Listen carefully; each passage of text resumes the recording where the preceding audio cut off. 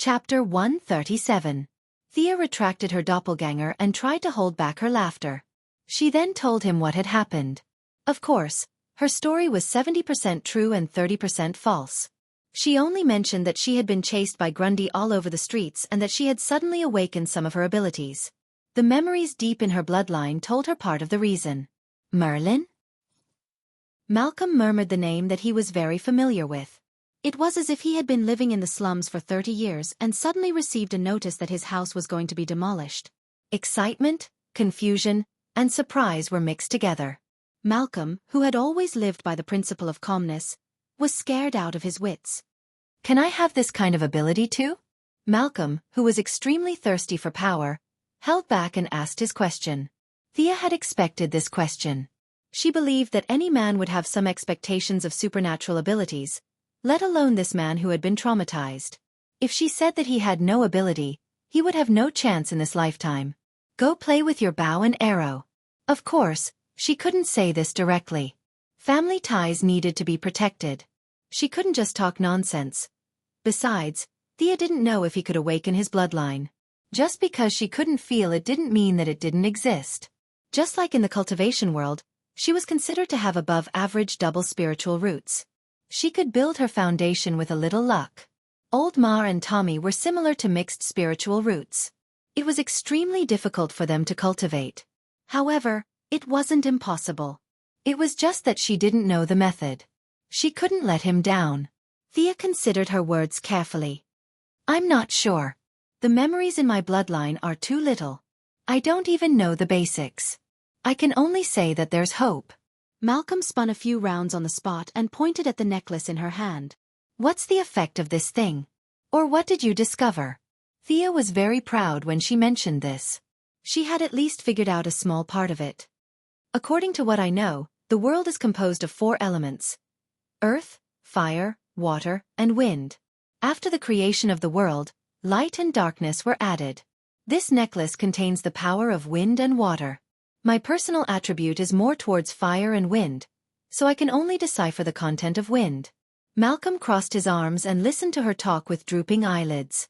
Wasn't the material world made of atoms? Won't your physics teacher beat you to death? But considering the frightening cloning technique just now, he didn't say anything and waited for her to continue. The main bloodline of the Merlin family is of the wind attribute, so this part is explained most clearly in the memories. I'll let you experience it. Thea grabbed the necklace with her left hand and drew a complicated inscription in the air with her right hand. The spell's complexity was beyond her ability. It took her 30 seconds to complete the 7 runes. Her mana was depleted in an instant, and this was with the help of the necklace's mana. Her current mana accumulation was far from enough to cast this spell by herself. Malcolm looked at the green wind around Thea's finger. Before he could ask, Thea pointed at him from afar. Pale green energy instantly surrounded him. If he didn't know that Thea wouldn't harm him, he would have jumped up. He raised his hands and looked at the translucent light that flashed across his arms. Is this magic? That's nothing. Thea laughed mischievously. Wind-walking spell. Take 2 steps and experience it. The serious-looking old Ma turned a blind eye to her teasing and took a step forward in what he thought was a steady manner. Bang! Malcolm's step didn't hurt his balls, but his steps were lighter than expected. His left foot stepped on air. In order not to embarrass himself in front of his daughter, he used all his strength and tried to regain his balance with his right foot. However, the bad thing was that he didn't manage to control his balance. Like a rocket, he crashed into the ceiling 5 meters above the ground, making a loud dong sound. Malcolm rubbed his head and felt that his face was distorted by the pain. Looking at Thea, who was happily beating the floor, he felt depressed. Fortunately, he was indeed extraordinary. After moving around a few times in the room, he gradually familiarized himself with the changes in his body. So light, I can barely feel the weight of my body. At this time, he was running quickly in the spacious CEO's office, occasionally running a few steps on the wall. This was something he couldn't do before. This made him yearn for this power more and more. How long does this spell last? Old Ma ran happily, a smile appearing on his usually gloomy face. This speed is too slow. Won't you go crazy if you see the flash? Thea expressed her disdain for her father's curiosity. It works on me for about half an hour. I don't know if it works on you. Why is there a difference? Old Ma couldn't help but think. Could it be that his talent was particularly poor, so the consumption of magic was high? In fact, his guess was not far from the truth. Thea didn't prepare to explain it in detail. She vaguely said that the spell was like this and that if he was angry, he could bite it. 15 minutes. Thea observed that the green light on Malcolm's body had completely disappeared. It seemed that the spell's duration would be reduced by half when it was used on someone other than the original body. Thea naturally went into today's main topic. I'm not here to ask you to perform. Do you have any specific clues about the Merlin family? Do you have any records about the inheritance? Malcolm was more anxious than Thea after experiencing the wonders of magic firsthand. He racked his brains. Did his father, who had died 30 years ago, and Thea's grandfather, who she had never met, tell him anything before he left? The more he thought about it, the more confused he became. When his father died, it was during the Cold War. The American economy was in a slump, and Thea's grandfather only taught him the craft of shoe repair. He didn't care about it at all. After that he went to sea. Damn, would there be any clues about the inheritance? He vaguely remembered that the old man gave him a shoe repair kit, and then he died. It had been 30 years, who knew where it was? Thea watched Malcolm's face turn from red to green, and then from green to black. She was afraid that he would go crazy and interrupt his train of thought. You have to think further. When did the Merlin family arrive in Star City? Did you have any relatives before that? Can you contact them? Her barrage of questions brought Malcolm back to reality as he tried to figure out where the shoe repair box was. He didn't care about this problem at all. God knew how many relatives he had. How many in America? There were at least tens of thousands of them. What about Europe? He could only say that there were more. After thousands of years, the amount of work to find people was too much. Seeing Malcolm lowering his head and pondering, Thea was secretly pleased. A lot of work was right. She didn't want him to think about sabotaging every day. She couldn't let him ruin her mother's political achievements. This was the same as dealing with Batman. She gave him something to do to prevent him from thinking too much. Batman used responsibility to restrain him, and Malcolm used power to tempt him. She didn't know how effective it was, but at least they were all hooked. Chapter 138. And Thea began, carefully pondering over her words. What else? Old Ma's head was now full of clues, such as genealogy, birth certificates, and so on. He could not wait to break into the National Immigration Administration and retrieve all the files since the founding of the country. When he heard that there was more, he thought it was about clues and listened attentively. You know that I've seen Talia, right? I got the news from her that the ninja master's purpose of taking you in was not simple. Thea would certainly not say that she knew the future plot, so she conveniently put the blame on Talia. Anyway, she was hiding deep in the mountains and forests, and old Ma would not go to her door to ask for confirmation. When he heard the name of the ninja master, Malcolm's expression was a little unnatural, but he still forced a smile and said, "This is Talia's way of getting someone else to do her dirty work." She was afraid that the master would find trouble with her, so she used the scheme of diverting the trouble. Humph, Thea, you fell for it. This was the bad thing about bad people. They thought that everyone had a conspiracy and were too paranoid. Thea could only give him another strong dose of medicine. In this world, there are wives and husbands who die young every day. Why didn't the ninja master find someone else and choose you? He saw that you were pleasing to the eye and cultivated you wholeheartedly without asking for anything in return. Don't you think there's something wrong with this? Thea's words instantly broke through Malcolm's defenses.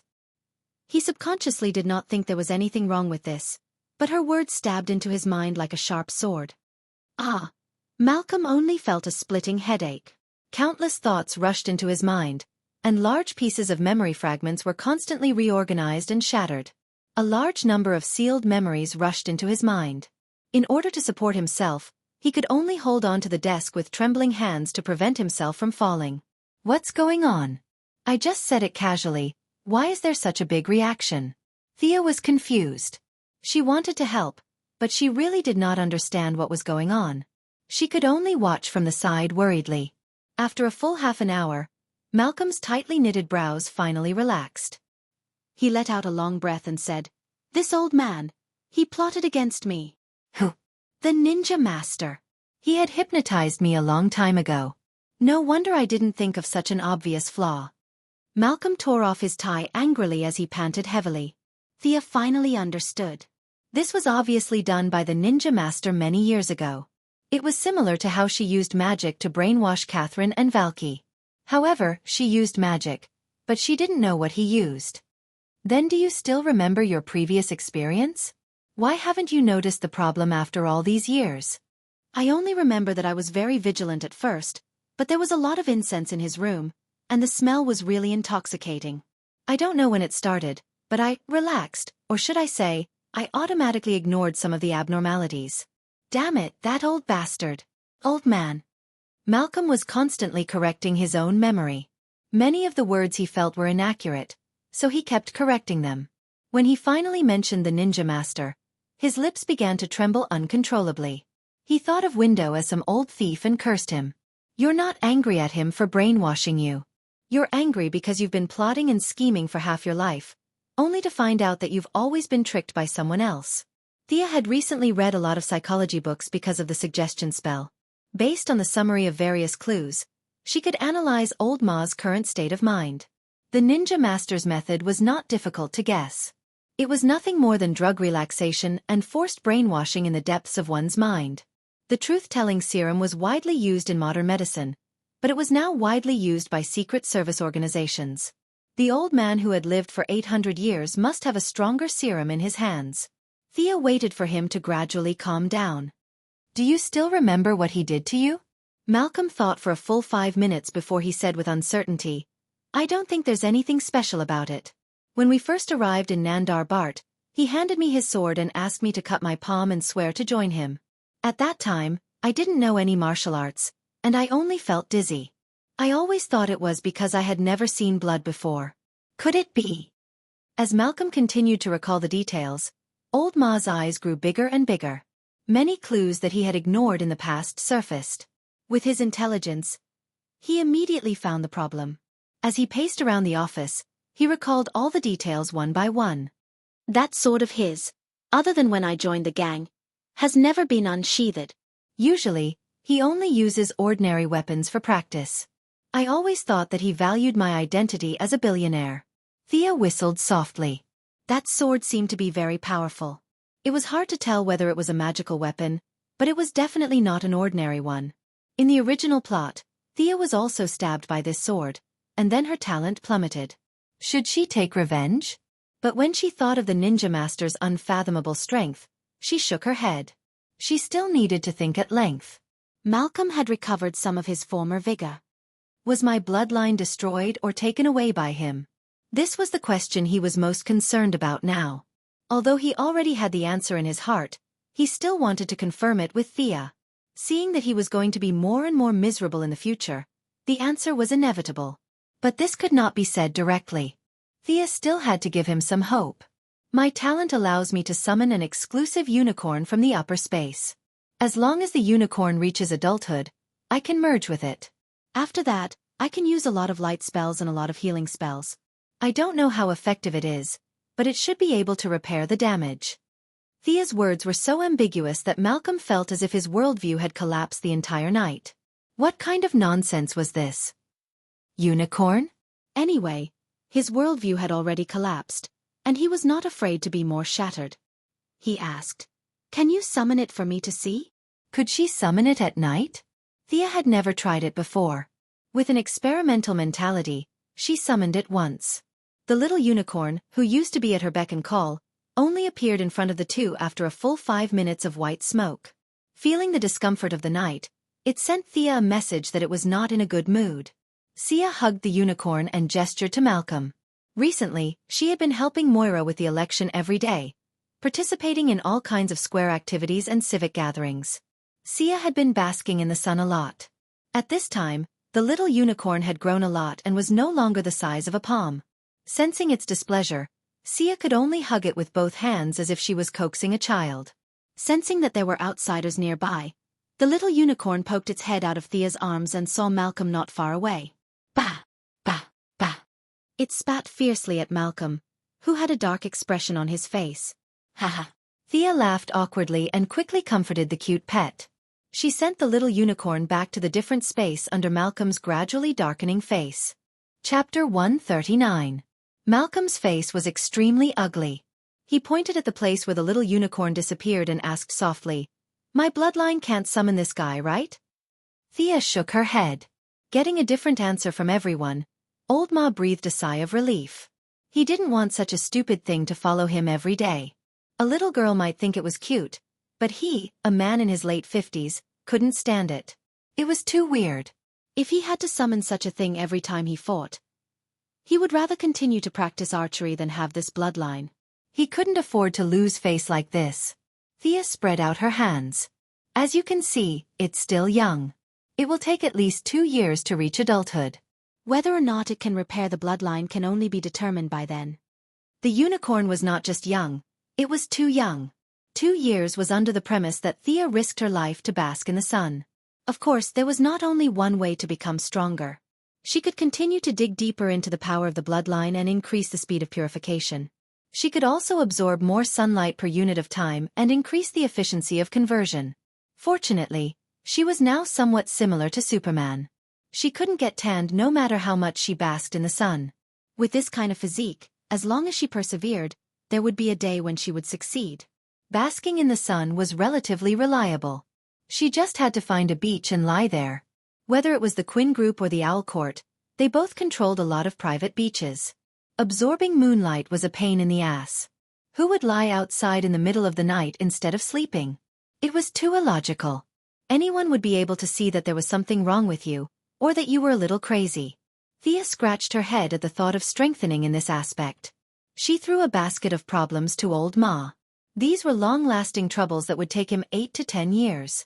Presumably, he didn't have time to think about the plan to destroy the slums in Star City. Thea told him not to let everyone know and attract the attention of the ninja master. She walked out of the Merlin group while humming a song. Malcolm watched Thea walk slowly into the elevator and disappear from his sight. Originally, he wanted to destroy the slums because he had no goal in life and purely to vent his anger. But now, Sia had thrown him a big pie, and the conceited Roland's desire for power once again crept into his heart. Especially when he learned that he was tricked by the ninja master like a fool, this made him furious. Ninja Master. He whispered the name that terrified him. He knew that he was suppressed in all aspects, be it martial arts, intelligence, or intelligence. He said that Thea was a natural warrior, but wasn't he the same? He was a lone wolf. Even if he was facing a lion, he would still dare to take a bite out of it. He had founded the Merlin Group on his own. At first, the group operated shipping. Today, the entire group had transport points and storage centers in 23 ports in the world. It could be said that his intelligence network was not inferior to anyone else's. However, this task was also extremely difficult. For thousands of years, there was no family planning in Europe and America. Children were born freely. Now, it was really unknown how many direct descendants there were. Those who kept the surname Merlin were easy to find. But what about those who changed their surname midway? Their descendants would be cut off.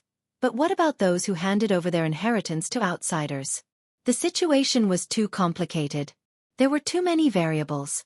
Rubbing his temples, Malcolm looked outside the CEO's room. Tommy still hadn't come back. Malcolm didn't want to talk to his son about what happened today. Besides, he also felt that his son wasn't very capable. His only merit was his diligence. It wouldn't be good for him to come into contact with these things too early. He couldn't count on the father-son pair. Thea was right to remind him to be careful. This meant that he would have to spend a lot of energy to handle this matter personally.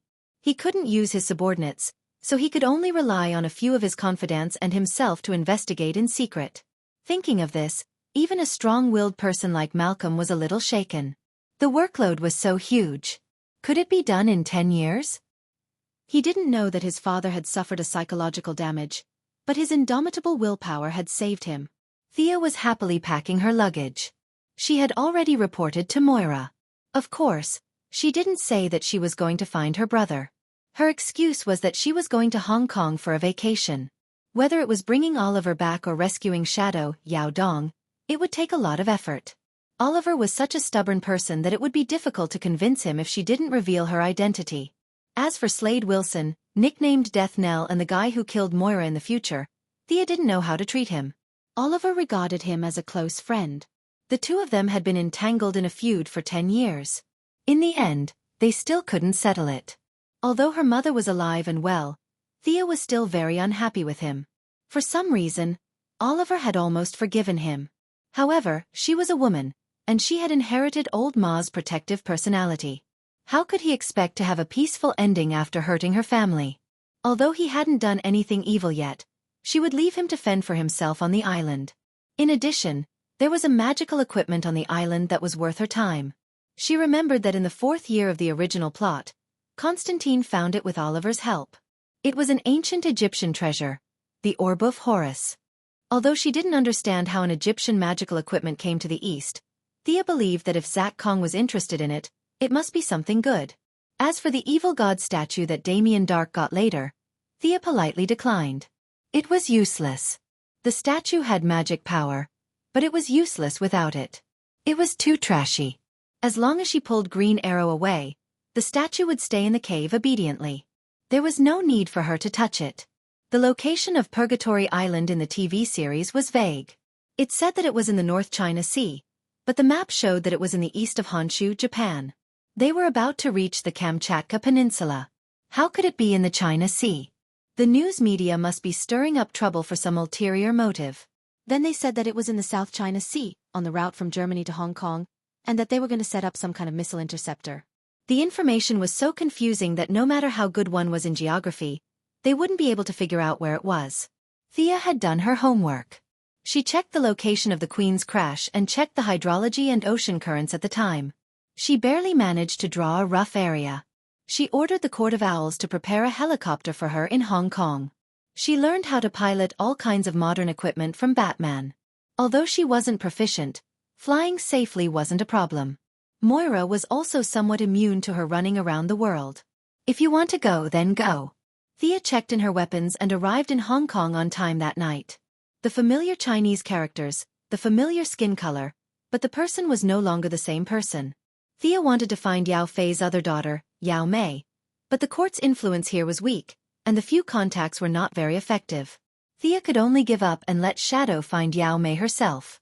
She vaguely remembered that the Sky's Eye Society had a huge base here. Thea was very low-key and didn't attract anyone's attention. That night, she flew a specially prepared helicopter into the vast South China Sea. Chapter 140. There were as many small islands in the South China Sea as there were stars in the sky. It was too difficult to find them. Thea's actions could not be exposed. She was limited by fuel. For the first 2 days, she had to return to the port on time, whether it was refueling, accommodation, or comfort in the city. For the next 2 days, she was too lazy to fly back and forth. She added 2 more fuel tanks. During the day, she hid on the island to bask in the sun. She summoned the little unicorn to keep a lookout and went out to look for people at night. She had to avoid the patrol boats, fishery administration boats, and maritime boats on the sea. It was very tiring. I'm so sleepy. Miss Sia wandered around like a thief every night, so she was naturally lethargic during the day. Looking at the little unicorn running around with its 4 little hooves in the distance, the unicorn was very satisfied with the fresh air and sunshine on this island and had a lot of fun. Thea suddenly thought of a problem. She said in her heart in a tone of seduction, "Come here, come here." Theoretically, they could communicate with each other without any problems. However, the little unicorn was too young now. It could only convey some thoughts like it was hungry and comfortable. Thanks to the strong sun these days, the little unicorn had grown bigger. If it used to be the size of a palm, it was now the size of a foot. The little unicorn jumped happily in front of Thea. It thought that she was going to give it something to eat. This little guy was not picky. 2 days ago, it ate the squid Thea bought at a roadside stall in Hong Kong happily. Looking at the little unicorn who was shaking its head and wagging its tail to flatter her, Thea rolled her eyes. She quickly grabbed the little unicorn's 2 front paws and lifted it up. Her eyes quickly scanned its lower body. It's a little princess. That's good. If it's a male, it'll be awkward to put it together. The little unicorn kicked her with its 2 hind legs. However, it was too far away and could not do any damage. Thea quickly put it down before it was about to spit. She also stroked its mane. Whether it was useful or not, it was at least comforting. After confirming its gender, The rest was easy. I should give you a name, Thea thought while touching her chin. What? You have a name? No, I have to give you a name. Thea declared her sovereignty domineeringly, but she couldn't think of a good name because of her difficulty in naming, so. My daughter, the day you were born, the entire Lordaeron forest whispered the same name. Arthas. What do you think of this name? Are you happy? Thea couldn't think of a better name even after racking her brains. She slapped her thigh and decided to use this name. Ignoring the little unicorn's objections, he grabbed it up and threw it into the air twice. That was the end of the naming ceremony. She decided to let it play by itself. Sia found a place with plenty of light and continued to sleep. Day and night, night and day. Hard work paid off. Sia finally saw the large island in front of her at dawn on the 7th day. It's really hard to find. No one told me that there are such thick clouds around this broken island. Thea was a little depressed. She had flown over this area before, but the thick fog made her automatically ignore it. It wasn't until this morning that she found traces of the island under the fog. The half-moon-shaped island was densely covered with primeval forests. In the center of the island was a watchtower built by the ancient Han people. On the south side was a ditch, where the submarine from the Foot Basin country in World War II crashed into the rocks. She repeatedly compared it with her memory. This should be it. Thea had no intention of getting her hands on the biochemical drug Miraculou. She didn't need the power that sacrificed her rationality, but she didn't mind taking a few bottles back for research. That professor who was searching for the drug had a hole in his head. This was a drug from the Foot Basin country during World War II, 50 years after the present day. It wasn't that there weren't any scientists who were 50 years ahead of humanity, but they were few and far between. As for those people from the Foot Basin country, Thea didn't think they had the ability to do so. The Tribunal's experiment on strengthening humans had some similarities with Miraculou. She would give them a bottle and see if they could learn from each other. Thea didn't fly over to look for them. The island was much bigger than she imagined, about the size of a second-tier city. Oliver thought that there were only a few of them on the island, but he was wrong. There were people who planted flowers, made medicine, dug holes, and searched for treasures on the island. There were thousands of mercenaries from all over the world. If you left today, I'd come back tomorrow. There was no free time at all. It was just that the island was too big, and no one would bump into each other. She lowered the altitude, found a small valley, and parked the helicopter. This time, she took out all her equipment. Not a single arrow was missing. Her mechanical arm had also been successfully developed. Relying on Batman's nanotechnology, the mechanical arm was usually worn as 3 accessories on her left arm. With a press of a switch, it could be armed in 1 second. At full power, it could carry 2 to 10 tons of force. The arm was made of hafnium metal. This metal was resistant to high temperature and wear. It could even withstand large-caliber bullets. It was a rare alloy used by the Federal Reserve for their vault doors. There were 3 sharp claws inside. They were made of titanium alloy and a small amount of carbon nitride.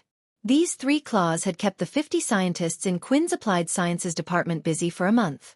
The results didn't disappoint Thea. After many rounds of experiments, she hadn't found any metal that she couldn't cut, other than those white dwarfs and neutron stars. She packed her luggage and made some camouflage for the helicopter. Even if she was discovered, she could fly back with the skateboard. It was just not as comfortable as a plane. She flew onto the skateboard. If she didn't have magic, it would be difficult. But now, she only needed to use a tracking spell to find Oliver, who was connected to her by blood. So far, the magical guidance was faintly discernible. It could only mean that the distance between them was far beyond the limit of magic detection. It's in the west. After confirming repeatedly, Sia flew close to the ground and faced the distance. The sun gradually moved to the west. The afterglow of the setting sun was reflected in the clear lake. A man and a woman stood face to face. The man looked sad, as if he was carrying a mountain on his back. The woman looked at him worriedly. There was some sympathy and love in her eyes. I just feel that this island has made me very scary. The man's voice was low, and his tone was full of sadness. The woman thought for a moment. She scooped up a handful of water from the lake and smeared it between the man's eyebrows. There is no island, no place, that can make you become what you don't want to be.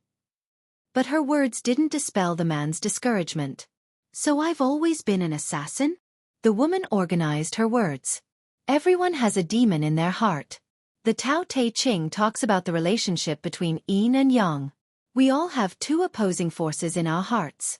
Darkness and light, assassins and heroes. After saying that, she touched the man's face. Her eyes were full of love.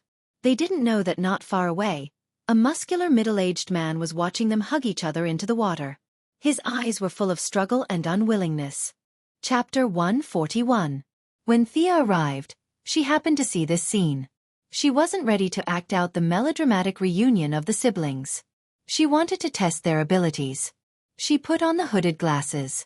Although European and American face blindness was serious, and people wouldn't recognize her if she wore a pair of glasses like Superman or Supergirl, she still felt that it was not safe. She used the black fog to cover her face. It was hazy. Not to mention Oliver, who hadn't seen her for more than a year. Even old Ma wouldn't be able to recognize her now. It doesn't look right. Be careful not to get a needle eye. Thea's long-range infrared glasses instantly found the middle-aged man peeping in the forest. Without alerting the two below, she circled half a circle behind the middle-aged man and mocked him maliciously. The muscular middle-aged man was the future death knell, the current Slade Wilson. He was half teacher and half friend to Oliver, who was fighting with a woman in the water. Just as he was burning with jealousy, he suddenly heard the words behind him. Without thinking, he turned around and slashed down. Your swordsmanship isn't bad. Thea nodded. Slade wasn't a pure martial artist. He was a mercenary. His swordsmanship was simple and quick, fully displaying his own characteristics. His strength and speed combined with his height and arm length made this slash full of momentum and power. Even if Thea was given a sword to slash, she wouldn't be able to bring out the charm of this sword. Slade didn't reject firearms. He could combine pistols and rifles with traditional cold weapons. But now that he was in purgatory, there were no firearms. Fortunately, his cold weapons weren't weak. He was good at the Kali martial arts of the Philippines and had practiced this skill to the peak. His swordsmanship in Kali martial arts could only be considered average. It was still far from being profound. But this average swordsmanship was based on Slade's own understanding and rich experience. He could bring out 150% of it in battle. Thea was a little excited. With her current level of fighting skills, there weren't many who could be considered her opponent. She couldn't fly to Gotham every day to find Batman to practice. Today, she finally met this non-famous crosstalk actor. No, non-famous martial artist. She didn't use magic or mechanical arms. She only used her own martial arts to fight with him. Sia quickly dodged the attack, pulled out her sword, and stabbed at his throat with a backhand motion. Richard didn't expect this guy covered in black fog to be so strong and fast. He could only pull out the other long saber on his back and block the swift sword. Who are you? He was a little puzzled. How could there be such a powerful person on the island? Thea didn't pay any attention to him at all. The sword in her hand was like a snake as it pierced through several vital points on his body. Richard was a little annoyed that he didn't get the answer he wanted to hear. Taking advantage of his height and strength, he slashed left and right with his two swords and fought with Thea. Thea did not take the broad path of Batman.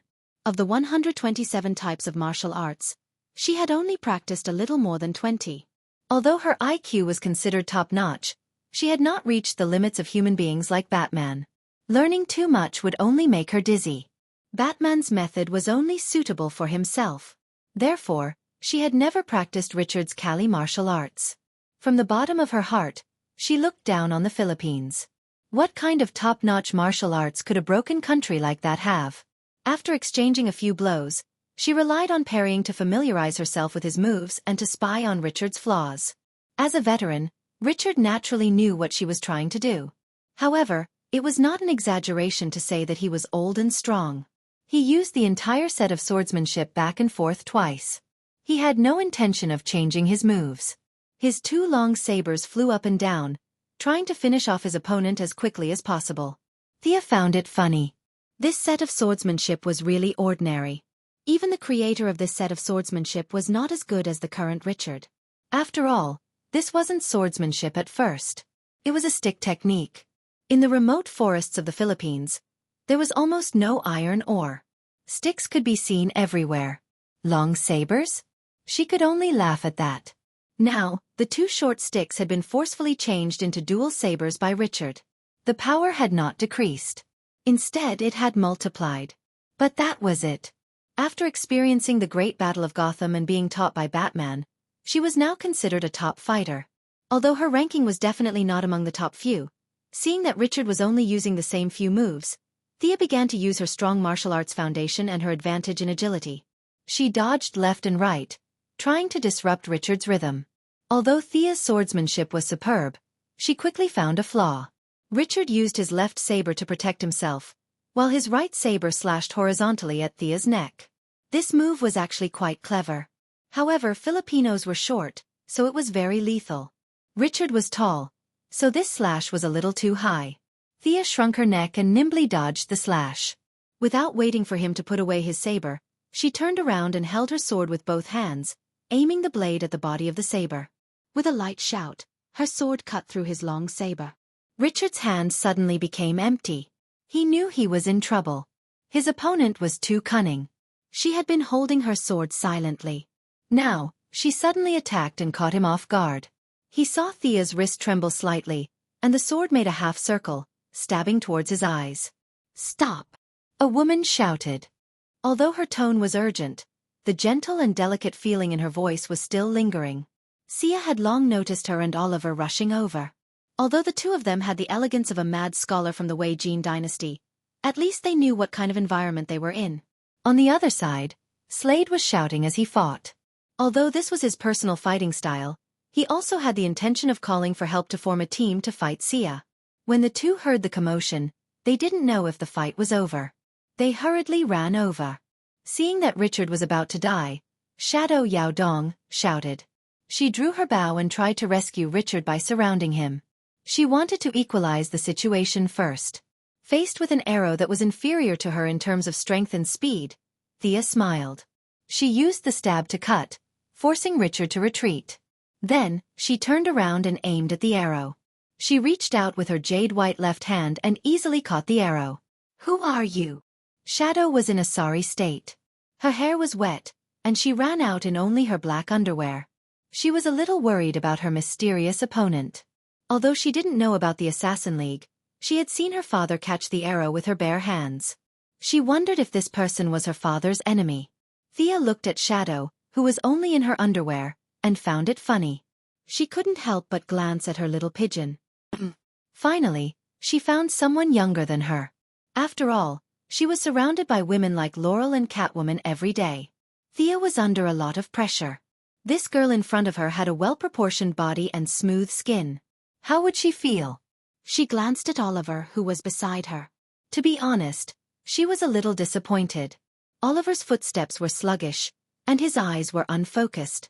Forget about the future Green Arrow, he couldn't even compare to Tommy, who was currently a rookie hero in Star City.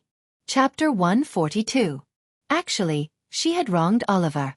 After all, Oliver had stayed on this lousy island for more than a year, spending every day with Yao Fei and Richard, the two old bachelors.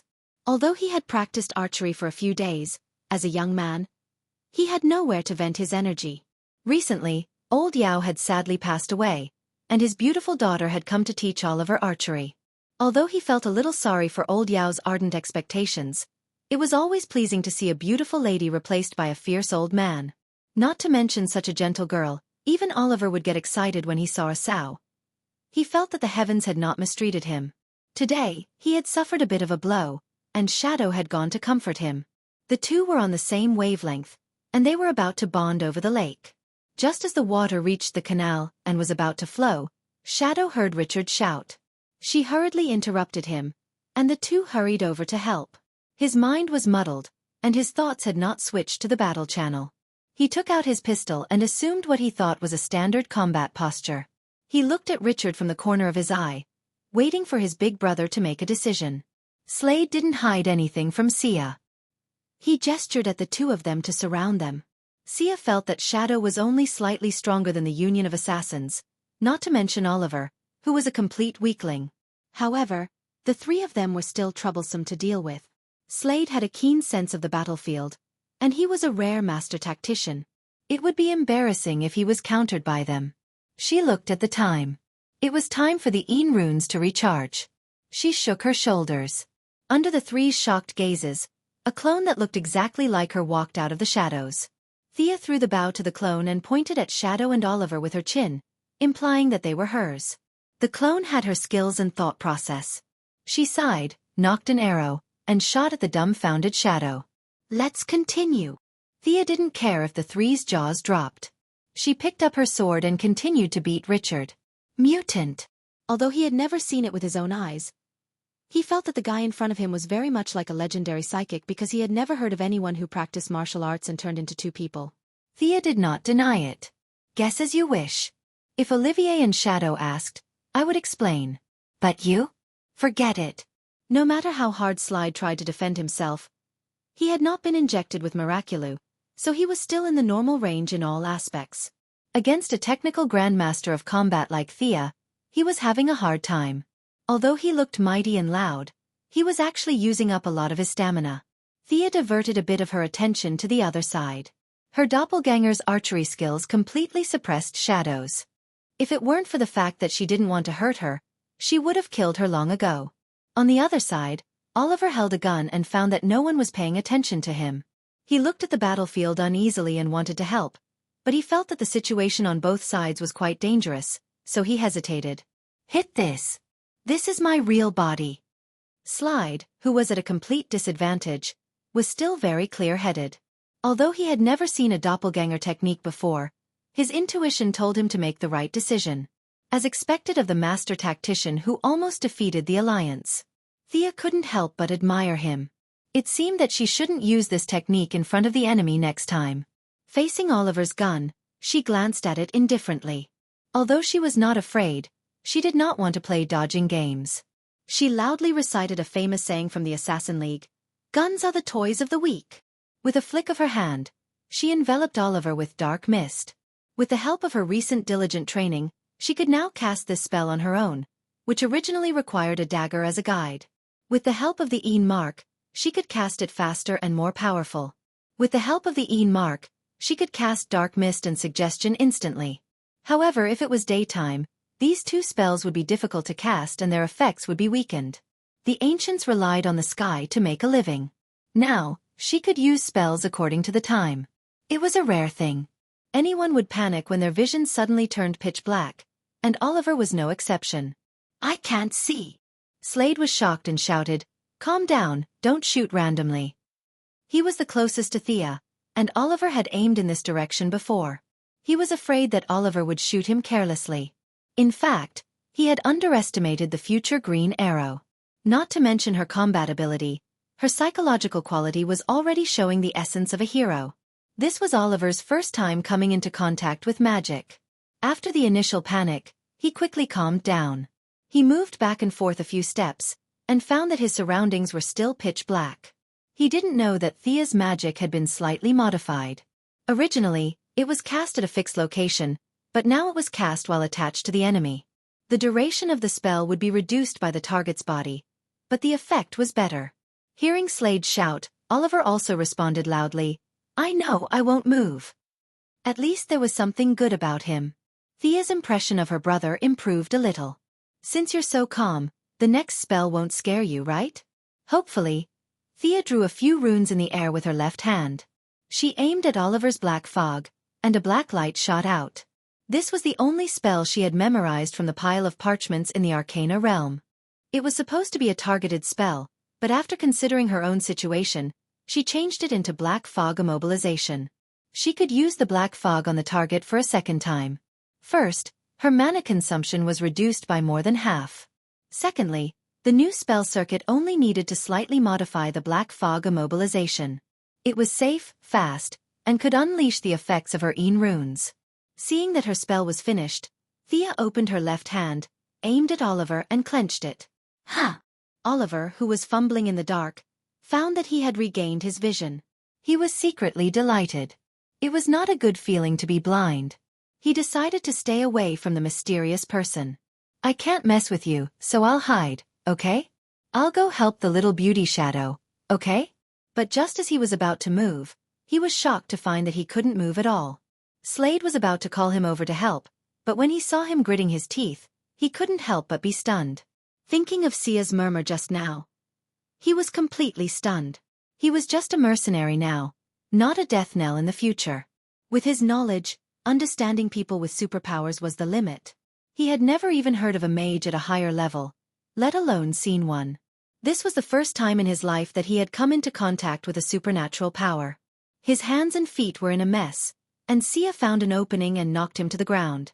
Just as he straightened his neck and was about to fight back, Xia hit him on the back of the neck with a karate chop. Phew! Now that this eyesore was taken care of, the rest was much easier. The doppelganger forced Shadow to retreat with 2 arrows. She handed the bow to the real body and disappeared like a shadow. Chapter 143. Hey! Shadow ran to Oliver's side and saw him posing like a statue in a temple. She was a little annoyed and pushed him with normal strength. She pushed him again, but he didn't move. She pushed him again. Clang! Oliver fell to the ground like a piece of wood. Thea felt a chill run down her spine. Is he going to get a concussion? It would be a loss for the Justice League if he became a retard. She quickly snapped her fingers and stopped the magic. Oliver felt like he was out of luck today. The goddess he admired was about to have sex with him, but he didn't get to have her. He was also blinded during the battle and became severely paralyzed. Finally, he was thrown to the ground by his goddess and almost threw up his dinner from last night. But at least he knew that there were enemies in front of him. He shouted Richard's name a few times, but there was no reply. He stood beside Shadow and looked at Thea in panic. Oliver Quinn, do you want to go home? I can send you back. Thea didn't want to waste time talking nonsense with him. If you can, you can. If you can't, you can continue to stay here. Thea was in a dilemma. She wasn't afraid of his poor martial arts skills. If Talia could teach him, she could teach him too. The key was his heart. He didn't have the awareness to be a hero. Yao Fei's first year of teaching was a complete failure. As long as she revealed her identity, he would definitely go with her. But was that really his true intention? If he didn't learn martial arts, even if he was a good-for-nothing for the rest of his life, Thea could take over his job. There were only a few villains in Star City.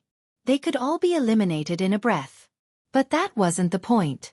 As his family, Thea didn't ask him to save people. She only asked him to save himself. But it was easier said than done. Plus, no one else could help him. She could only rely on him to walk out of the shadow between self-affirmation and self-denial. She couldn't find a few bad guys to torture him. As the saying went, if there's trouble, you have to fight. If there's no trouble, you have to create trouble. It would be better to leave him on Purgatory Island and continue on his original path of fate if he spent so much effort. Thea finished her question and stared at him silently, waiting for his answer. Oliver did not know that this question would decide his future. He was a little dumbfounded, but he was not stupid. He immediately reacted. You were sent by my family? Thea nodded and didn't say anything. I'm your family, and I sent myself here. There's nothing wrong with what you said. Do I have such a fierce person in my family? Oliver turned his head to look at the unconscious Richard on the ground. Previously, he had thought that Richard was as swift as the wind and as ferocious as a tiger, and that he was about to become the world's #1 expert. Now, he had actually been defeated by an expert his family had found. This made him misjudge the Quinn family's background. Just as he was about to agree, he fell silent. Could he really pretend that nothing had happened and continue to be a playboy in Star City? Old Robert had given him a mission. Did he have the courage to cut off everything to complete it? I think. Oliver looked at Shadow, who was nodding at him. What about them? He asked. What about them? They are my friends, so they have to go with me. Thea pointed at Shadow. She can. She pointed at the unconscious Slade. He can't. Why? At this moment, Oliver felt a little puzzled. Thea thought for a moment and said vaguely, this person will cause you irreparable harm in the future. Do you still want to take him with you? If someone had said this to him before today, Oliver would have spat all over that person's face. However, Thea's spells had shocked him too much. His worldview was showing signs of shattering. He had no choice but to think carefully. However, Thea's words were too vague. How could it be irreparable harm? Was it wounds on his body or the death of his family? The range was too vague. Oliver thought for a long time but could not think of any harm. He thought back to the times when he had known and accompanied Slade. The two of them had been half teacher and half friend for more than a year. Slade was like an elder brother to him. Although he was very fierce, he had never hurt him. "If you can't take him with you, I won't leave," Oliver said viciously. Oliver said fiercely. He even played a trick here. He thought that the other party was a hired thug and would at least give him some face. For the sake of the mission, the other party would definitely compromise, or at least discuss it with him, right? Unexpectedly, Sia nodded. "All right, let's do it this way." Oliver was dumbfounded. "Why didn't you follow the script?" Under Oliver's dazed gaze, the mysterious person looked at Shadow. "What about you? Are you going to leave this island? I can send you to Hong Kong. Your sister is still waiting for you." In fact, Thea did not know who her sister was. She was just casually making up a story based on the TV series. Yao Mei. Thinking of her twin sister, Shadow wavered. However, when she saw Oliver's pitiful gaze, she cruelly rejected Thea's suggestion. Thea saw their little exchange of glances but did not mind.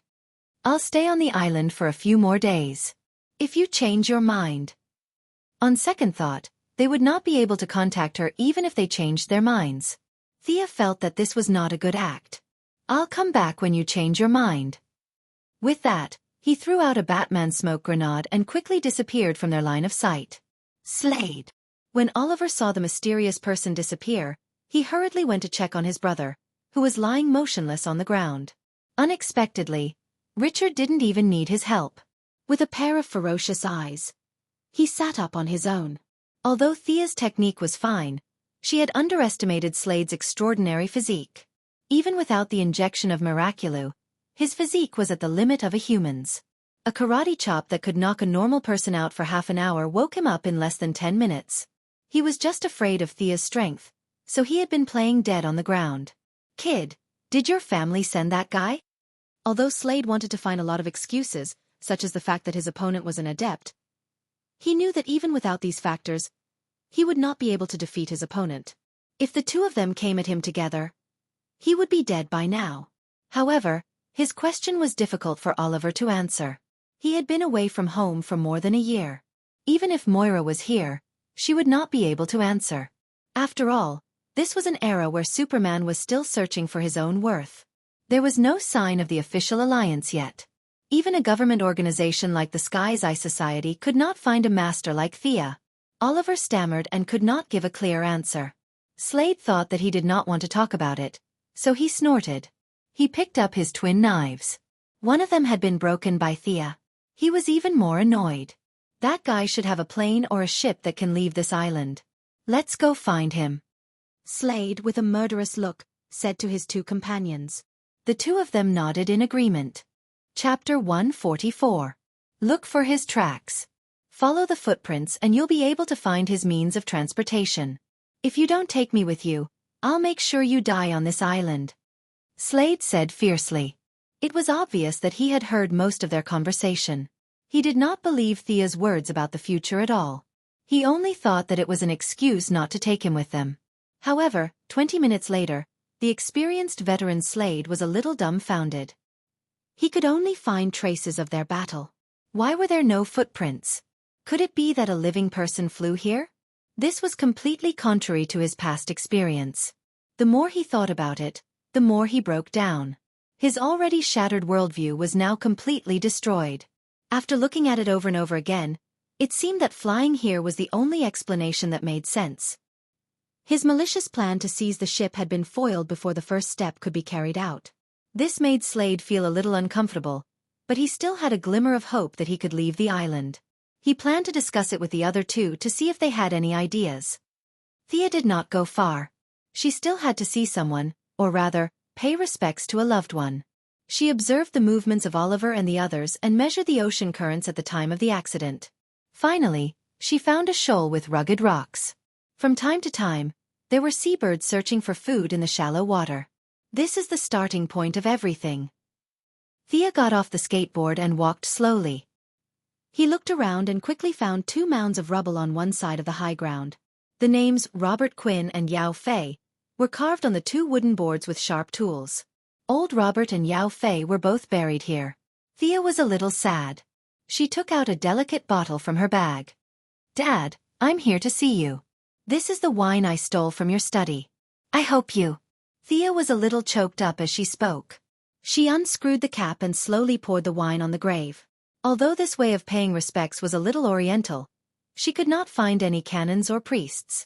She could only make do with it. As for moving him back to Star City, Thea had thought about it before. However, after some consideration, she gave up on the idea. Old Robert died with the desire to atone for his sins. He probably did not want to return to Star City, the city that brought him honor and shame. In the original drama, when Oliver returned to the city, he didn't mention anything about his father moving back to Star City. Presumably, he was thinking the same thing at that time. Thea sat on the ground and took a cup for herself. She poured some water on the grave and drank a cup herself. She was constantly immersed in the past. The bright full moon hung in the sky, and the bright moonlight shone on her body, making her battle suit even brighter. Drink with me? Thea had already taken off her hood, revealing her intoxicated face. She looked at the shade of a tree not far away with a playful expression. Shadow, who had been hiding behind the tree, had been here for a while. She first saw this mysterious man sitting in front of her father's grave and talking about something. She thought that it was an old friend of her father's, but not long after, she felt that something was wrong. This person either had bad eyesight, or the person she was talking to was not her father. Thea took off her hood. Under the moonlight, Shadow could see her side profile and where she was sitting.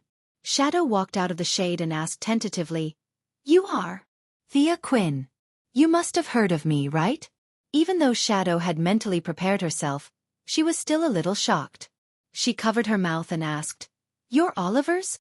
"Yes, I'm his sister." Thea looked at the woman who had encouraged Green Arrow when he was at his lowest. She sighed. What a gentle woman. Shadow widened her eyes and looked at her. "Are you kidding me? Is this how you communicate with your brother? Should I just beat him up without caring about anything else? Everything written in the books is true. The people of the United States are indeed living in an abyss of suffering. This billionaire family is indeed more complicated than our family of three."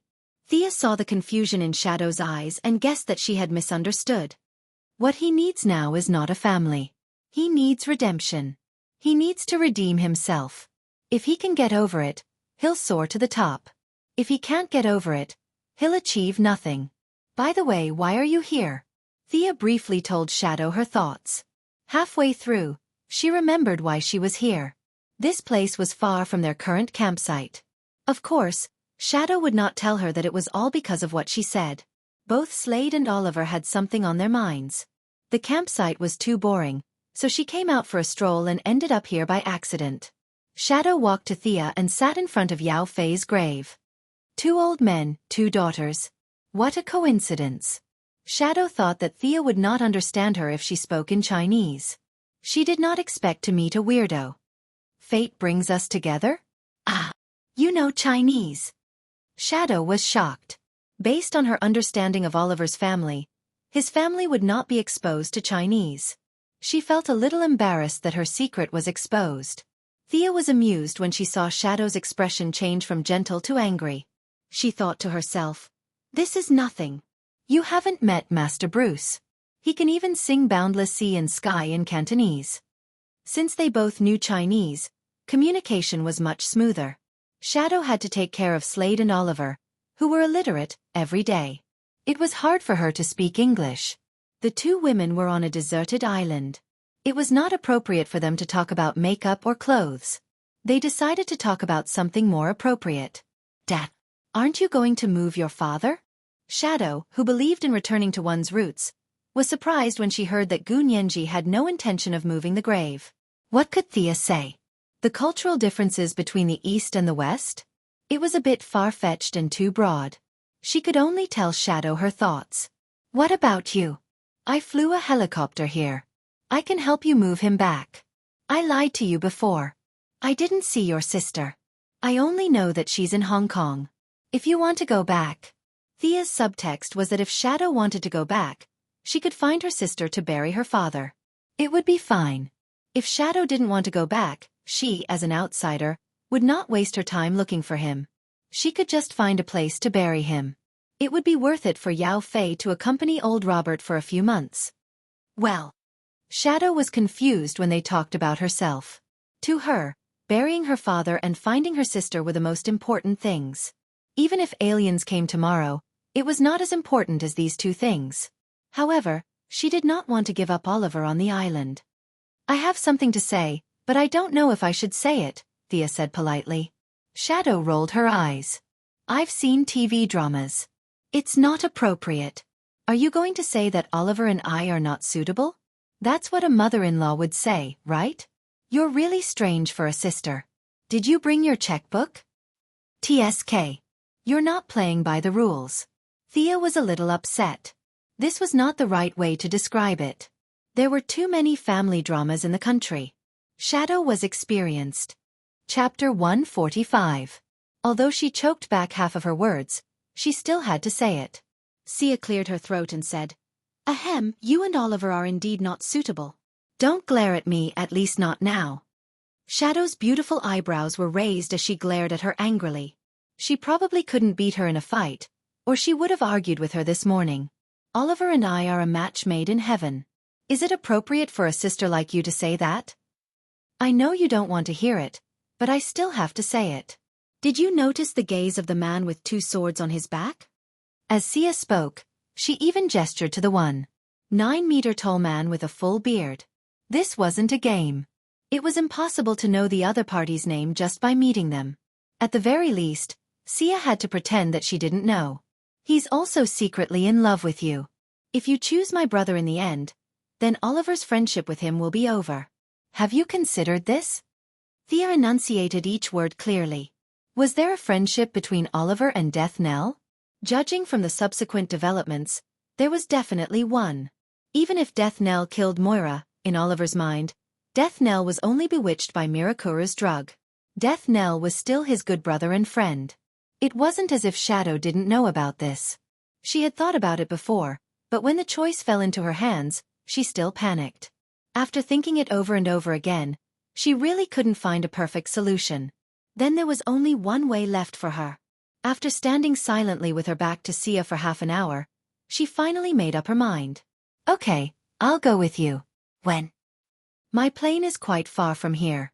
I'll get it. You can take your father out first. Thea jumped on the skateboard. She flew for about 10 meters before turning back. It's a little hard to say. My subordinates have a human revival experiment. The success rate is only 10%. Do you want to try it? She felt guilty about experimenting on someone else's father. However, Shadow didn't pay attention to these details. Her mind buzzed. You mean, my father can be revived? Thea suddenly thought of it just to increase the reason for her to leave. She nodded and said, it's a kind of biochemical experiment.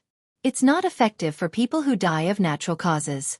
Your father didn't die of natural causes, did he? Of course not. No one would die of natural causes if they were shot in the head. Shadow's tears flowed uncontrollably. She would try even if it was 1%, let alone 10%. Olivier and whatnot were thrown out of the window. No matter how good a man was, he would never fall into her bowl. She didn't want to think about it anymore. Sia nodded when she saw the drastic change in Shadow's mental state. Then get ready. We're leaving now. The journey back was smooth. When they arrived at their temporary residence, Thea gave Catherine Monroe a call and briefly told her what had happened. This woman was well-connected and knew what to say and what not to say. Thea's explanation of the revival project was very vague. Shadow could only assume that it was a secret experiment by the American military. This made her feel uneasy, but at the same time, she had a glimmer of hope. No matter what, American technology was so advanced. Perhaps it could really succeed? The court personnel came quickly. They took Shadow and the frozen old Yao to Gotham in a private jet. Before they left, Thea gave Shadow her contact number and warned her that this experiment had a deep background. She told her to be careful when she got there. Of course, it would be better if she pretended to be dumb or blind. I'm finally out. Thea crawled out of the ground like a miner. Her face was covered in dust. It had been 5 days since she parted ways with Olivier and the others and sent Shadow away. Since my brother doesn't want to leave, I'll go treasure hunting. That was what she thought and that was what she did. In the original novel, Constantine would come to the island in the 4th year to search for a treasure called the Orb of Horus. However, Constantine came with a map. With Olivier leading the way, he found the underground chamber and successfully returned with the treasure. Thea had nothing now. Even if she asked Olivier, it would be useless. The island was too big. There were no signs. Who would know where the treasure was buried? She could only use the stupid method. She sat on the ground and meditated. She used her strong mental power to sense the subtle changes in the magic around her. Fortunately, the island was one of the nodes of the world's magic network. It strengthened her senses to a certain extent. Even so, it took her 3 days to find the exact location. Finding the location didn't mean that she would be able to get the treasure. Constantine looked for a hole and dug a tunnel. Only God knew where the hole was. Thea could only use the stupidest method. She would use brute force and dig a hole. She took out the military shovel that she had prepared and equipped the mechanical arm to dig a hole. She dug through dirt and smashed stones. She didn't have to worry about being discovered on such a deserted island. She also didn't have to worry about disturbing the residents. It took her another 2 days to dig a hole that was 3 meters wide and more than 50 meters deep. It didn't take long for them to see this treasure. The handle was made entirely of gold, and it was 30 centimeters long. There was a light red gem at the top. This was the magic ball of the Egyptian pharaoh's guardian god, Horus. Thea looked at it from afar. The temptation of the inner demons and the guards in full golden armor that she imagined didn't appear. The magic ball was inserted on the altar alone, like a watermelon in an old farmer's field waiting for someone to pick it. Thea remembered that when the magic ball was picked up, a frame full of sharp blades would fall from the top.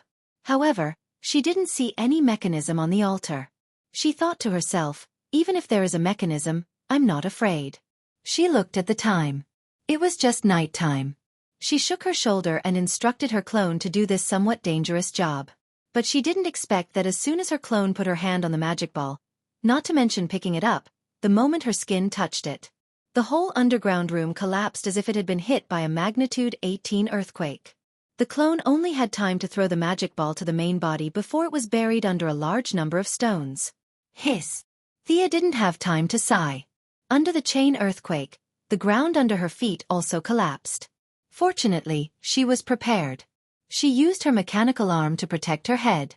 The Kevlar that Batman gave her was also the best, so she didn't suffer any injuries after the collapse.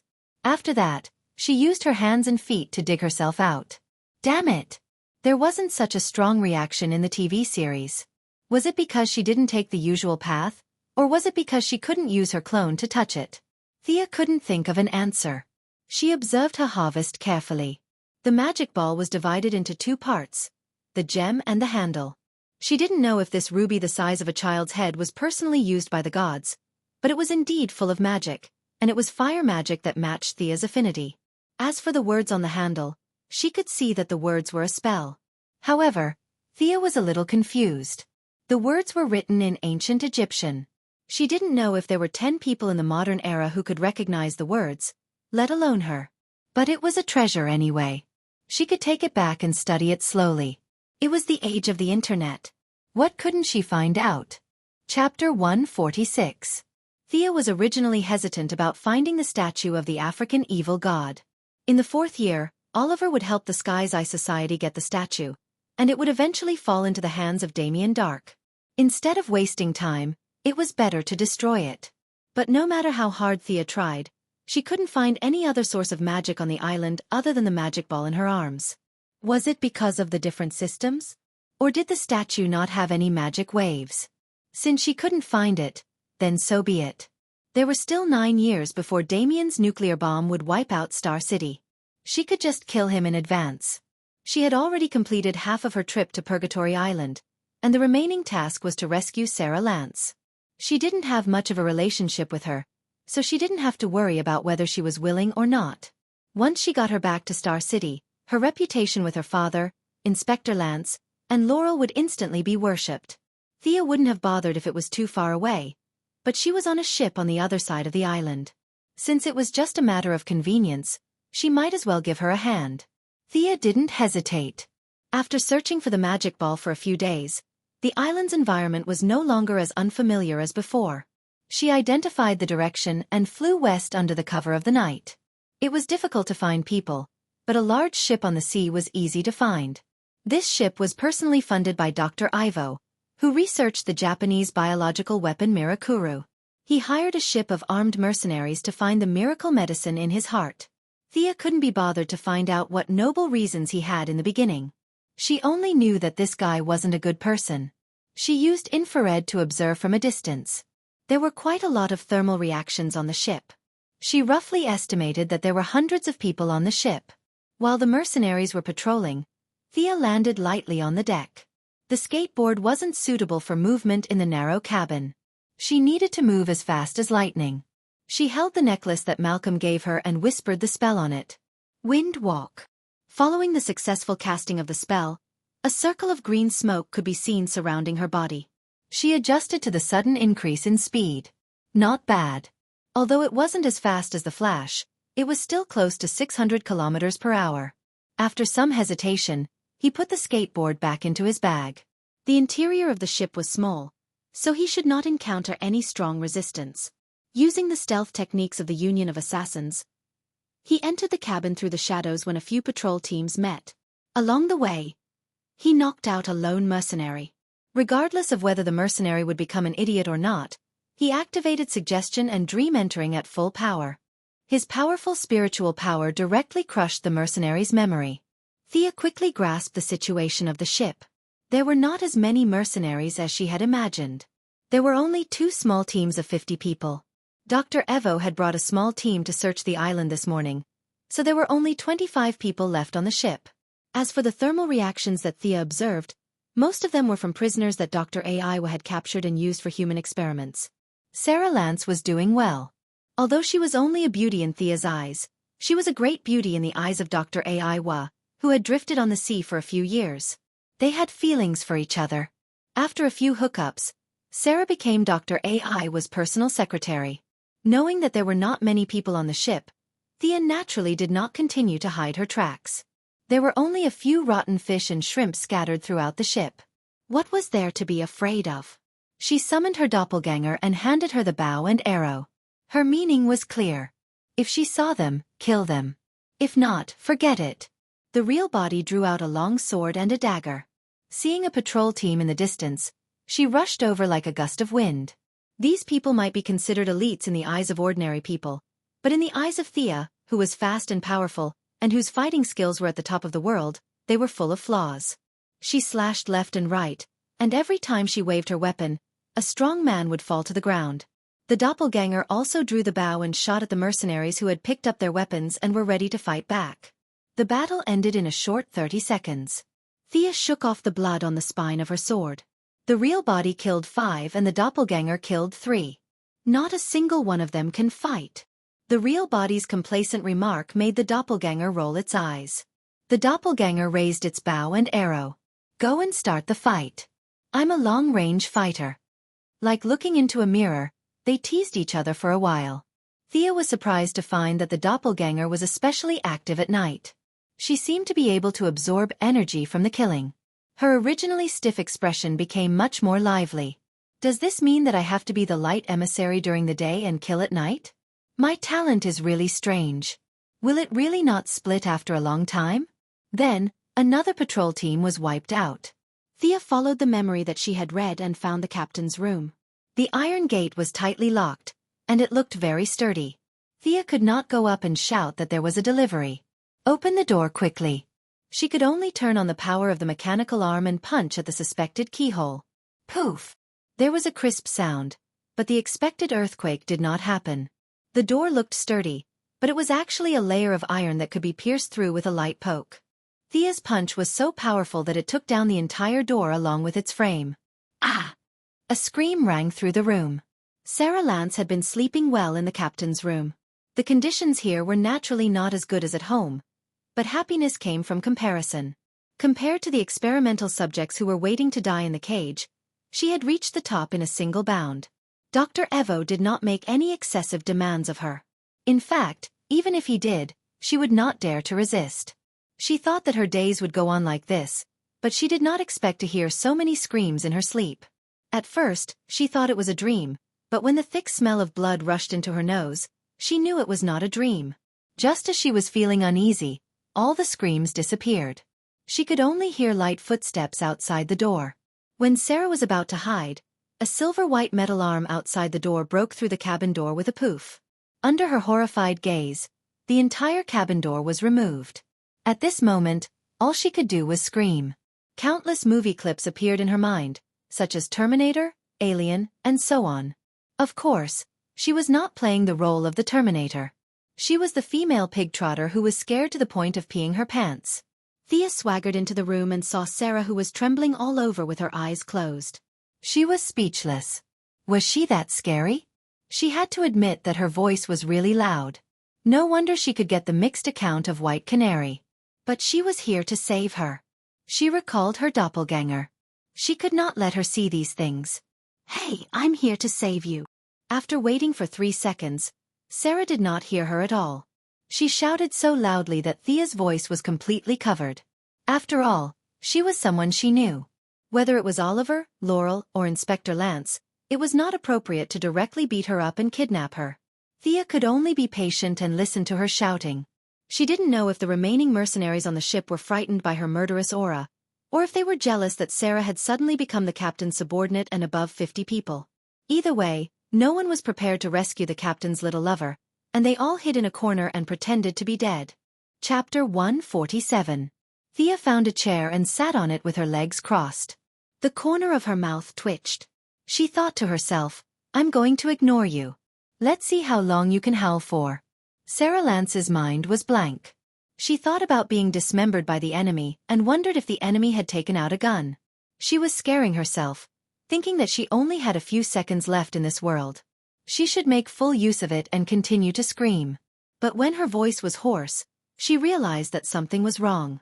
She was going to be a heroine in the future, so her basic intelligence was still online. Ha!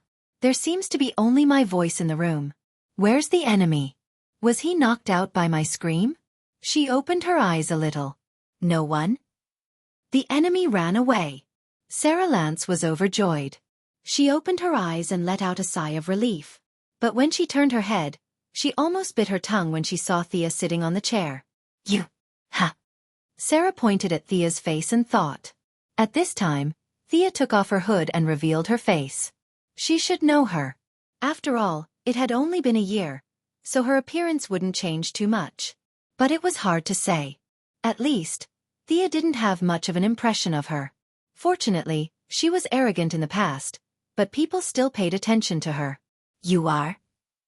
You're Ollie's sister? Sarah felt that the woman in front of her looked familiar. She slapped her forehead and tried to recall. Finally, she found a clue from Ollie. Isn't this his sister? As for her name, Sarah couldn't remember. She sighed. Thea. Thea Quinn.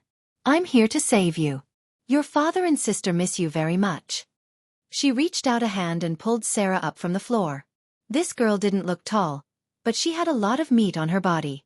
Perhaps the food on the ship was too good, but she was chubby. Fortunately, Thea had been exercising for a long time. If she was the skinny girl from before, she wouldn't have been able to pull her up. Sarah was still drowning in her longing for her father and guilt for her sister. She stood up and realized that she was being pulled out of the door. Where are we going? Where are the guards? Don't worry, everyone on this ship is hiding. Go to the island and find my plane. I'll send you back to Star City. Suddenly hearing the familiar name of Star City, Sarah's tears flowed down uncontrollably. Thea frowned. This woman was too emotional. To be honest, Thea admired Sarah Lance's future achievements. Whether she was the captain of the Wave Rider or the leader of the legendary squad, Sarah Lance was a great heroine. Relying on his own continuous struggles to repair the changes in the timeline, especially the phrase, "Legends never admit defeat," that left a deep impression on everyone. Compared to the Flash on the other side, Sarah's reverence for time was 10,000 times higher than his. The Flash had triggered the Flashpoint incident and rewritten the fates of countless people just to rewrite his own childhood misfortune. But that was the future. Thea could only say that heroes were created by circumstances, and that no one was born outstanding. Only heroes who worked hard to fight against fate were worthy of praise. Sarah only recovered a little when they were really out of the range of the ship. Her father's nagging and her sister's complaints were nothing. As long as she could leave this damn island, she would even beat her up. At this time, not far from the two of them, a wave of blue light appeared in the air. After a violent wave, a man and a woman walked out of the air. The short blonde woman was very alert, but when she looked around, her face was full of disbelief. Purgatory Island? The tall man on the side heard her call and looked around carefully. This is the Purgatory Island that you and Oliver stayed in? Why did Gideon send us here? Shouldn't we be in the Star City police station in 2007? The two of them were speechless. They could only silently get up and walk into the darkness. What is this thing? When Thea was installing the skateboard, Sarah's brain had returned to normal. She asked a lot of questions, like where was Ollie, how was her family, and so on. Thea could only answer a few selectively. It's installed, Just when Thea was about to jump on, she suddenly felt her temple throbbing. A strong sense of danger surged in her heart. She could only see a blue light flying toward her. Get down! He pounced on Sarah Lance, who was still looking at him in a daze. The blue light didn't hit them, but under Thea's horrified gaze, it pierced through the skateboard. God! The skateboard that was floating in the air was like a kite with a broken string. It wobbled and fell to the ground, never to move again. F***ck your mother. Thea was instantly filled with anger. She turned her head to look at the culprit. Not far away stood a tall woman in black clothes with black hair and a blank expression. Who was this? Why would such a person suddenly appear on Purgatory Island at this time? But before she could open her mouth to ask, the weapon in the woman's hand started firing non-stop. Swoosh, swoosh, swoosh. Rays of blue light shot towards Sia and Sarah. Laser weapon? Thea was a little confused. There weren't such high-end weapons in this era. The Batfighter was considered the pinnacle of human technology, but it hadn't entered the laser era. Could it be that this person was an alien? The situation was grim. No matter who the opponent was or where she came from, the fact that she was an enemy was undeniable. After whispering to Sarah to hide, Thea raised her hand and cast a dark magic. She didn't need to trap the opponent.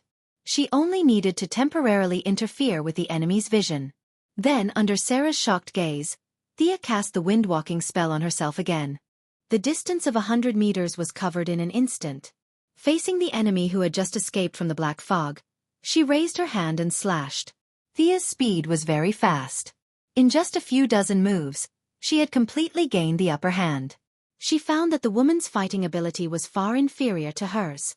At best, she was at the level of a special forces soldier. But she was very strong and her body was very sturdy. Her sword that could cut iron like mud could only leave scratches on her body. Her body was so dense? She shouldn't be an earthling, right? She didn't know. While she was puzzled, the woman opposite her was also extremely surprised. She kept thinking in her heart, who was this woman fighting with her? She didn't seem to be the target of her mission. Two people who shouldn't be at this time appeared in a place where they shouldn't be and inexplicably fought. This was completely different from her initial plan. But as the fight went on, her anger also rose. Thea's sword slashed her body more than a dozen times. Although the cuts weren't deep, she was not a robot. She would still bleed. Relying on her strength that was far greater than that of an earthling, she didn't pursue small fights. Instead, she used strong punches. Seeing that she changed her attack style, Thea didn't dare to take it head-on. She deliberately exposed a flaw. The woman in black was overjoyed. She ignored the sword that was going to pierce her collarbone and punched Thea's face. Chapter 148. I was waiting for you to use this move. Sia's mechanical arm was already equipped, but it was hidden under the combat suit and could not be seen by outsiders. Now that she saw the punch that she thought was effective, she sneered in her heart. Aren't you just relying on your strength? I'll let you see what science is. She raised her hand and punched out. The woman in black saw that Thea was about to punch her, and her heart tightened. Is this woman from Earth really powerful? But the arrow was already on the bow, so she could only use her greatest strength to punch out. Bang! With a muffled sound, the woman in black felt an overwhelming force rushing from her arm to her shoulder. His entire body was knocked off the ground and flew back more than 5 meters. Damn it! How can this woman be so powerful? The woman in black was well trained. She turned around in the air and regained her balance. Her eyes kept rolling as she tried to figure out the enemy's plan. Xia was quite satisfied with this punch. She had already used all the available power in her arm. Although the maximum power in the design was 10 tons, considering the way the human body exerted force in the recoil, the actual power could not reach that high. However, this punch still contained more than 5 tons of strength. Although the woman in black was also known for her great strength, she was at most at the level of 1 to 2 tons, which was similar to the non-berserk Bane. Now that she was caught off guard, her arm was numb from Xia's punch, and her strength had decreased by at least 20%. Although Xia also suffered some recoil, the excellent shock-absorbing performance of the metal arm almost eliminated this force. She took half a step back and attacked the woman in black while she regained her balance. "Who are you?" The woman in black felt that this fight was not clear. Xia immediately asked, "Tell me who you are first." "I can't tell you." "Tell me who you are." "We must have misunderstood." The woman in black's fighting skills were not as good as Xia's, and now she was at a disadvantage in terms of strength and speed. She was beaten by Xia like a dog. "Now you know it's a misunderstanding? Where's the energy you used to shoot my skateboard? You still want to know my name? Is it for revenge in the future?" "I'll never change my name or surname. I'm Barbara Gordon." Xia announced her name casually without any embarrassment. Her expression was so calm that it was a mess. Achoo! Barbara, who was thousands of miles away, didn't know that she had taken the blame and was still receiving special training from Batman. She couldn't help but sneeze. The woman in black was naturally not a magnanimous person. She muttered the name twice in a low voice. "Barbara. Humph, I'll remember this." Although she was furious, she couldn't beat him. She didn't have the ability to recall the memories of the main characters, so she didn't have that ability even if she wanted to.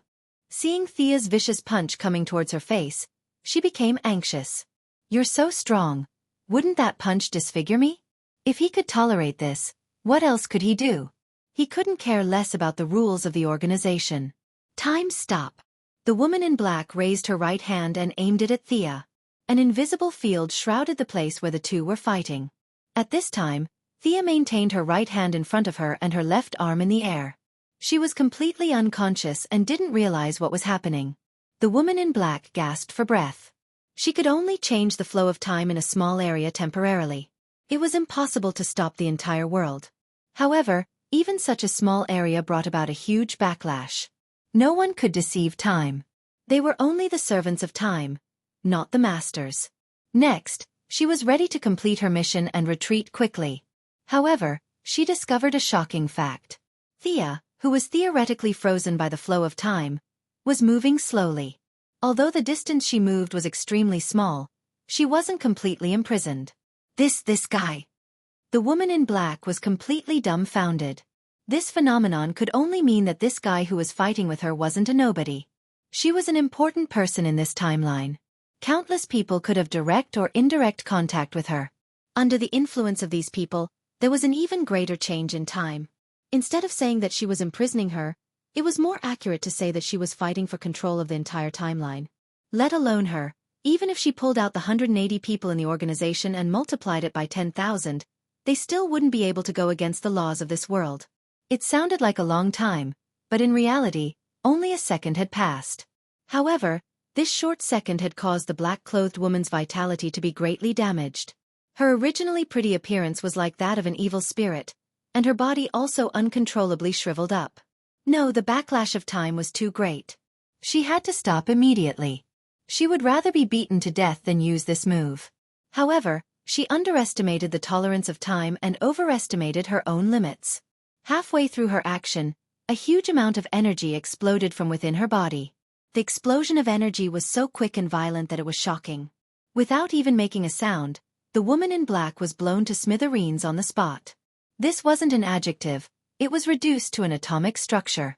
However, because the imprisonment field wasn't immediately removed, some strange substances in her body automatically entered Xia's body. With the woman's death, her time field was naturally removed, and Xia also smoothly regained control of her body. However, the scene in front of her made her a little confused. Although she was imprisoned, her memory was still there. The scene in front of her was that she jumped up and attacked, and then the woman in black was instantly blown to smithereens. Did I do this? Xia was confused. Did I hit her?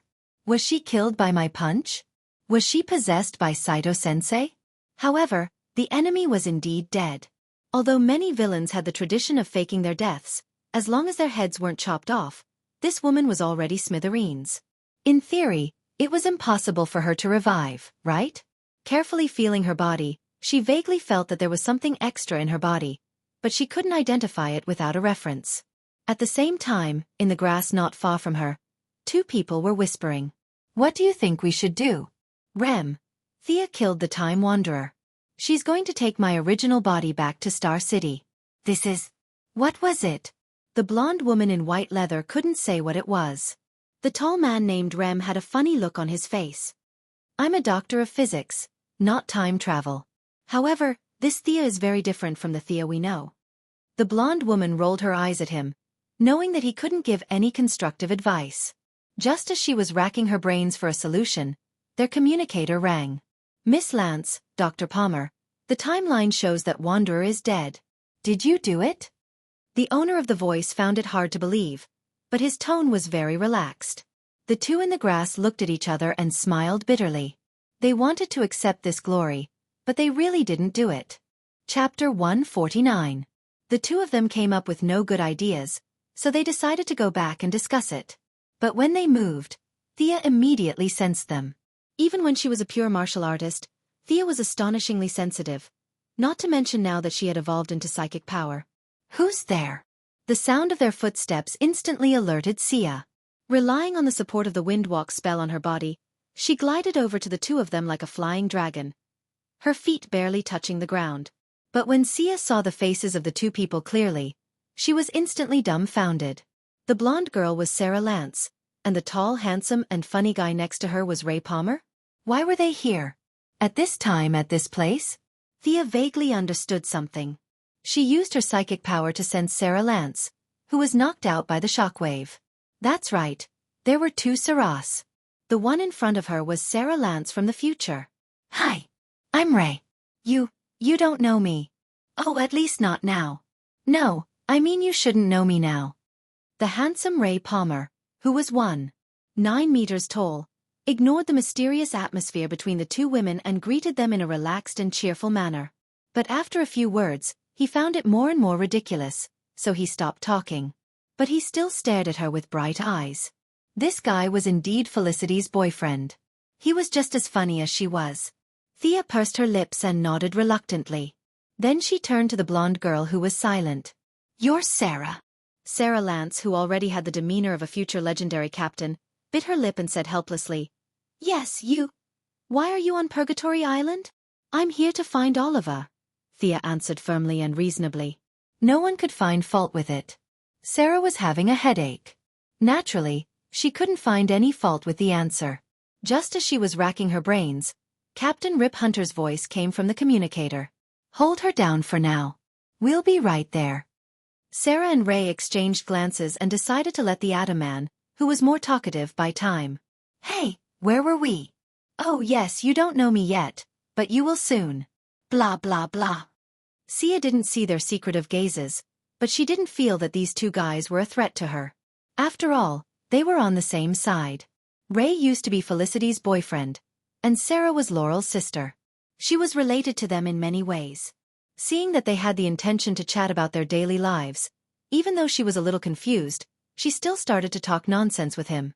Unfortunately, Ray Palmer was the kind of person who could talk nonsense all day long, but was always unreliable at crucial moments. After a few sentences, he could not continue. Thea saw through his intentions, but she didn't expose him. Instead, she changed the topic and discussed with him about physics, technology, and nanotechnology. This made Ray Palmer breathe a sigh of relief. For an authority in quantum mechanics who could solve the Ehrenfest theorem in an hour, he could talk about science and technology for 3 days and 3 nights without repeating himself. What a genius! Although many of his ideas were just general discussions, they still made Thea's eyes light up. This guy could be seen as a weakened version of Tony Stark. Just a simple conversation between the two had benefited Thea a lot. Just as Ray was explaining a formula to her, Thea smiled. Your friends are here. We mean no harm, Sarah quickly explained. Yeah. Ray Palmer nodded like a chicken pecking at rice. Whether or not they meant harm, they would only know when they met. Thea looked at the people opposite her who didn't hide their tracks and rushed towards her. A strange feeling arose in her heart. Was she so strong that she needed to team up to fight? She was so happy. Happy my ass. She didn't get any experience or reputation from fighting these people. 5 people came from afar. The one in the lead was the captain of Wave Rider, Rip Hunter, who was wearing a long brown windbreaker. On his left was Captain Frigid, who was wearing a down jacket and sunglasses and holding a slightly exaggerated-looking gun. Next to him was Captain Frigid's good partner, Heatwave, who was wearing an asbestos fireproof suit and holding a flamethrower. On his right was an ordinary-looking black youth with thick lips. Thea couldn't remember his name. Beside him was a fat old man with white hair and round glasses. Was the whole Tomorrow's Legend squad coming out? No, there should also be Hawkman and Hawkgirl. Were those 2 idiots dead or not? Miss Quinn, we're not enemies. We mean you no harm. Rip Hunter was the first to speak, explaining his side's position. Thea believed in this. Although her brother Oliver was a weakling now, his reputation would still shock many people in the future. He was known as the 8th magnate outside of the 7 magnate of the Righteous Alliance. As his sister, she would definitely have a good reputation in the Justice faction. They wouldn't dare to harm her. Seeing that she didn't overreact, Rip Hunt silently sighed in relief. It was inevitable to run into relatives and friends while traveling through time, so he couldn't just kill every single one of them. If he really did that, even the heroes of justice wouldn't spare them, so he was very experienced in dealing with such sudden incidents. His faction was neutral, and even leaned towards the Righteous Alliance. Naturally, he couldn't force Thea, who had a close relationship with the Green Arrow Party. We came here from a certain time in the future. We wanted to stop the Time Wanderer from making a move on Miss Sarah's past, but we didn't expect to meet you here. I hope you can hand Miss Sarah, Rip Hunter pointed at the fainted Sarah Lance in the distance, to us and let her return to her original time. Thea had never thought about the broad issue of time changing Sarah's fate. She thought about it carefully. Wouldn't it be better to send Sarah back to Star City, to her father and sister?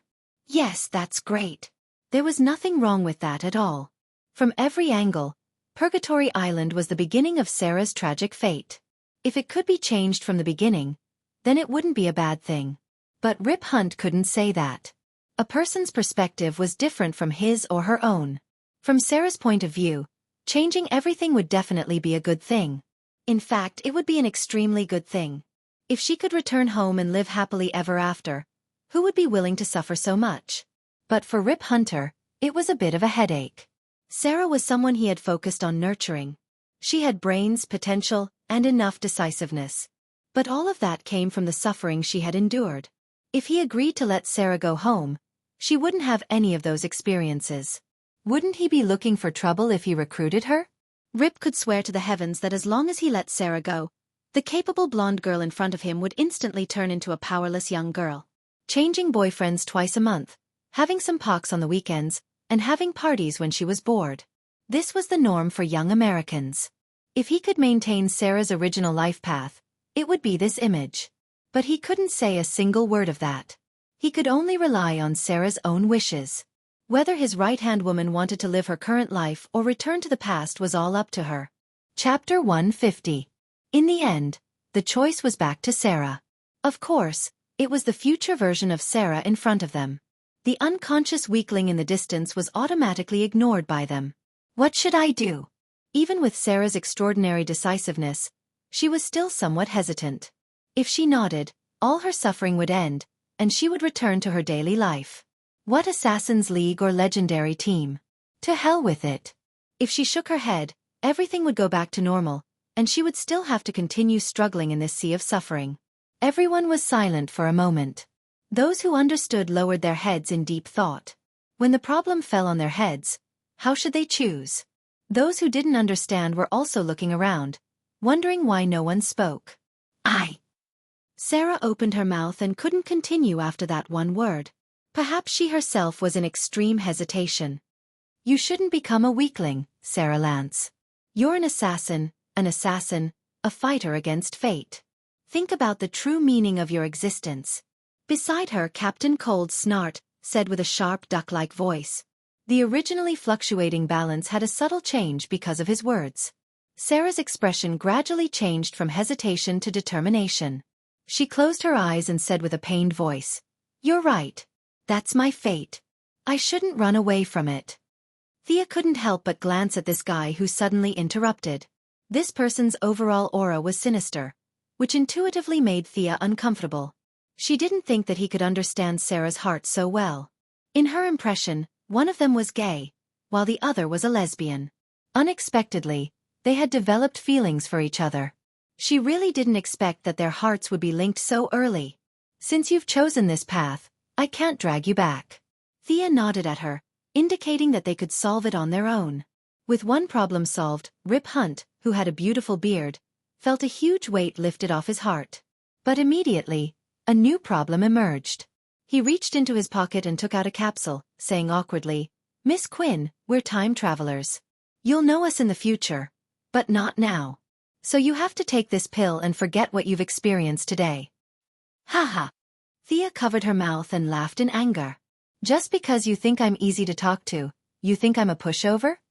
Time traveler? I'm so scared. I'm dying of laughter." Thea was laughing so hard that her body was trembling. However, under the puzzled gazes of the others, her face instantly turned ashen. "Are you sure you want me dead?" Rip Hunter tried to mediate for the last time. "We don't want to be your enemy, but these are our rules." "Humph." Thea snorted. "Do you give everyone you meet pills? How is that possible? Our spaceship is a time-traveling spaceship, not a pharmaceutical factory. If we were to give one to everyone we see, we would have to work 3 shifts a day and not do anything else." Rip Hunter shook his head. "We don't want to do that. We respect Green Arrow a lot, but you need to know that there are 7 of us." Hearing his threatening words, Thea smiled contemptuously. So what if there were 7 of them? They were just chickens and dogs. He drew his bow and aimed at Rip Hunt, who was threatening him. Although this guy spoke of saving the world's peace, it was actually all for the sake of saving his wife and child. Saving one's wife and child wasn't shameful at all. In fact, it was a very noble act. However, in order to cover up this fact, he dressed himself up as the savior of the world. Perhaps he didn't even realize how fake his words and actions were. As she drew her bow and shot an arrow, the others had no choice but to join the battle. "What abilities does she have?" The gloomy Captain Lung asked the so-called acquaintance of Thea, Sarah Lance. She was the one who interacted with Green Arrow's party the most. "She's Malcolm's daughter. Her training is similar to mine." Although Sarah had seen Thea fight with the Time Wanderer, she was a bit far away at the time. Thea didn't display much supernatural power, so she could only describe it based on what she knew. "So that's a normal person with extraordinary skills?" Heatwave shook his head, his face full of disdain. Rip Hunter said in a low voice, "Don't hurt her. She's an important person in the timeline. Don't worry. We can take care of her with our fists and feet." The Ice and Fire duo silently put away their weapons and rushed out. The rest of them also ran towards Thea. As they ran, they finished changing. Ray Palmer took out a small box from his pocket. The atomic suit instantly enlarged and he put it on. The black guy and the white fat old man clasped their right hands together and combined to become the superhero Firestorm. Although Sarah didn't want to be Thea's enemy, she still took out her iron rod and pretended to run. Thea was a bit speechless at their formation. 7 people.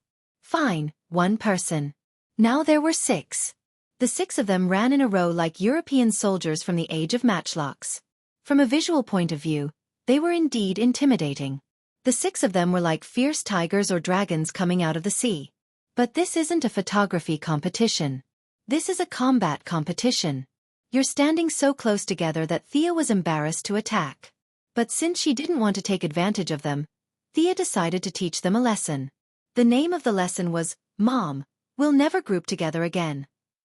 Her right hand released the bowstring and drew a few mysterious runes in the air. This was her modified illumination spell based on the dark mist spell. The starting movements and ending sounds were exactly the same.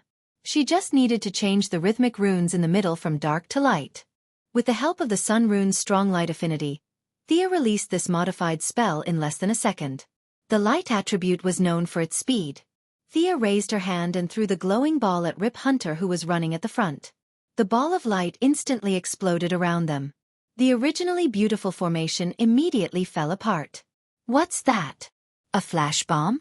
Thea didn't have the obligation to explain it to them. She quickly shot out a binding arrow. They didn't want to shoot the rat for fear of breaking the vases. She couldn't kill them directly either, so she could only use a skill to stun and blind them. Under this kind of unprepared situation, the difference between an ordinary hero and a hero with superpowers could be seen. Rip Hunter lived up to his name. With a very ridiculous posture, he was caught in the net without even making a sound. He reflexively struggled a few times, but the result was that the net became even stronger. He naturally couldn't withstand the chemical agent that could stun even Bane. In less than 10 seconds, he was GG. Heatwave, who was also rushing fiercely, was in the same situation as him. It came into close contact with the spiderweb. As an arsonist, the first thing he thought of when he saw the spiderweb was to burn it. But he didn't have a weapon with him. Even if he did, he wouldn't dare. He was still hanging on the net. He could only turn his head to his partner, Captain Cold, for help. Captain Cold, who was known to be able to fight against the Flash with his ordinary physique, had amazing reflexes. Perhaps his sunglasses also provided some protection, so he was less affected by the strong light. He could vaguely see Thea shooting an arrow, so he slowed down a little and avoided the fate of being caught in the net. Chapter 151. Sarah, on the other hand, was very lucky. She started late and was the closest to Thea among all the people present, not to mention that Thea had come all the way here to save her in 2008. She couldn't bite the hand that fed her. She seemed to be rushing out with the team, but in fact, she was still far away from Thea. The ball of light did not explode in front of her, and she used the heat wave to avoid most of the glaring light. Although it was more or less uncomfortable, she still saw the dense cobwebs and nimbly avoided them. Ray Palmer was usually very funny, but his atomic suit was not for show. The moment the spiderwebs were about to hit him, he shrank and passed through them. The remaining firestorm seemed to be a combination of two people. His brain was a little messed up and he rolled his eyes every day. It was not the supercilious eyes in anime, nor was it the adjective supercilious eyes. It was purely the action of rolling the black eyeballs to reveal the white eyeballs. Thea did not understand how they could receive retinal signals like this. Anyway, she knew that her flash did not work on them. The combined guy was on fire and went straight through the center of the spiderwebs, leaving a human-shaped hole. Captain Lung hesitated on the outermost side, wondering whether he should save his partner first or gang up on Thea first. Sarah did not want to fight at all. She pretended to be an 80-year-old woman and slowly moved forward. In the end, the only ones who rushed in front of Thea were the Atom Man and the combined firestorm. Both of them were strong opponents, and Thea did not dare to take them lightly. However, their fighting styles were not mature enough. The Atom Man's personal chivalry was too strong. He had a long-range weapon on his suit, but he insisted on fighting hand-to-hand. If a bookworm with several doctorates and a contemporary grandmaster of martial arts like Thea fought hand-to-hand, the result was already doomed. Thea didn't pay much attention to him and dealt with him casually. Her attention was always on the firestorm in the sky, and Captain Lung Han who was rushing over from afar. Firestorm's flying ability was quite fast, but he mostly used the reverse thrust of the flames to accelerate his flight. It looked like two streaks of flames flitting through the air, mighty and domineering, but in fact, his steering was extremely poor. If Thea's skateboard was still there was no way she could beat him up. Dr. Palmer, is your suit sturdy? Thea dodged Firestorm's air-to-ground fireball and asked Atom Man with a smile. Of course my battle suit is made of... Before he could finish his sentence, Thea's mechanical arm went into overdrive and grabbed one of his arms. Like a discus, she spun 3 times on the spot and threw it at the firestorm in the air. The black guy and the fat old man were not very smart. When they saw Atom Man flying at them, they reached out to catch him without thinking. Thea had been waiting for this moment. There were many problems with their combination. The black guy and the fat old man's cooperation was always half a beat slower. In the original plot, there was a glorious failure where they were shot apart by an arrow. Coincidentally, the arrow was shot by none other than Malcolm Merlin, Thea's biological father. Of course, in the current timeline, they hadn't met Old Ma yet, so they didn't realize how big the problem was with their seemingly cool combination. Thea found the right landing point and shot the arrow right in the chest of Firestorm. There was a momentary pause in the communication between the two of them. One of them wanted to run to the left, and the other desperately dodged to the right. As a result, the two of them withdrew from the combination state with blank faces. Fortunately, Atom Man was on the side and gave them a hand. Otherwise, they would have been crippled. The two of them fell to the ground a little angrily. When they tried to combine again, they found that their hands were swollen and there was no sign of fusion. Thea looked at this scene from the corner of her eyes and felt relieved. Super speed, super conversion ability, and a body strength and damage reduction ability that far surpassed Superman. So balanced in all aspects, do you think you are Superman? There must be a limit to so many abilities. Otherwise, if you are so strong, how can others play with you? Thea had expected that the combination would have a cooldown. Since they couldn't combine, the threat to Thea instantly decreased from the biggest to the smallest. She turned her head and looked at White Canary Sarah Lance, who finally ran over. It's so strange. You are much stronger than the Thea I remember. Sarah, who was determined to stop killing, said with a puzzled expression. At this moment, Thea didn't display any supernatural abilities. They thought that the flashing spell from before was a flash bomb.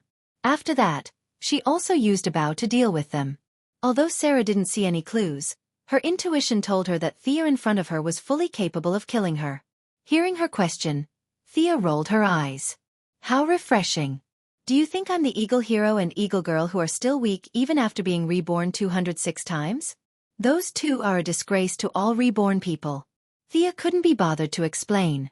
She silently raised her hand and made an inviting gesture. Speaking of which, I haven't fought with you before.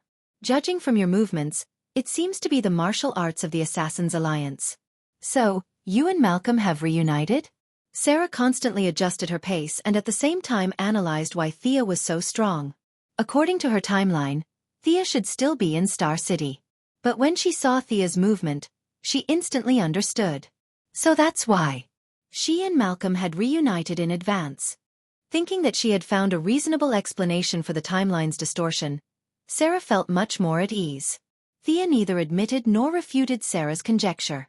Those were all trivial matters.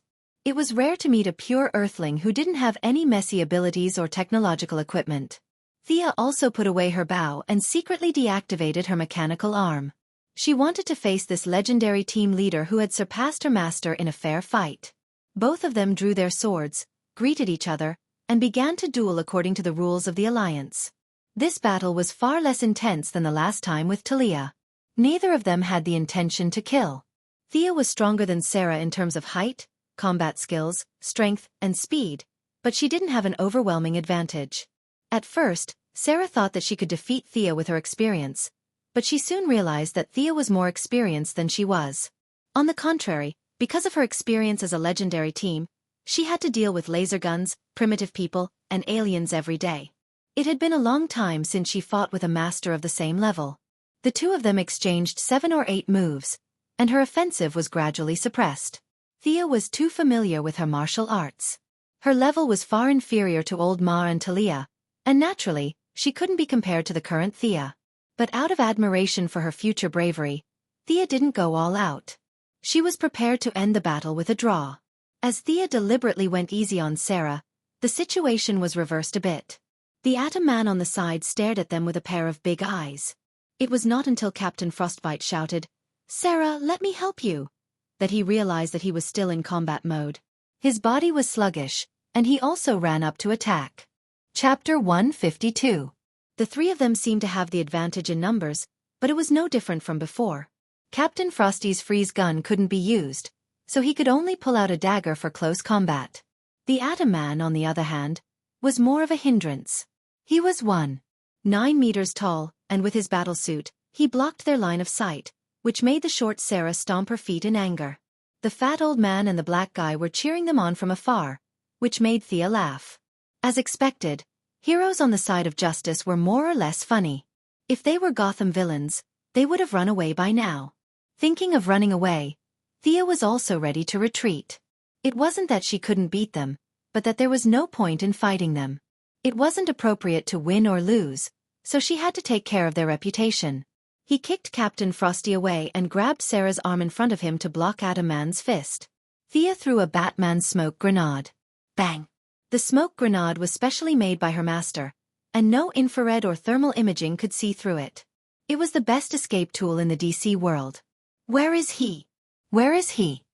The Atom Man, who was wearing an X-ray helmet, looked left and right. Everything was white, and when the smoke dissipated, they were the only ones left. None of these people were injured, which was a good thing, but the two people on the net were in a bad mood. The more they struggled, the harder they got stuck. Rip had already fainted, while the rough man's heatwave physique was better than most people, so he was barely conscious, but his face was currently covered in white cobwebs, which made him look quite pitiful. Although they didn't have Thea's escape potion, Ray Palmer and the fat old man were the world's top scientists. After some analysis, they still rescued Rip Hunt and Heatwave. He did come down, but Rip Hunt's cool beige trench coat and his Heatwave army green fireproof suit were completely stuck to the ground and couldn't be removed. Heatwave was so angry that he took out his flamethrower and sprayed the cobwebs until his clothes were burned to ashes. Only then did he walk back angrily. The few of them were a little dejected. Thea did not appear to be very strong, but she was able to crush them as easily as crushing dry weeds. This made them doubt whether they could save the world in the future. That's right, a follower hero from Green Arrow's team could beat the 7 of them to such a state. Wouldn't a guy stronger than Green Arrow be able to kill them in minutes? Rip Hunter had lost his windbreaker and was only left with a shirt. His entire aura instantly changed from that of a rich and handsome man to that of a poor loser, but he didn't have the time to ponder over his image. He turned to the AI on the console and asked, "Gideon." "I'm here, Captain." A light blue 3D holographic projection appeared on the console. The mouth of the 3D person seemed to be opening and closing as he replied calmly, "Gideon, help me find out which timeline the Time Walker is in. We have to save everyone before she does." The light blue figure was silent for a while, as if he had gone through a careful examination. "Captain, the Time Walker did not appear at any point in the past, future, or present." "What do you mean?" Rip Hunter was a little confused. "Captain, according to tradition, the Time Walker is already dead. She no longer exists. She has been completely obliterated, leaving no trace behind in the timeline." "How could that be?" Rip Hunter was a little dumbfounded. He wasn't like those heroes of justice who didn't understand the situation. As a member of the Time Master Council, he knew that the Time Walker was the #1 assassin under the control of the Council. Now, this #1 assassin had just shown her face and hadn't even done anything before she was killed by a passing hero in a few punches and kicks. Isn't your #1 a little too weak? Or was it that the heroes of the main plane were all very strong, and the Time Master Council was just a bunch of frogs at the bottom of a well, closing their doors every day to proclaim themselves as #1 in the world? This bunch of weaklings. Rip Hunter's impression of the organization he used to be loyal to was becoming more and more unfavorable. The people they trained were too weak. For a moment, he didn't even know what to do. The Time Walker's way of doing things was simple and crude. Find a point in time before the members of a Legends team made a name for themselves and kill them in advance. According to Rip's original plan, he would have been one step ahead and pulled back all the members' precursors to protect them. But now that the assassins were all dead, there was no point in protecting them anymore. He turned to Sarah and asked, "Which point in time do you plan to send your past to?" Although Sarah was a bit sad, she still pondered for a bit before answering, "October 2008, outside Purgatory Island, along the path of the Assassin League's Nissa El Ghul's trial." Rip nodded slightly and patted his capable comrade's shoulder. "Gideon, go to October 2008. Everyone sit down and prepare to depart." The last sentence was for the remaining crew members. But when they all sat down like elementary school students and waited for 5 minutes, nothing happened. They all looked at Rip in confusion, meaning, "What's wrong with your ship again?"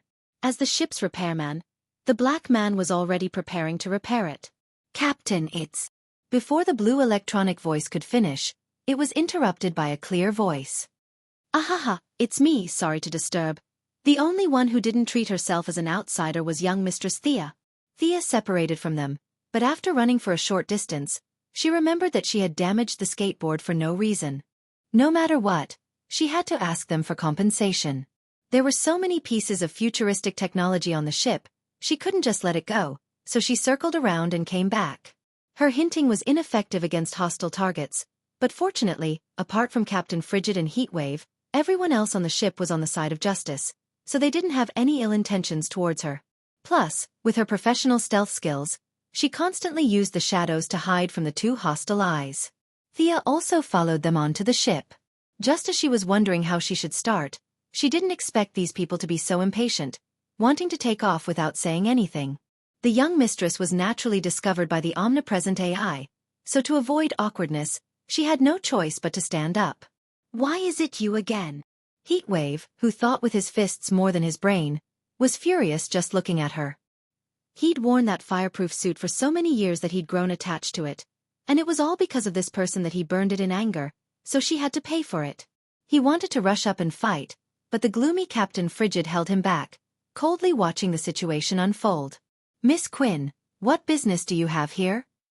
As the captain, Rip was the first to ask. "If not, I wouldn't have come."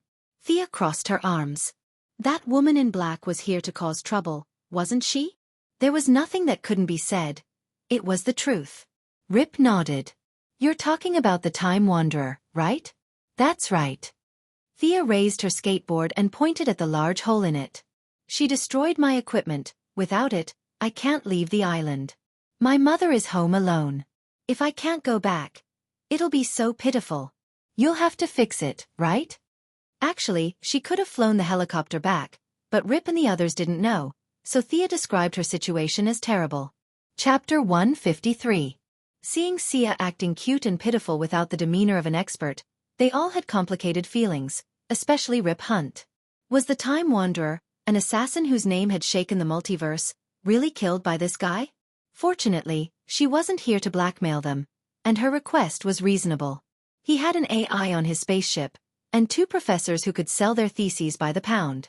It was just repairing some technological equipment, and he could even fix a spaceship for her. Just as he was about to ask them to help him get rid of her and get it over with. "Captain, let me remind you, we've stayed at this point for too long, and we've attracted the attention of the Board of Governors at this point in time. The search team is expected to appear in 3 minutes and 12 seconds. The artificial intelligence Gideon reported unhurriedly.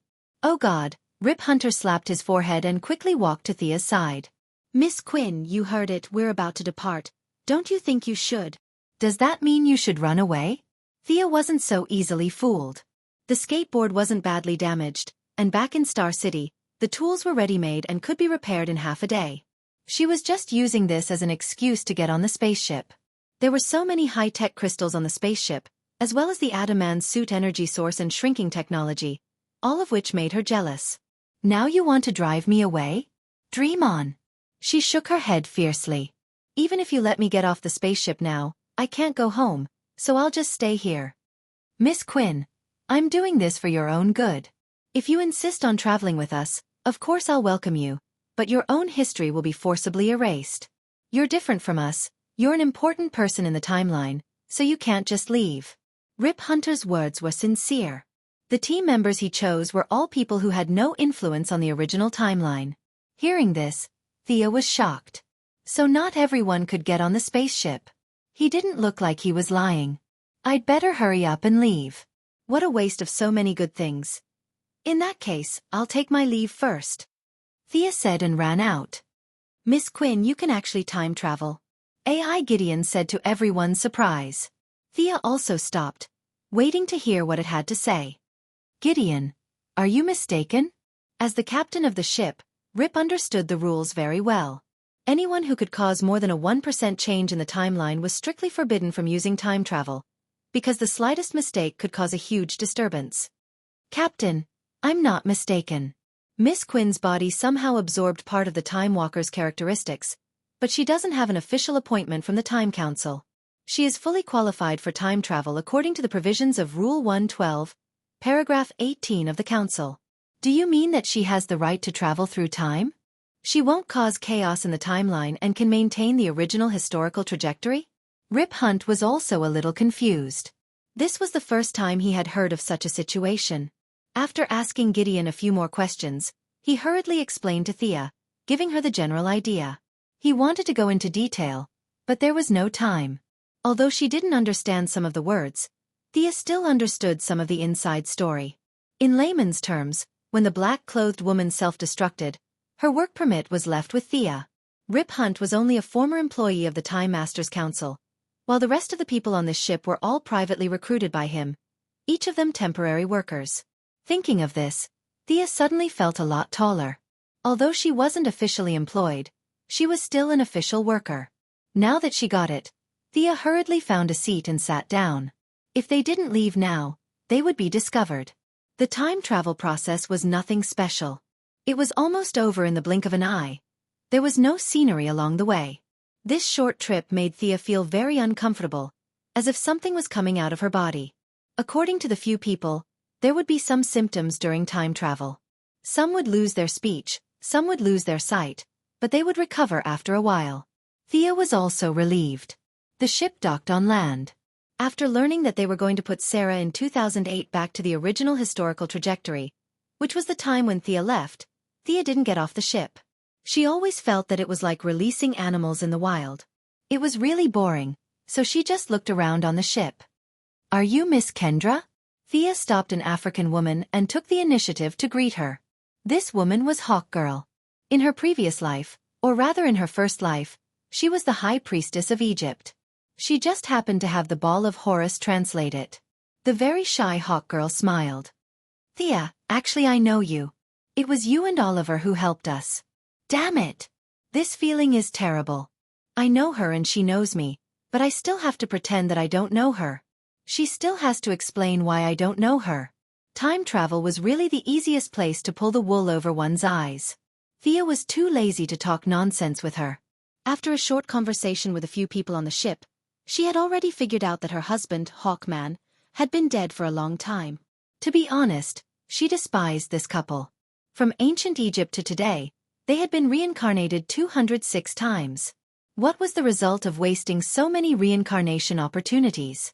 Every time, they were hunted down by their old enemy, Vandal Savage, and the old man didn't bother to kill them 206 times. What a waste! Normally, they would awaken their memories when they reached adulthood. Knowing that their old enemy would come, they should have made some preparations. What did these two do? And that was to run away as fast as he could. The two were chased like sheep. They ran from Siberia to Canberra, from Yokohama to the Congo. The two climbed snow mountains, crossed grasslands, and walked through deserts. Other than measuring the size of the world with their feet, they didn't contribute anything to the development of human society. To be able to chase them to the ends of the earth, one had to think that this Vandal Savage was especially powerful. With the word D in his name, was he Darkseid's cousin? The kind that could kill Superman with one punch and kill Batman with a backhand? Actually, that was not the case at all. Apart from having a ferocious beard, Vandal Savage's only commendable trait was that he could throw 2 flying daggers. Most likely, he was bored during the 4,000 years of chasing, so he took a year and a half to practice this unique skill. Other than that, he didn't have any other special skills. However, Big Beard's ambition wasn't small. He wanted to rule the world. For this goal, he planned for another 4,000 years, relying on his immortality. Finally, in 2166, he used tortoise tactics to kill all the heroes who could fight. Finally, he could stand on the rooftop and shout that he was the king of the world. Rip Hunter was deeply dissatisfied with the old man. He couldn't bear to see him doing well, so he resigned in anger. In 2016, he gathered a boat of friends to interrupt his dream. This was the general plot of the story that Thea knew. It was a big adventure filled with revolutionary optimism. Chapter 154. Kendra did not know that Thea was criticizing her in her mind. She asked kindly, "You didn't get off the spaceship. Why are you looking for me?" Of course, Thea wanted to talk to her about something. The orb of Horus she found on Purgatory Island was filled with words that gave her a headache. After studying and comparing the words, she was dismayed to find that most of the words had been lost. Fortunately, there were 3 people who had survived from that era. They were the ancient Egyptian high priest Vandal Savage, the priestess Chayara, the current Hawkgirl Kendra, and the current Hawkman Prince Khufu. Vandal would definitely ignore Sia, and Eagleman had also died. Even if he didn't die, Sia wouldn't have any feelings for him. After all, this guy was Khufu in his first life, the guy who was famous for building the largest pyramid. According to history, he was a man who loved grandiose achievements but was unlearned. The so-called man who was full of nonsense was him. Thea looked at the friendly Hawkman with anticipation. She took out the orb from her backpack. "Do you have any impression of this?" Kendra took the orb. Its handle was 30 centimeters long, and it was golden in color. There was a red gemstone at the top. She played with it and asked uncertainly, Is this a hammer? Pfft. Thea almost vomited blood. Hammer my ass. Perhaps her expression was a little scary, but Kendra knew that she had misunderstood. She said embarrassedly, "You might not know this, but I was just a waitress in a cafe half a year ago. I don't know much about fighting." She was right. She did not know much about fighting. Her husband, who had accompanied her through 206th life, had taught her how to fight. She would spread her wings and fly over with the hammer. She would smash the enemy's head with a single blow. If the enemy fell, she would be done with it. If not, she would fly further away and do it again. What kind of F***king strategy was that? She had unparalleled speed. How much damage could she cause to the enemy with a sharp weapon? She could fly at the speed of sound with a 3-meter-long spear.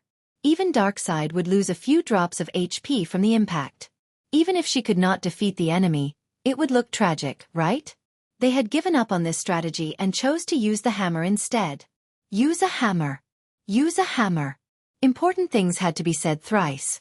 Flying in front of the enemy, swinging his arm and hammering him. Even if they wanted to use a hammer, they could have used a large hammer instead. However, the two of them chose to use small one-handed hammers.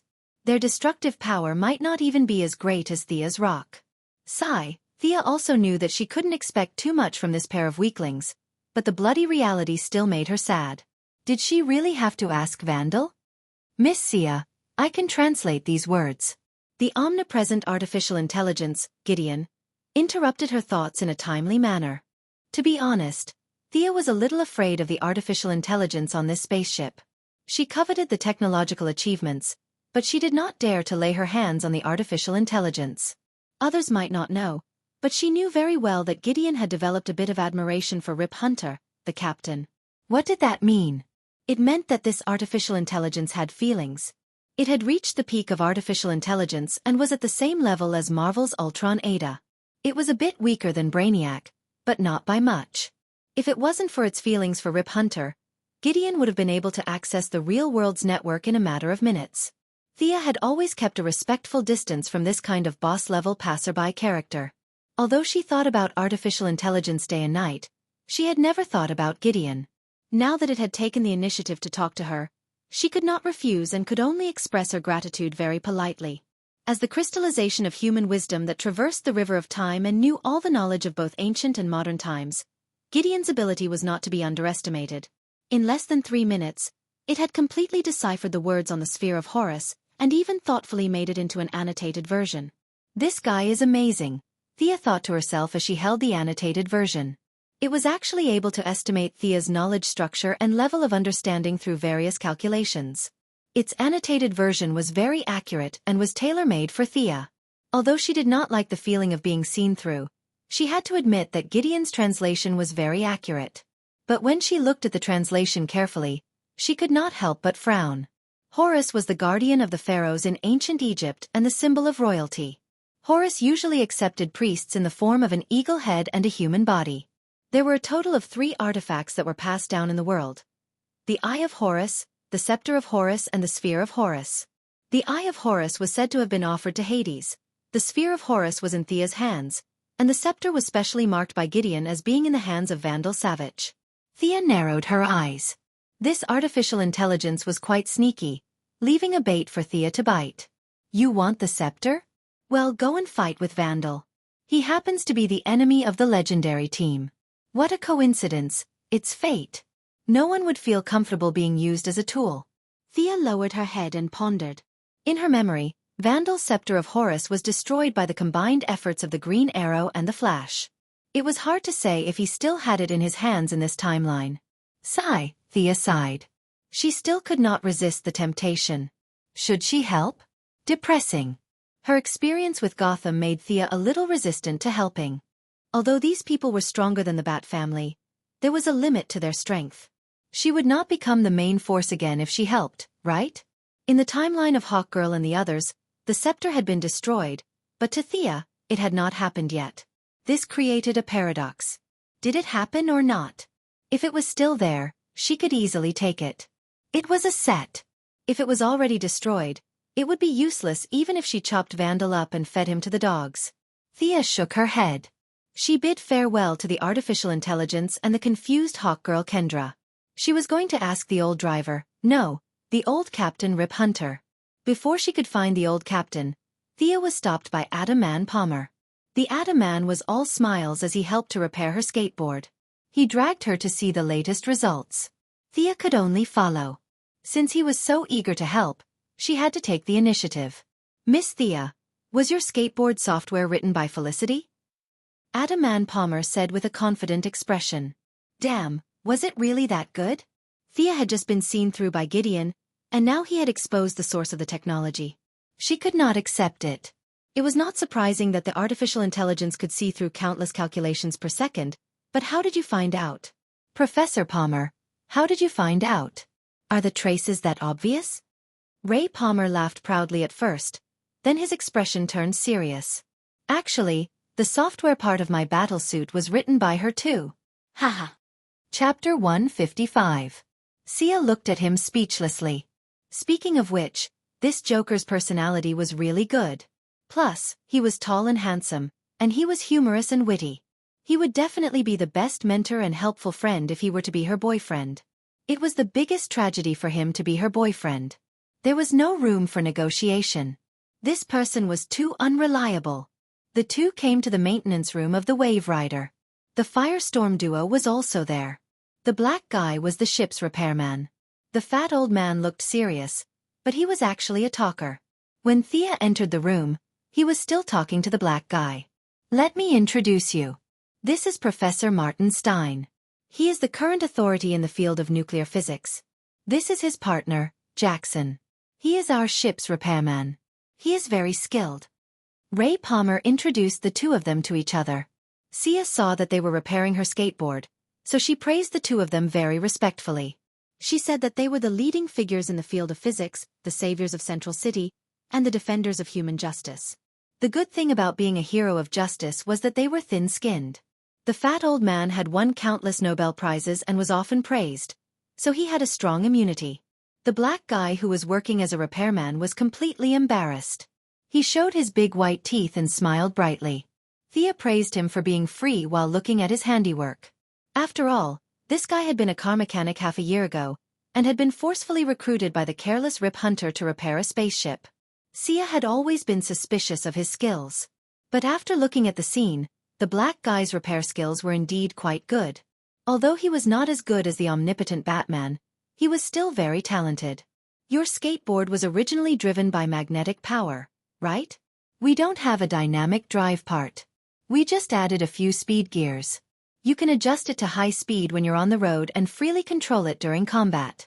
This will increase your unit synchronization rate with the skateboard. Adam Man pointed to a device at the bottom of the skateboard and introduced. At the same time, I upgraded your software.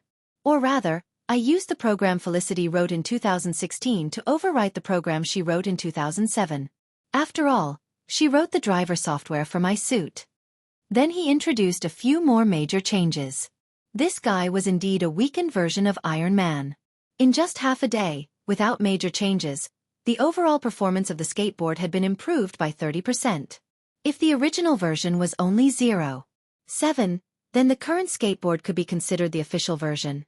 Both the braking and synchronization rate had been greatly enhanced. Thea operated the skateboard indoors for a while, and her flexibility had increased by a lot. It was not an exaggeration to say that she could move the skateboard like an extension of her arm. Although he was grateful, Thea, who was eyeing the technological achievements of this ship covetously, had to be squeezed out of a stone to get something out of it. Gideon was too smart and scary to make a mistake, but the three guys in front of him seemed to be able to make use of them. Thank you, Dr. Palmer, Professor Stein, and Mr. Jackson. If it weren't for your help I wouldn't have been able to go home. Thea could not directly tell them what good things they had. She needed them to contribute voluntarily. Thea began her old path of acting cute and pitiful. Some time ago, Tion watched Moira on the stage, shouting herself hoarse to call for the protection of women and children and the elimination of racial discrimination. Unknowingly, Sia's acting skills had also improved greatly. Now she dared not say that her acting skills were perfect, but it was more than enough to deal with these heroes. In the blink of an eye, she had charmed the three of them. The first to give in was the black guy who was single. There were more men than women on this ship, and there were only 2 of them. There were some sparks between Sarah and Captain Lang. Both of them were ruthless people, so the black guy did not dare to tease Sarah. As for the silly and sweet Kendra, she had a husband who lived with her in 206. After her husband died, he was immediately replaced by the handsome Atom Man. It could be said that he had no chance. Now, facing Thea's pretentious act, although he knew that it was impossible between the 2 of them, the natural instinct of a male creature to show off still prevailed. I'll install a deep-level connection network for you. In the future, you can remotely control the skateboard from 5 miles away. How about that? Awesome, right? The black guy's eyes were not his eyes and his mouth was not his mouth.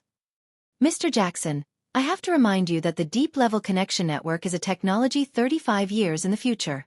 According to the Time Council's Article 19, 112, it is not to be disclosed. Gideon's emotionless voice came out. The black guy acted as if he did not hear anything. He deftly added a device to the side of the skateboard and made an okay gesture. Thea had a hard time holding it in. It was not a waste of her effort to act pitiful here. This technology was already very awesome. The technology of the Iron Man's remote control suit was similar to this. She had made a fortune. When the value of the young guy was almost squeezed out, she looked at the 2 high-level intellectuals with bright eyes. The fat old man was old enough to be her grandfather. Naturally, he was not lustful. He was just influenced by her acting skills and felt that she was a little pitiful.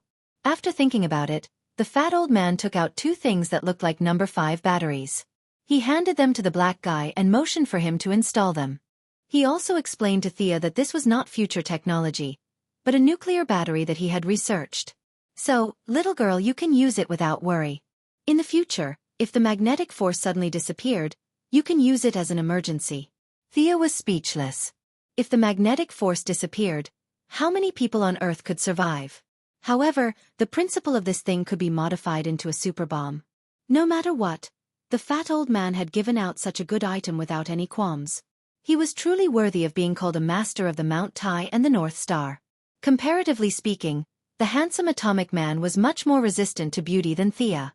When the 3 of them looked at him, he thought about it and then awkwardly said that he would be able to complete the atomization in a day if he gave the skateboard to him. This was a pleasant surprise. Thea had no objection to him taking it back for modification.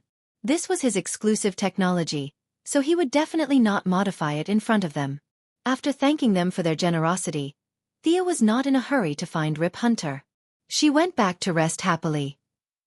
The next day, Thea received the brand new version 1 of the skateboard. Usually, it was only the size of a cigarette box. She could just put it anywhere. It was much lighter than before when she had to carry a big bag everywhere. Unfortunately, this technology was not easy to crack. Miss Thea, has your skateboard been fixed?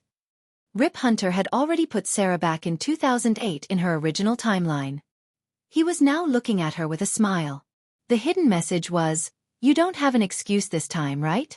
Hurry up and go back to your own timeline." Thea also felt that she had gotten all the benefits on this ship. What was she waiting for? Just as he was about to agree, Gideon suddenly interjected. "Let's stop while we're ahead. Captain, Miss Thea is going to fight Vandal Savage with us." Chapter 156. They all let out an unintelligible exclamation. Is that what happened? This little girl is really warm-hearted and courageous? The technical trio who had suffered a huge loss yesterday all looked relieved. The big joker, no, the handsome atomic man, who was originally reluctant, turned from cloudy to sunny. He shook Thea's hand and said, "A friend in need is a friend indeed. It seems that I misunderstood you." The black guy and the fat old man also ran over to express their gratitude. The black guy was a little embarrassed, but the fat old man didn't care. He was old enough to be Thea's grandfather, so he gave her a brotherly hug. *CK. Sia wanted to cry but had no tears. She had been tricked by this cunning artificial intelligence. If she rejected it now, the 3 of them would immediately turn hostile. She was not afraid of them turning hostile, but if they said that they wanted to take back those technological devices, how could she reject them? She couldn't just kill them. She couldn't do such a tasteless thing. This damn Gideon. Thea hated him to death, but she still had to put on a righteous front. What did he mean by "I'm a hero"? What did he mean by I won't return Lulon till the end. Vandal Savage must die. Although he felt that her acting was a little exaggerated, Rip Hunt still thought it was a good thing. After all, Thea could fight 7 of them alone and retreat. That was strength. As the captain, he didn't have any objections to her bringing her own food to help. Come on, come on. Isn't it just providing a place to stay? We have a lot of empty rooms on board. You can stay wherever you want. Just as he was about to give a welcoming speech, Captain Lang said sarcastically, "What does she have? With those few arrows? We didn't use any weapons that day." He was annoyed at the mention of this. In the future, he was someone who wasn't even afraid of the Flash. Now, he was beaten up by an ordinary person, and he was one of the 7. Just thinking about it made him angry. Damn it, if I used a freeze gun, I would never lose. He was annoyed, and Heatwave was even more annoyed. Captain Lang went up and tried a few times, but whether it worked or not was another matter. He didn't see what was going on before he was caught in the net. After that, he was rescued like a dead pig. Thea kept her head down and ignored their hostility. "I'm not going to explain it to you. If you want to fight, I'll just get off the ship. No one can say anything." But her thoughts did not escape Gideon, who was calculating billions of teraflops per second. This annoying artificial intelligence spoke again.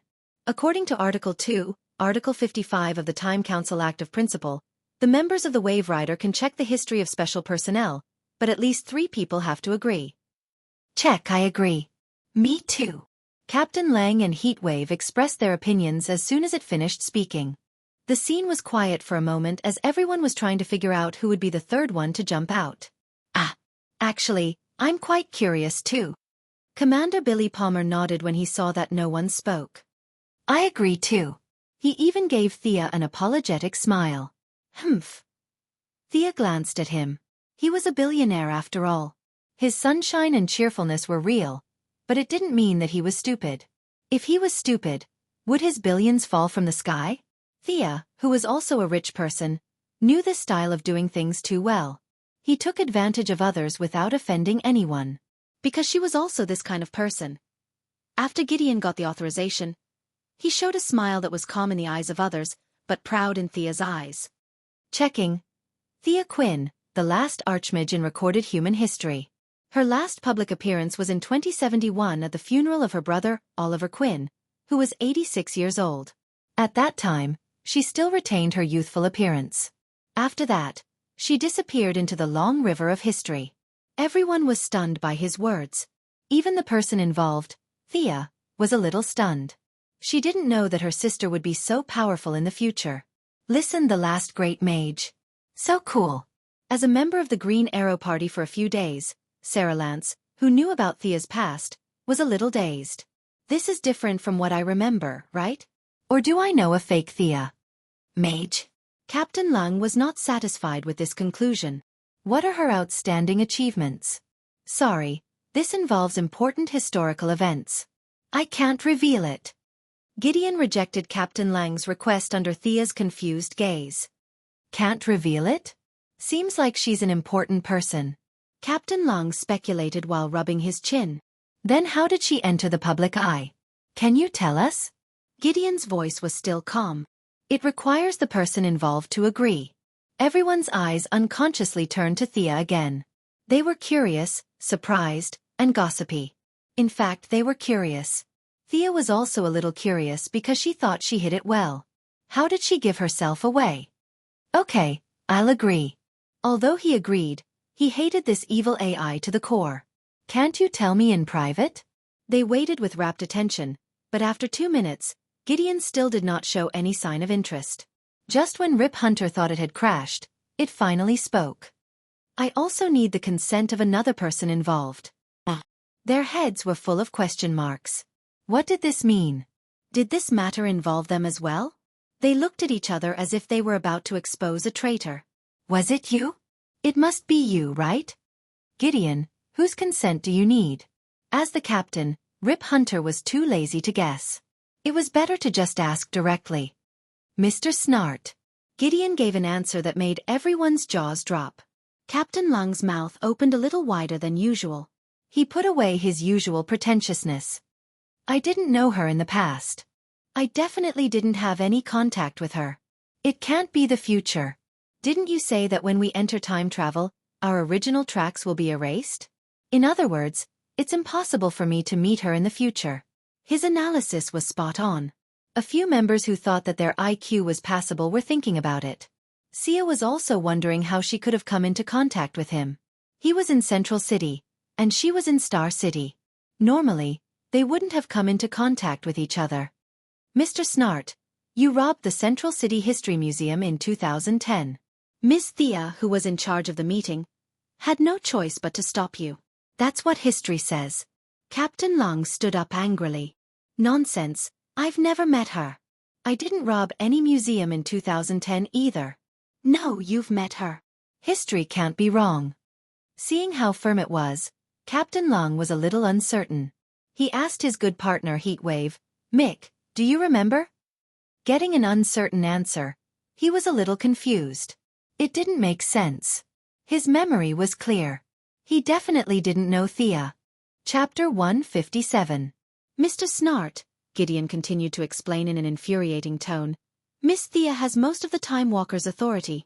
Her energy level is higher than yours.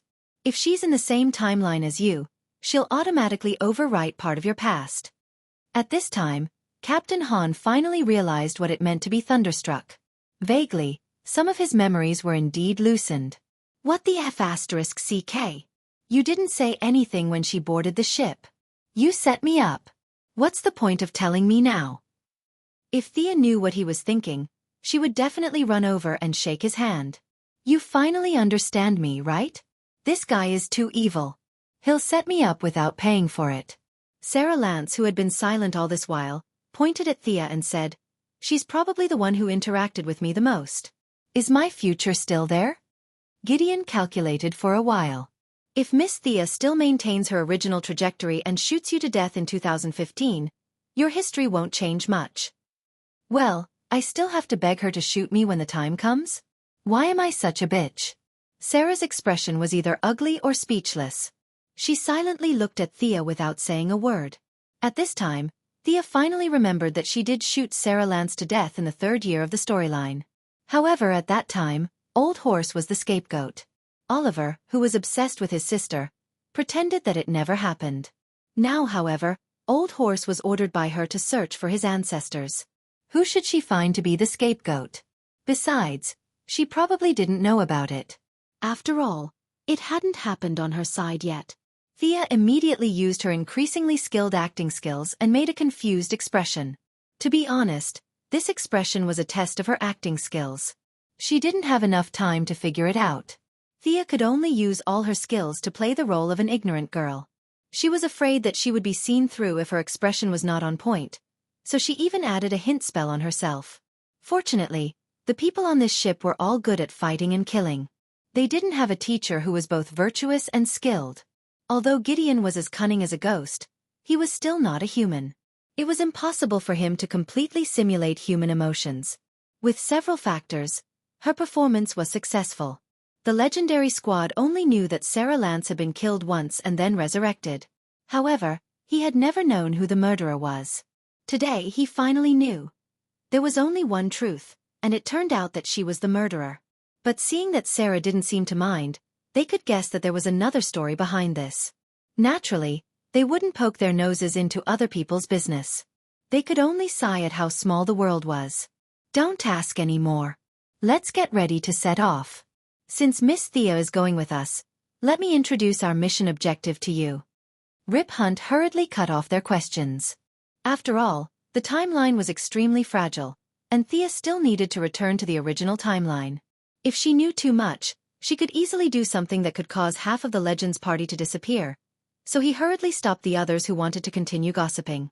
In fact, his so-called introduction of the objective was very simple, and the specific battle plan was so mysterious that it made people's hair stand on end.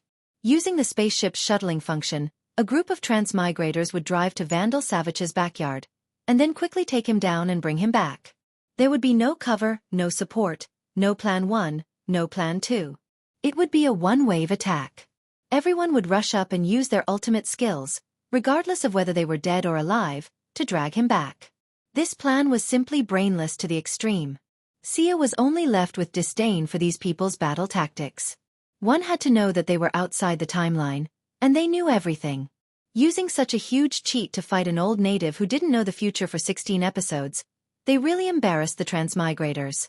But at least they were on the same ship. This place was different from Gotham. She didn't have overwhelming strength, so she wanted to keep a low profile. Thinking back, it seemed that Vandal was also brainlessly captured. Since they could win whether she participated or not, why should she be the bad guy? Sit tight, Gideon. Set the coordinates. London 2166. Rip Hunter didn't wait for them to object, and arbitrarily skipped the discussion process. The original proposal became the final plan. Thea was speechless. How many people on this ship didn't object? She pouted. A bunch of unorganized, undisciplined, and thoughtless people. They didn't have any strategy or cooperation. She would just be a bystander. Once she got the whereabouts of the scepter of Horus, she would retreat. Whenever she thought of the scepter, she felt depressed. This cunning artificial intelligence had stopped talking about this matter. The meaning was very clear. She had to follow the main group and kill a few people to prove her loyalty. Xia let out a long sigh and sat on the chair, ready to wait for the spaceship to pass through the time tunnel. Everyone, sit tight. Let's go. Rip said in an imposing manner, but no one paid him any attention. They all sat down with their eyes closed, competing with each other. It seems that they weren't used to this kind of traveling either. Thea glanced at them from the corner of her eyes.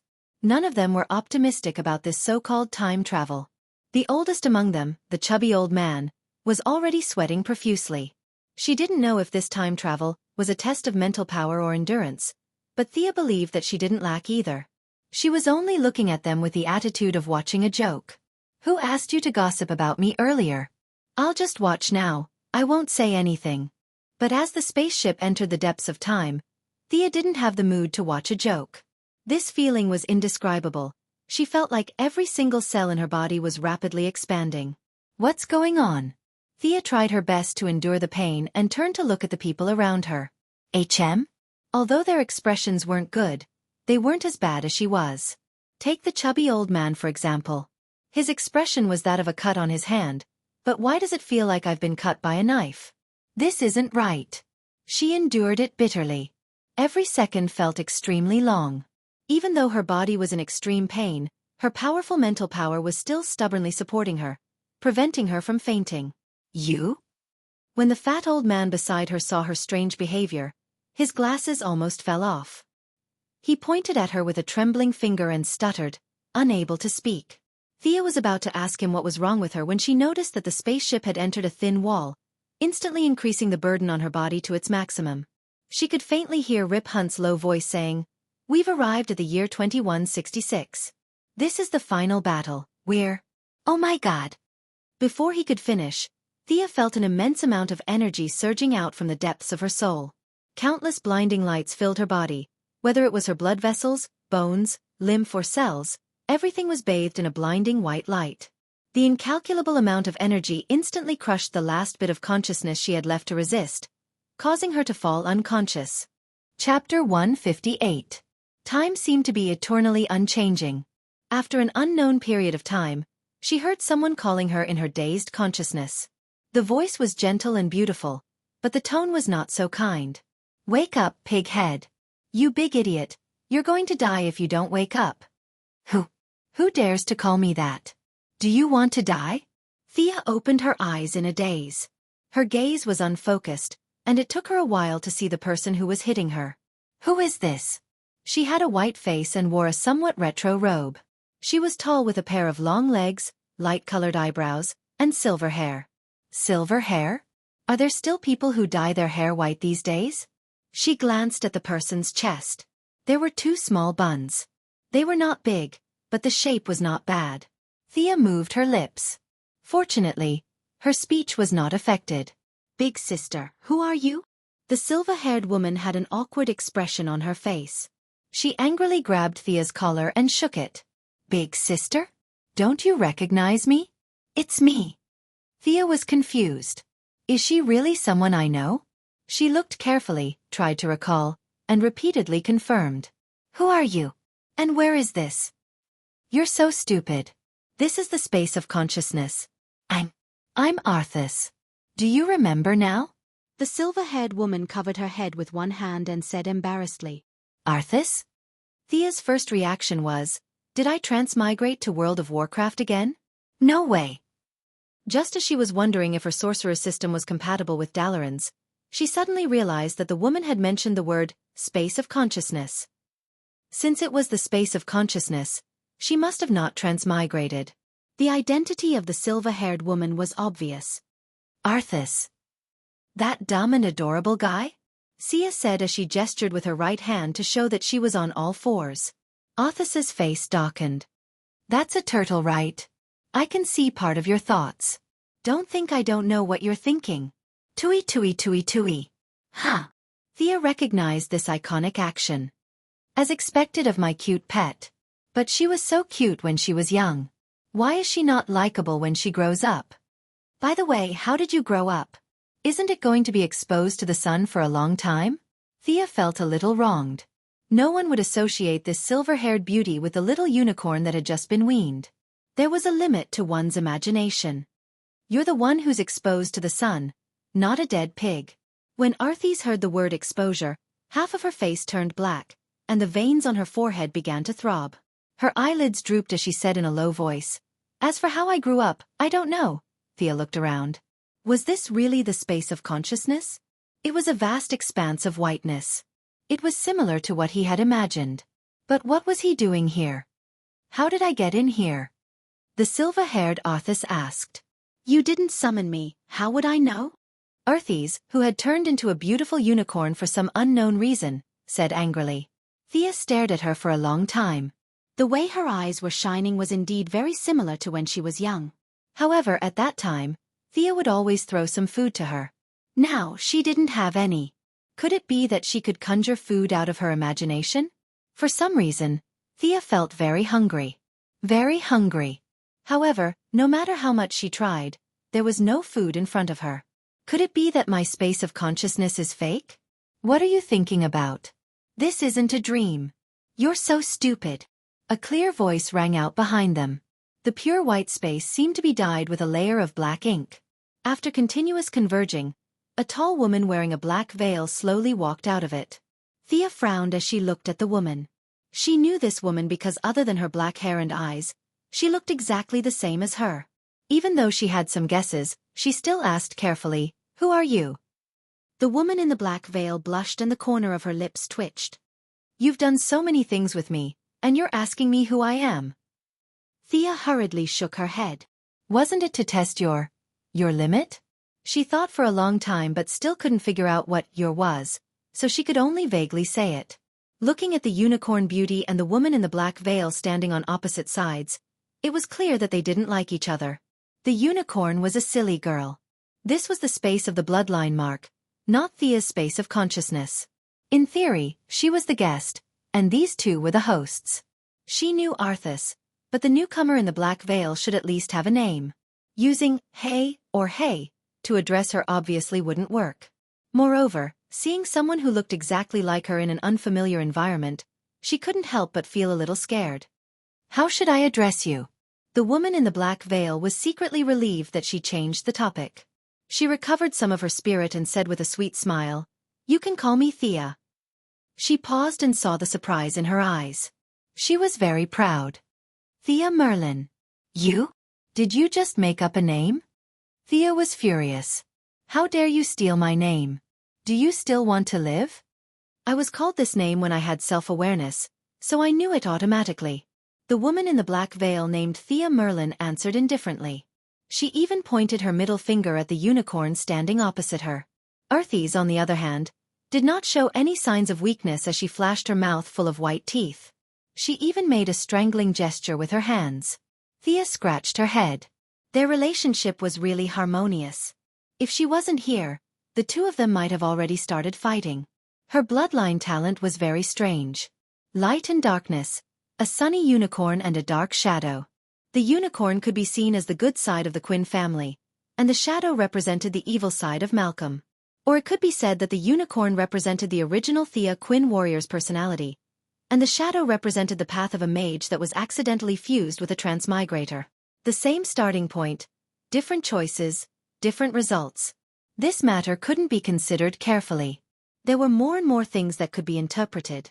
It was not an exaggeration to say that it was extremely frightening. Fortunately, the two powers were now her own. There was no such thing as either one or the other. She interrupted the two people, beasts, who were about to fight loudly. Stop fooling around. Can someone explain to me why you suddenly grew up? And how am I going to get out of here? Arthas, who was strangling Thea Merlin, said energetically. I'll tell you later. I'm telling you, I know a lot. Thea, who was in a disadvantageous position, didn't show any weakness. She used her knee to hit Arthas's small bean bun, and her other two hands scratched and scratched. She didn't stop talking. I'm a great mage. I know the situation here. I'll tell you after I get rid of her. Chapter 159. Thea was speechless as she looked at the two buffoons. Was she thinking too much before? There might not be any secrets in this. These two are purely here to harm me. I don't even know what's going on outside, but these two are already playing with each other. Yes, Thea thought that they were just playing. In this space, no supernatural power can be used. The two of them were like shrews fighting, kicking and slapping each other. Seeing that the black-clothed Thea's face was swollen by Arthas's slap, a black light flashed in the space, and the injury was instantly healed. In such a place where you can revive with full health, what is this if it's not playing? Seeing that they were not going to stop, Thea hurriedly went up and pulled them away. Because in such a short time, she felt that she was getting hungrier and hungrier. Could it be that their injuries are consuming my physical strength? Thea, who had read a lot of books, automatically came to this conclusion. If I let them fight for a while, I won't die, right? Stop. Thea had just pulled the two of them away. When Arthas took advantage of the fact that Thea's back was facing her, she kicked the black-clothed Thea again, and then proudly ran away alone. You bastard! You actually helped her hit me. The black-clothed Thea bypassed her and continued to chase after Arthas. Oh my god! Save me, old man! Thea looked up to the sky and roared. How much sin did I commit in my previous life to meet these two? Then the three of them entered the stage of a chase. At first, Arthas was leading, the black-clothed Thea was chasing, and Thea was persuading at the end. At other times, the black-clothed Thea was taking advantage of the situation and running in front. Arthas was chasing after her while spitting saliva, and Thea continued to persuade her from behind. Thea spent a lot of effort to appease these two immortals. In the process, they signed a lot of unequal treaties, such as promising to buy delicious food for Arthas in the future, and not continuing to ask the black-clothed Thea to do those indescribable games. Alright, stop messing around. Thea felt like she was an auntie in a kindergarten, taking care of two seemingly mature but actually very young naughty children. She coaxed them and finally stabilized the situation.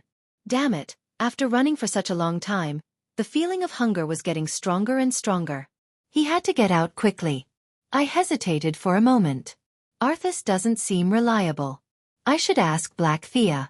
After all, she has the surname of an archmage, so she should know more. Tell me what happened?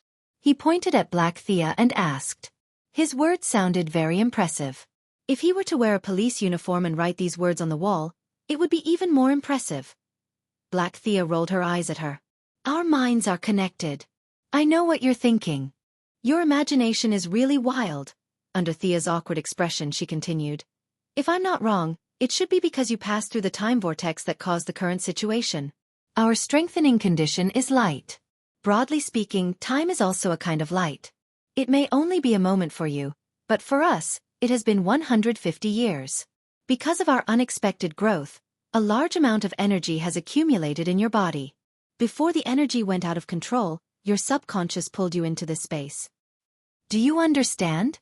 Black Thea raised her chin at her and rolled her eyes at the faraway Arthas. Time is also light? What kind of theory is this? Although Thea did not understand, she did not want to dwell on these theoretical questions. She just wanted to get out as soon as possible. Then how do I get out? It's easy to get out. Just focus your mind. However, your energy outside is about to go out of control. Have you thought about that? Black Thea looked at her original body as if to say, You're about to die, hurry up and beg me. Thea valued life and death so much that she did not hesitate. She hugged Black Thea and cried. Her acting skills were so good that Arthas, who was not far away, was dumbfounded. The doppelganger was also shocked by the original body's lack of integrity. She stammered, "You can combine with that foreign horse over there to release the excess energy." She struggled to break free from the original body's embrace and pointed her middle finger at Arthas. "You have to maintain your sense of self. Otherwise, you will be led astray by her Chunibu personality when you combine." She did not wait for a reply and disappeared from her sight like a puff of smoke. Homogeneous personality? I really don't know. Thea rubbed her chin as she thought. There were a lot of secrets to this bloodline talent. However, she did not have time to think about it. She turned to look at the foreign horse with a suspicious gaze. Arthas did not wait for her to ask and quickly went through the main points. Thea memorized it very quickly and had no problem repeating it once. She quickly left this strange space. When her consciousness returned to her body, she was instantly dazzled by the strong light that filled the spaceship. She had a physique that could absorb light. Even she found it dazzling, let alone the others. "Gideon, hurry up and scan. What the hell is that?" Rip Hunt was still trying to find the cause. He had come to Vandal Savage with a determination to fight to the death. Now that such a thing had happened as soon as he stepped into the other party's doorstep, he was about to go crazy. Gideon's voice was obviously slower than usual. He said in a tone that sounded like he was about to crash. The energy field in the spaceship was too strong. His scanning line could not even get close before it was assimilated. He could not figure out what the situation was. Even the omnipotent artificial intelligence could not figure it out. Rip Hunt was completely at his wits' end. "Captain, this is like a nuclear fission reaction. Is there a problem with some of the ship's equipment?" As a leading figure in the world of nuclear energy, the fat old man felt like he was about to be burned. After all, he was the other half of the firestorm, a fierce person who could directly absorb the energy of a nuclear reactor. Now even he could feel the drastic change in heat energy. One could only imagine how strong the energy overflow was. Rip was even more devastated. "My ship is made of futuristic technology. How could it be powered by nuclear energy?" But at least it was a direction to investigate. "Gideon, report the ship's damage." The artificial intelligence was very quick this time. "Captain, the power room is 17% damaged. The quantum neural chipset is severely damaged. Entering manual operation mode. The propulsion room is unknown. It is recommended that Mr. Jackson enter for inspection." Also, Gideon blabbered on and on, as if the spaceship was about to explode. Just as Rip Hunt was about to despair, he changed his tone and asked, "Captain, I have good news and bad news." "The bad news." The old captain was very experienced when it came to his own artificial intelligence. At the same time, he was prepared for the worst. "The bad news is that because of the overflow of energy, our ship has already left stealth mode. The moment we appeared at this time, Vandal Savage had already discovered us." Not bad. Rip could accept this result. It didn't matter if they were discovered. His ship was about to explode. Given the choice of dying without anyone looking, or rising to the heavens in front of everyone, most people would choose the latter. Chapter 160. Amidst the blinding white light, Captain Han suppressed his discomfort and shouted at the top of his lungs, "What's the good news?" "The good news is that the light is too strong. Vandal's army can't aim at us. We've already escaped from their encirclement, but if we don't find the source of the light, they'll definitely catch up to us." Gideon tried to sound relaxed, but it still put a lot of pressure on them. As the culprit, Miss Thea had just run out of the bloodline space and overheard their conversation. She originally planned to play dumb, but it seemed that things had gotten a little out of hand. She wasn't the type to shirk her responsibility. Although she didn't know beforehand, she still admitted her mistake. "I'm sorry, everyone. This seems to be caused by me. I'll solve it immediately." "Miss Thea?" Several different voices sounded at the same time. They were confused, puzzled, and surprised. "Miss Thea, how did you do it? You should know that your current energy reaction is far beyond a 5-ton uranium fission chain reactor. This doesn't conform to the principles of physics." The fat old man sitting next to Thea closed his eyes and rambled on about the formula of nuclear energy conversion to heat energy. "Professor, please tell her to stop this kind of behavior first." Our spaceship can't hold on any longer. Rip Hunter interrupted his incessant questioning. He was helpless against the fat old man's unreasonable demand for the truth. Look at the situation. If you guys continue chatting for another 2 minutes, the spaceship will be burned to ashes. Thea naturally wouldn't be so unreliable as to chat with the old man. She had already summoned Arthas, and the two were having their first exchange of thoughts, preparing for the fusion. She was different from the flame storm formed by the fat old man and the black young man. They were two different entities that were trying to synchronize. On his side, whether it was Arthas or Black Thea, they were all a part of her. Light didn't represent justice, and darkness didn't represent evil. The two substances were just external manifestations of her. In the end, no matter who she was still herself. Her fusion was just an almost infinite amplification of one of her characteristics. A mysterious incantation came out of her mouth. Although they were on the brink of death, this was magic. The few people present couldn't help but listen. However, it didn't take long for them to realize that they couldn't understand this language at all. It was like a whisper, full of ethereal emptiness. Every word could be heard clearly, as if someone was chanting it in their ears. Captain, Miss Thea seems to be emitting some kind of special sound wave. This frequency seems to produce a kind of inert wave. He was interrupted by Rip's words. The old captain didn't care about the theory behind this.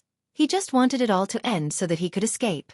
Was he afraid that people couldn't see such a big light bulb hanging in the sky? Although Thea was in the midst of her first fusion and the incantation was a bit lengthy, she wasn't completely unaware of the outside world. She almost laughed out loud at Gideon's unrelenting attempt to use science to forcefully explain magic. It was a good thing that he didn't have a worldview, otherwise he would have shattered into pieces. Magic, as the name implied, was the language of the devil. In the beginning, humans continuously tried to communicate with the demon realm and finally brought this language to the material realm. The number of mages who died in this process was uncountable. Some of them were just seeking death, but there were also some who were willing to fall into the abyss for the sake of humanity's strength. Through their continuous sacrifice, this language full of magic was finally brought to this world, and all kinds of mages and occultists were born. Great Mage Merlin wasn't the founder, but he still made great contributions. This was recorded in the first trial of the secret realm. The spell Thea was chanting now was more of an improved version of the secret technique. It was different from traditional magic, and the effect of the language was much lower. Otherwise, these guys would have gone crazy with their ears perked up at such a close distance.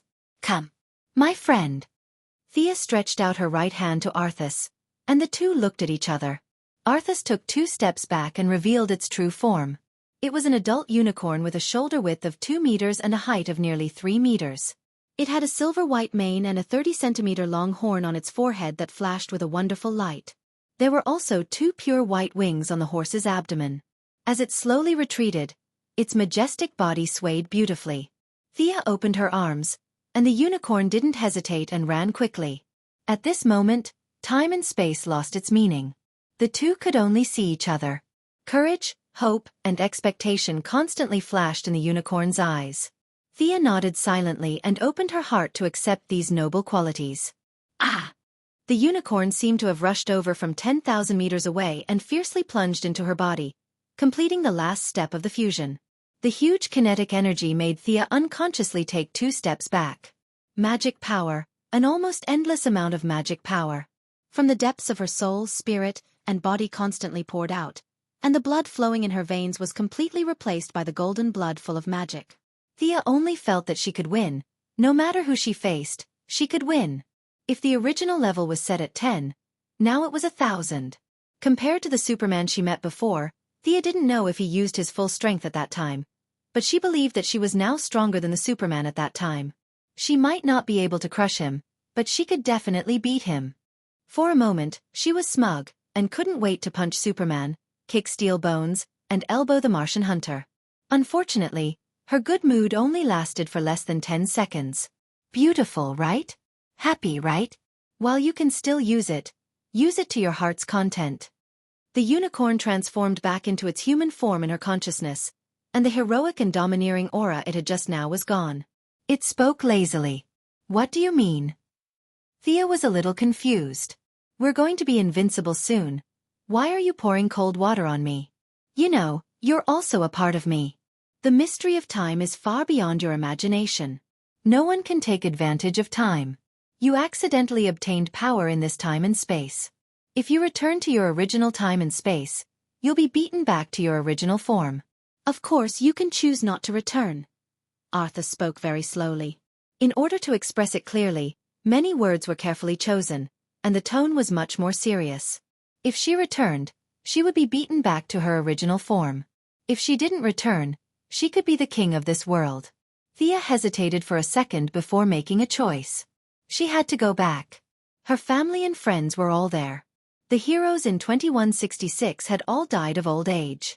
No one would appreciate her being invincible. Sigh. She sighed. No matter what, she enjoyed it in advance. She would slowly bask in the sun when she returned.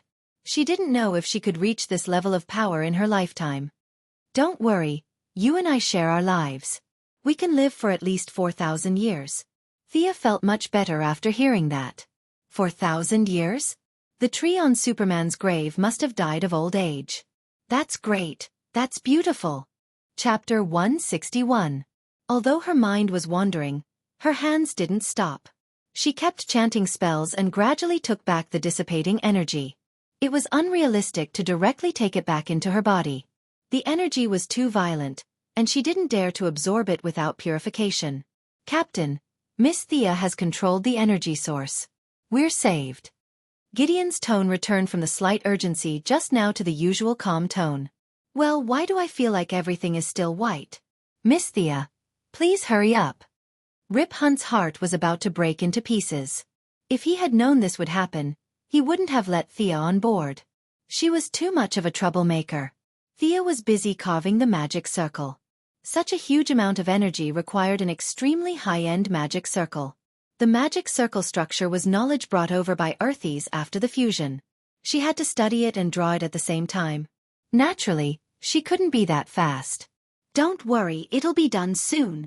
Who knew when it would be done? But to tell the truth, she was learning as she worked. These people were going crazy. In order to give them some hope, Sia told a small lie. Fortunately, as time went by and Thea carved two simple shrinking magic circles, part of the energy dissipated into the atmosphere, and a small part of the remaining energy in the spaceship was absorbed by her. The Legends of Tomorrow team finally returned to the normal world from the world of light. At this time, the level of strength of these people could be seen. Next to Thea, the fat old man and the black guy not far away had shockingly high fire resistance, perhaps because of the firestorm. After the strong light disappeared, the two rubbed their eyes and recovered. Although the naturally airhead Kendra was a weak little chicken, she was still a priestess of the Egyptian god Horus in her previous life. She might have enjoyed some divinity residue in her daily worship. Although the residue didn't affect her combat ability, it was extremely resistant to all kinds of abnormal conditions.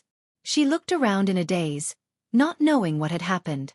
The others were ordinary people. The Atom Man carried a suit with him and immediately put it on when he felt something was wrong. The thermo-optical sensing transmission system, ion mass spectrometer stabilizer, carbonated polyester lenses were all turned on. With a lot of advanced technology, he was the first to recover among all the ordinary people. The remaining few who had neither mutated nor had any technological equipment were in a miserable state. Sarah and Rip Hunter were a little further away. Their reactions were rather fast, so they weren't affected by it. On the other hand, the two criminals in Central City were unlucky. They were only separated from Thea by the fat old man's seat. Heatwave's skin was thick, and he was an arsonist, so his heat output was more or less enhanced by his profession. Although he was sweating profusely, his mind was still clear. At this time, he was staring at Thea with wide eyes. His little buddy, Captain Lang Han, was in a very bad situation at this time. This person was not strong at all. He was wearing a down jacket in the hottest days of the year. You could tell how bad his physique was. Now that he was hit by this energy wave that didn't have any radiation or shockwaves but was emitting a terrifying power, he was in a terrible state. The heat wave caused him to sweat profusely to expel the excess heat from his body. He was sweating profusely, and his bodily functions were almost in disorder. His breathing was weak, and the whites of his eyes, which usually looked like a lone wolf, were rolling up. Quick, Gideon, prepare the emergency room. Seeing his partner's miserable state, Heatwave didn't have time to be angry with Thea. He carried Captain Lang Han and ran to the emergency room. Thea was just about to say that she already had healing spells, and this kind of injury could be healed with a bayou. But she knew that she had made a big mistake. She obediently continued to squat in the corner and draw circles. No, draw circles. Whoosh. After drawing 5 more circles, she finally gathered all the overflowing energy. She just needed to purify it a little and she could absorb it again. After finishing her work, Thea got up and apologized to them. She had made such a big mistake, so no matter what, she had to do something. At this time, her identity as Green Arrow's sister played a big role. Even though Rip Hunter's face was a little ugly, he reluctantly accepted her apology. Heatwave carried Captain Lang away to treat his injuries. The rest were all heroes on the side of justice. Everyone was very magnanimous, or rather, tolerant. Look at how the Flash caused such a big incident in Flashpoint. It was such a big mess, and other people only said a few words, but no one had ever heard of a hero clamoring to kill the Flash as a sacrifice to their flag. If this incident had been caused by a villain, the battle would have been going on for 5 minutes. So, the identity of the side of justice was still very useful. As long as you were still on the side of justice, everyone's tolerance was very high. At the same time, this also had to do with Thea's energy attribute. Sunlight, light attribute. It sounded like a friend of justice. This was a misjudgment caused by the narrow worldview of Westerners. They all thought that light was justice, and darkness was evil. If Superman lay in the graveyard and absorbed ghost energy every day, forget about doing one good deed a day, it would be useless no matter how many good deeds he did. There would be a large number of righteous people who would crusade against him. These people always liked to use their own inherent logic to measure everything. What was the same as their understanding was right, and the opposite was wrong. Thea couldn't comment on this kind of universal value, but as someone with vested interests, she wouldn't explain. "Thea, what are you wearing? And your hair?" asked Sarah Lance as soon as she regained her vision and noticed Thea's abnormality. The rest of the team looked over in unison. "Why did you change your clothes in such a short time? Armor?" Thea's current appearance could be described as a huge change in the eyes of the team. The original red Kevlar was nowhere to be seen. Now, the main color of her body was gold and red. The most eye-catching thing was the shoulder guards on both sides of her shoulders. They were gold in color with a red satin lining. Mysterious runes would appear on the surface of the shoulder guards from time to time. There were also 2 small swords embedded on each shoulder guard. The arm guards and chest guards were also gold in color. Overall, they looked dignified and majestic. The leg guards were different from the traditional chainmail. Instead, it was a battle skirt with a red base and golden leaves hanging from it. The expressions of the legendary squad members were different, but the meaning in their eyes was similar. "Is it really okay for you to wear such a traditional and magical armor on our sci-fi spaceship?" Since they could see the abnormality, Thea naturally noticed it long ago. According to Arthur's original words, this rather flashy armor was a free gift. It would automatically be worn during fusion and would disappear once the fusion was removed. Originally, Arthas even suggested that since the fusion was complete, shouldn't the name be combined as well? "What do you think about SARS?" Sia spat on her face. "What's with your sister?" "My name is so catchy, sire, that's... Won't I be called Savannah's in a few days? Are you cursing me to death?" Thea rejected the name that could easily cause misunderstandings. Chapter 162. As the host, it wasn't impossible to refuse, but stubbornly refusing would easily lower the synchronization rate of both sides, so Thea had no choice but to compromise. For example, the silver-white long cloak behind her that dragged to the ground. A long cloak, a long cloak. Important things had to be said 3 times. Despite her reluctance, she had no choice but to loudly proclaim that she was also a hero with a cloak. To be honest, this cloak was very beautiful. It was similar to a combination of a Haori and a navy coat from One Piece. On the back of the cloak, there were countless golden threads depicting a winged unicorn flying high in the sky. Thea had secretly taken a look at it before, and it wasn't bad. The drawing style was realistic, majestic, and full of strength. If it was a cute spitting head portrait, she would rather die than wear it. "Actually, this is my family's emblem. My fusion with Professor Stein and the others is similar. I only became like this because I fused with a creature." As Thea spoke, she showed the pattern on the cloak to them. Whether they believed it or not, this was the answer anyway. When they saw the unicorn, their original sense of right and wrong jumped out. A unicorn! A legendary divine beast, needless to say. It must be of the good side. Thea is a true friend. We believe you. Thea wiped the non-existent sweat on her forehead, finally explaining. This was a unicorn. If it was a giant octopus or something, they would definitely have to ask for another 10 minutes. Seeing that she was fine, Rip Hunter carefully ordered the tanned youth and the fat old man to check the damage of the spaceship. Thea's mistake wasn't light, and the spaceship's interior was fragile. Even the usually talkative Gideon didn't say anything, so it was obvious that something was wrong. While waiting for them to check, the heat wave pushed Captain Lung back. Of course, it wasn't that he was seriously injured, but that he was a normal person who frequently came into contact with frost rays, which caused him to lose some of his cells. This time, he was dehydrated by Thea's enormous heat source. Furthermore, it was a blessing in disguise. The intense radiation had eliminated more than half of the freezing radiation that had accumulated in his body over the years. Many of the damaged cells had also been revitalized. Having received such a great benefit, he naturally couldn't continue cursing. He also felt that he couldn't beat Thea in a fight, so he weakly returned to his seat and closed his eyes to rest, waiting for Rip's arrangements. He could hide his physical condition from others, but not from Thea. After merging with her body, her spiritual power was almost limitless. As long as it was within her sight, she could sense it. Thea glanced at it casually. She was a little surprised, because her observation was more detailed. Captain Frigid's cells and the residual frost radiation had fused a little because of her intervention. She lowered her head and thought for a moment. Then, she walked up to him and organized her words. Your cells. Before she could finish, she was interrupted by Heatwave.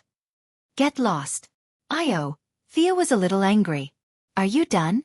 Did I give you face? Her originally pretty face instantly changed. What did you say? I didn't hear you clearly. Say it again. Following her anger, visible ripples appeared around her. Floating objects were constantly suspended in the air, and the air seemed to show signs of freezing. Captain, the magnetic reaction in the air. Gideon's voice came from an unknown corner, but it was rudely interrupted by Thea. Shut up. Thea didn't say anything. She only looked at Heatwave coldly. She was now in an invincible position. Artificial intelligence, Vandal Savage, these people were no match for her. Heatwave wasn't an idiot. She had made such a big commotion. Although he was a little afraid, he had to admit that this person had one good thing about him, and that was his tenacity. He looked back at her without showing any signs of weakness. His meaning was clear. You can kill me if you want, but I won't bow down. Thea, don't. Sarah hurriedly came over to stop the two. In fact, she was mainly trying to stop Thea. Although Heatwave didn't admit defeat, he wasn't going to court death. His eyes were wide open, but he didn't move at all. Thea was very impressed with Sarah's future achievements. She still had to give her face. She nodded, ignoring Heatwave who was gnashing his teeth. She said to Captain Leng, You should check carefully. There's something wrong with the genetic chain in your body. If there's no accident, you're going to become a psychic soon. After that, she walked to the side and sat down without waiting for his reply. What? Captain Lung was a little confused. He was already top-heavy. Just now, when his best friend wanted to fight with Thea, he gave Sarah a look and stopped the fight that could have ended in a second. Now you're suddenly telling me that I'm going to have a son? No, I have a psychic power. He wanted to ask for more details, but Thea ignored him and walked away. Captain Lung had no choice but to ask someone else for help. Gideon. This black-bellied artificial intelligence had the most information on the entire ship.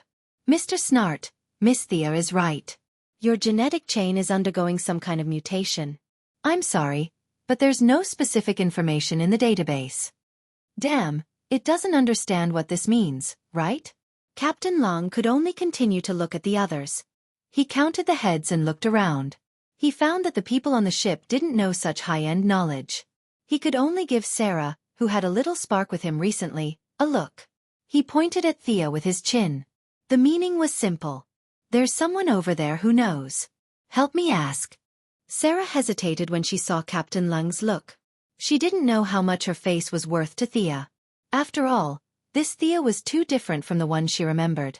After thinking about it, she decided to ask. Asking one more question wouldn't kill her. When she took 2 steps, Thea's words entered their ears very clearly. There are 2 ways. One is to use time to wait for the genetic chain to stabilize. It will take about 3 years. The other is that I use high-energy light to illuminate him and accelerate the fusion of the cells and the freezing rays. However, it will consume a certain amount of his lifespan. You guys decide. Sarah and Captain Lang looked at each other and lowered their heads in thought. Before they could make up their minds, Rip Hunter interrupted them. Miss Thea, you're not going to use that kind of light again, are you? After receiving an affirmative answer, the old captain almost fainted. Are you kidding me? My ship is going to be scrapped. However, it was not appropriate to reject them directly. Captain Lang, Heatwave, and Sarah were all important combat forces. Captain Lang and Sarah's battlebrains were also the best in the entire team. The rest of the team was not as reliable as the 3 of them. The 2 scientists were jokers. The black guy was a mechanic half a year ago, and the eagle girl was washing dishes in a cafe half a year ago. Superpowers. What a high and mighty name. If he stopped them, it wouldn't just be a matter of being friends.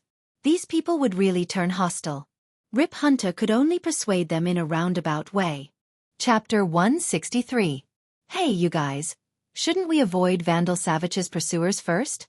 We'll discuss your matters after we land on the ground? No one objected to his suggestion. Captain Frostbite also had to consider whether it was worth it to exchange his uncertain lifespan for a superpower that could be obtained when the time was up. We're going to capture Vandal Savage at the gathering tonight. Miss Thea, do you have any suggestions? Rip only remembered that there was a god beside him after assigning the mission, so he hurriedly asked with a smile.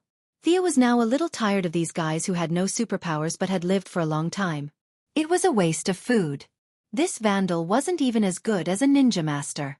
This guy had lived for 4,000 years, and all he knew was throwing knives. He didn't know anything else. She felt that she could crush him with just a breath. The difference in strength was so great that any strategy would be useless. However, Thea was still thinking about Gideon's trick. If she went over and killed the enemy in a matter of seconds, they would be able to pick up the head and loot the equipment? How could there be such a good thing? But on second thought, if she returned to her original time and space and was beaten back to her original form, it would be a waste if she didn't fight a few times with such great power. Her eagerness to fight washed away all her unhappiness. I'll go with you. Thea said this very calmly, but her tone was firm and not one for discussion. Old Captain Rip Hunt couldn't wait for her to come along. He didn't refuse at all and finalized the plan of action. In the evening, Rip brought Sarah, Heatwave, and Thea, the max-level main account, to the gathering. Although Thea's son Mark's power would be weakened at night, her energy base was huge, so she didn't care about that little bit. Originally, Captain Frostbite was about to follow them, but Thea coldly said, "Don't touch the freeze gun." That made him retreat instantly. Before leaving, Rip was about to get a few Vandal Guards' clothes so that he could blend into the gathering, but Thea stopped him. No need to go through so much trouble. Her right hand instantly drew a few mysterious runes. A few transparent rays of light fell on the 3 of them. The 3 of them looked at each other and touched each other. They didn't feel any changes in their bodies. Darkness can make you invisible, but so can sunlight. My spell can continuously absorb light. Other than the few of us, no one can see you. Looking at their confused looks, Sia gave them a rough explanation. She sighed inwardly. It was really hard for them to switch from science to magic all of a sudden. Rip Hunt was in disbelief. He ran back to the spaceship and got Gideon to scan the area with all sorts of rays. The results left him on the verge of a mental breakdown. The place he was standing on was empty. Regardless of whether he accepted it or not, this was the truth. He could only temporarily give up on his efforts to save his worldview and focus on killing Vandal. Due to his return, they were delayed for some time, so the 3 of them ran to the meeting point. That's right, it was 3 people. Miss Thea was now flying leisurely in the sky. She had 2 ways of flying. One was to use the unicorn's wings, but she always felt that her image was a bit similar to that of Eagle Hero and Eagle Maiden. The other was to use her own powerful strength to lift her body up and move quickly. Although the second way was a bit rough, it was still pretty. Thea even purposely assumed Superman's classic pose as she flew around in the sky. Her super speed created afterimages that formed the letter V, then the letter I. Awesome. It was no wonder that Superman and Supergirl could be compared to the clouds in the sky. Their happiness came from comparison. Compared to the three fellows on the ground who were panting as they ran, their sense of superiority was surging out. Seeing how hard they were running, Thea raised her hand and cast a wind-walking spell on them. After a series of clattering noises, the three of them were agile people. They quickly adapted to the super high speed and finally arrived at the meeting point. At this moment, we are standing at the edge of history. The past victories are indeed memorable, but only by winning the final battle will you be remembered. For victory. For immortality. On the stage, Vandal Savage gave a hysterical speech. A large group of people in black helmets and black clothes raised their right arms in unison, echoing him loudly. If it weren't for the fact that these people didn't shout, "Hail Hydra," Thea would have thought that she had come to the wrong set. However, this scene looked like the mobilization scene of Red Skull. Such a similar scene could only mean that these guys were using the same teaching material, right? It wasn't difficult for Vandal to recognize. Not to mention that he had just made a 500-word mobilization report. There were so many people in black clothes and carrying rifles. Only a man and a woman were standing in front with their faces exposed. Vandal was a priest, and considering his unrequited love for Eagle Maiden, the woman was automatically excluded. Although ancient Egypt was considered liberal, and there was nothing wrong with men and women, they weren't so casual with the gods. If two female priests were together, wouldn't the gods explode? And let them reincarnate 206 times? Dream on. Is this bearded man the target? Thea whispered to Rip Hunt. The old captain's eyes were full of hatred. He pursed his lips and didn't speak. He just nodded. Then I'll take him down. You guys wait. Thea looked at him for a long time and couldn't see what was so powerful about this guy. Even in her normal state, she could kill him. This guy probably relied on his immortality to occupy a place among the villains. You! Rip wanted to say something, but Thea had already broken through the sound barrier and rushed in front of Vandal. She swung her fist, afraid that she would kill him with too much strength, so she only used 10% of her strength. It had to be said that Vandal had lived for so many years and had a lot of experience. His brain didn't even react, and his body was already rolling on the ground like a lazy donkey. Thea's probing punch landed directly on the guard behind him. The guard looked at the huge hole in his chest in shock, and fell to the ground dead without a sound. It wasn't until he lay on the ground that a large amount of blood began to flow from his wound. Go! Vandal grabbed the hand of the woman beside him, and at the same time took out a remote control and pressed it hard. Boom! Boom! The continuous explosions distracted Thea's attention. Out of the corner of her eye, she saw that the crowded square had suddenly become hell on earth. Large amounts of broken limbs were blown into the sky, and flames were gathering in the area from all directions. What's going on?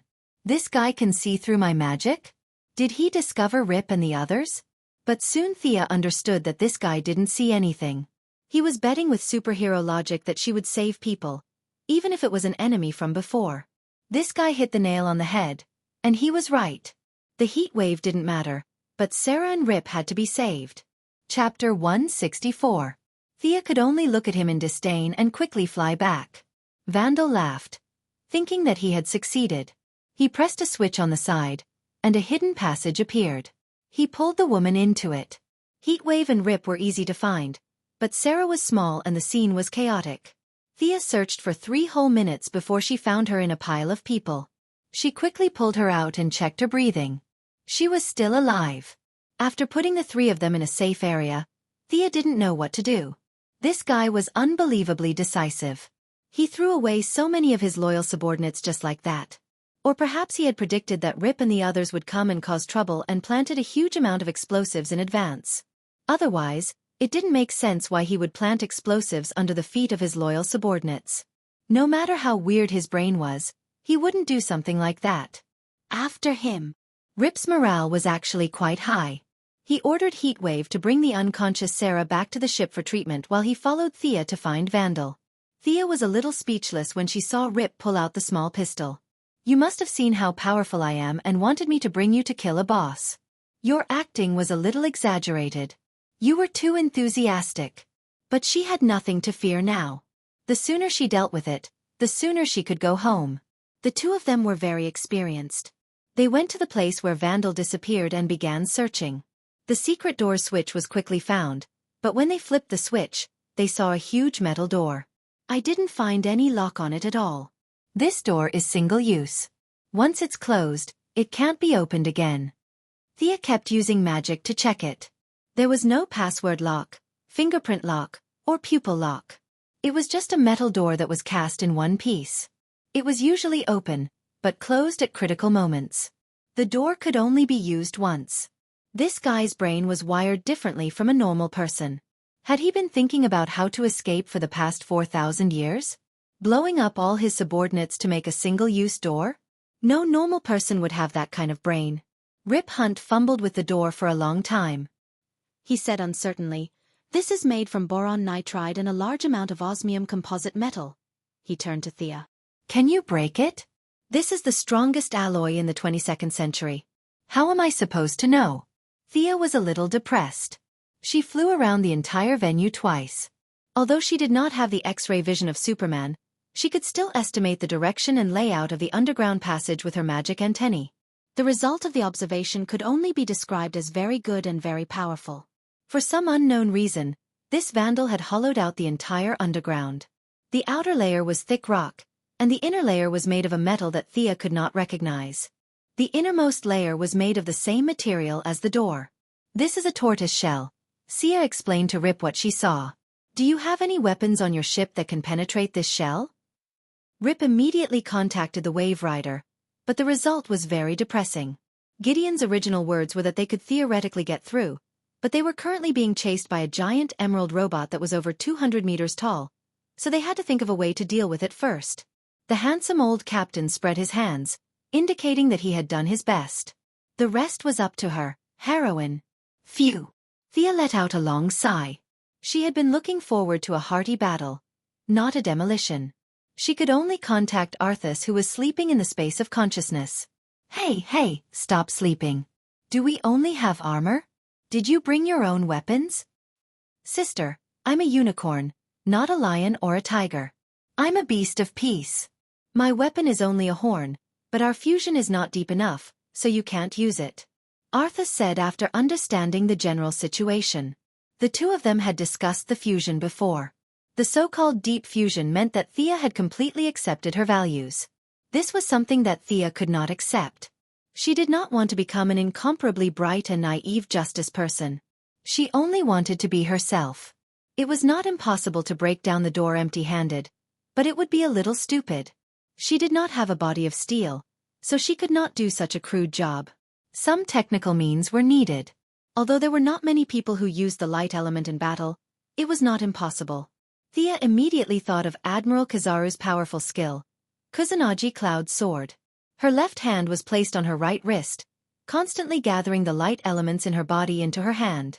With the concentration of a large amount of energy, Thea compressed it twice. The originally transparent mass of light gradually turned golden, and even faintly produced a trace of electric arc. Almost there, any more compression and it would explode. Thea stopped while she was ahead. Her left hand gently stroked the mass of light, and at the same time, both of her hands stretched out to both sides. In less than 30 seconds, an incomparably dazzling long sword was completed. She gently waved it twice. It seemed a little light. Fortunately, she was only using it temporarily, so she did not have to worry about its weight. "Captain, stay away." Thea left this sentence and began to fly away. After flying for about 2 kilometers, she felt that it was about time. She changed her direction, raised the light sword high, and rushed towards the metal door with all her strength.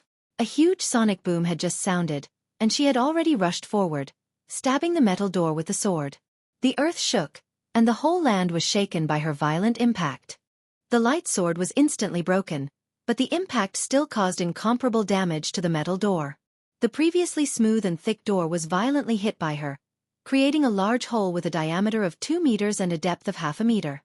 Thea rubbed her head and stood up, carefully observing her results. There was only one conclusion. This door was too damn thick. Could it be that the thickness, length, and width of the door were the same? Thea looked at the metal door that was 3 meters long and wide, and there was a bit of unconcealable bitterness in her eyes. Forget it, This kind of suicidal impact is a bit dangerous. Let's just dig a hole. She gathered another Kusanagi cloud sword. This time she did not run, but stood in place and dug along the hole just now. She was very depressed here, but Vandal Savage, who was hiding in his turtle shell, was almost desperate. At first, this bunker was designed by his most outstanding civil engineer, who used a lot of manpower and material resources in the city to build it. The cost was simply incalculable. But just now, Xia's attack had shaken the shelter that he thought was impenetrable. This caused his originally solid confidence to collapse by more than half in an instant. Following that, Thea did not stop digging. The sound of her digging could not be hidden from him. He called up the real-time monitoring of the indoor computer and found that the overall damage of the metal door had reached 45%. The enemy was about to come in. It was not that he had not encountered such a powerful enemy in his 4,000 years of life, but as far as he knew, those superheroes should have died of old age. Where did this guy come from today? Chapter 165. As Thea's actions became faster and faster, he became more and more anxious. He looked at the few staff members around him with a murderous gaze and pulled out a throwing knife at lightning speed. With a few dull thuds, he killed everyone in the room except for himself and the woman beside him. "Father, what are you doing?" The woman asked her father, who she used to worship, with a puzzled expression. Vandal walked over and gave her a loving hug. He whispered in her ear, "Daughter, I'm sorry." His gaze quickly turned from gentle to ferocious. A dagger with a strange pattern was stabbed into her abdomen and stirred twice. Why? She fell into a pool of blood with deep confusion. "I didn't want this to happen. This is your fate." Vandal closed his eyes and turned his back to his daughter, who admired him. Not long after, he returned to normal. He pulled out an unconscious young man from a compartment in the basement. If the legendary squad were here, they would definitely recognize that this was the Hawkman who died not long ago, the reincarnated lover of the Hawk Girl. For the legendary squad who traveled through the River of Time, only a few months had passed. But for Vandal, it was a solid 100 years. He spent a lot of effort and found this young man 30 years ago, the 207th reincarnation of the Hawkman. Listening to the vibrations outside the door that were getting clearer, he did not hesitate anymore. He lowered his head and dipped it in his daughter's blood and drew an unusually complicated circle on the ground. Time passed by slowly. Vandal's daughter had completely breathed her last. The blood that flowed out of her body turned from bright red to dark red. Finally, just as the blood was about to coagulate, he finished drawing the circle. Panting heavily, this circle consumed a lot of his energy. There was no room for mistakes. Even with his 4,000 years of experience, he drew it with trepidation. Fortunately, he finished it successfully. "The blood of a loved one." Vandal chanted the first half of the ritual softly. As his voice was transmitted to the circle, the pattern drawn with blood instantly came alive. There were bursts of light flashing in it from time to time. Thea, who was still digging outside, immediately felt that something was wrong. This was too wrong. The air was filled with a restless aura. The birds on the nearby branches had collectively flown away. Should they continue digging or observe the situation? Thea asked for Rip Hunter's opinion. Even though Rip didn't sense anything, the two quickly came to an agreement. A gentleman wouldn't stand under a collapsing wall. Let's watch from afar. What if the enemy used some kind of suicidal move? How dangerous would that be? At most, he could just travel through time again. It was not a big deal. At this moment, Vandal could not care less about the enemy's escape. His ritual had already entered the second stage. The blood of one's kin and the life of one's enemy are all contributed to the two ends of the scale. Me, High Priest of Horus, Vandal Savage. Praise for the gaze of my lord. After a full 10 minutes, just as Vandal felt that the ritual was beginning to absorb his immortal life force, a mysterious power finally projected a near-omnipresent gaze from the depths of the multiverse. This line of sight was very faint and weak, almost between existence and non-existence. It barely sent a signal to Vandal, with praise and encouragement. Vandal was about to die from exhaustion. His life force had been greatly drained. If it had been an ordinary person, they would have died long ago. He was cursing in his heart. "I haven't used it once in 4,000 years. It's so difficult to summon you for the first time. Can you do it or not?" But the arrow had already been knocked. He trembled as he completed the last step of the ritual. He reached out a hand and aimed at his left eye. His heart was full of hesitation. There was no small matter when it came to the gods. As long as he sacrificed it, the eye would not grow back even if he was reborn. But his hesitation was immediately felt by the gaze. The message sent became more and more impatient and dissatisfied.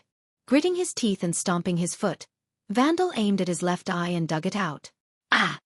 The excruciating pain almost made him faint. But he still had some rationality left. He threw the bloody left eye into the ritual. I sacrifice my eye. I pray for the guardian of the pharaoh, the symbol of royalty, the eagle god Horus, the eye of all worlds. Destroy these fugitives of time, the destroyers of world order. Vandal's last few words were almost roared out. There was no other way. He was too weak. His face that used to be 40 years old now looked like he was 80 years old. One had to know that he had maintained the appearance of a 40-year-old man for 4,000 years without any change. Now, a ritual had sucked away his nearly limitless life force. In addition, he had lost an eye and a daughter. His sacrifice was really too great. Thea naturally did not know about his sacrifice. Even if she knew, she would not take it seriously. Because at this time, she was already a little shocked. In the sky and on the earth, ancient sounds kept echoing. A faint eagle cry kept circling in everyone's mind. Rip Hunt of the Church of Science also saw that things were getting worse, but he did not know what it meant. He could only ask Thea, who seemed to know a lot. If it was any other question, Thea would not be able to answer. After the fusion, she only gained some knowledge about unicorns. That knowledge was passed down through her bloodline. Not only was there little, but it was also very biased. But Thea could still recognize the current scene. As the representative of the heavenly realm's creatures, even if she had not seen it, she had at least heard of it. Facing Rip Hunt's inquisitive gaze, she gritted her teeth and said with a bit of bitterness, "This is the omen of a god's descent." Walla walla. Rip Hunt could only hear the sound of his worldview shattering. Are you kidding me? It's already the year 2166. We're already using space-based weapons, and you're telling me about a god? Aren't we living in an era of science and technology? Was all the knowledge I learned in school fake? No one would know or care about the screams in his heart. Thea solemnly looked at the sky not far away. The clouds there were already covered by a kind of high-density energy. The air was constantly rubbing against each other, creating large amounts of electric arcs. Just as the energy gathered and finally reached a certain point, a pair of sharp claws suddenly reached out. Although it was very difficult and slow, as if the claws were tearing something, they still managed to tear a large hole in the energy. Miss Thea, should we? Rip Hunt received information from the Wave Rider.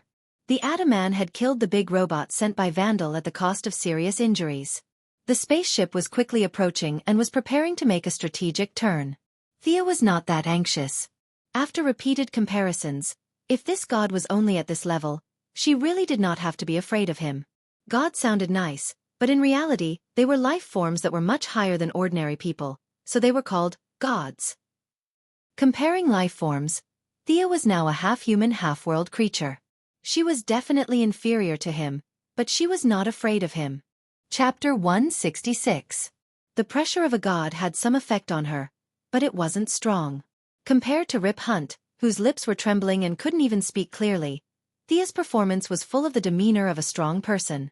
Captain, go and catch Vandal Savage. He's down there and can't resist anymore. As for this big guy, leave it to me. Thea was amused after she said that. It wasn't because she thought of a joke, but because she felt the excitement in her soul.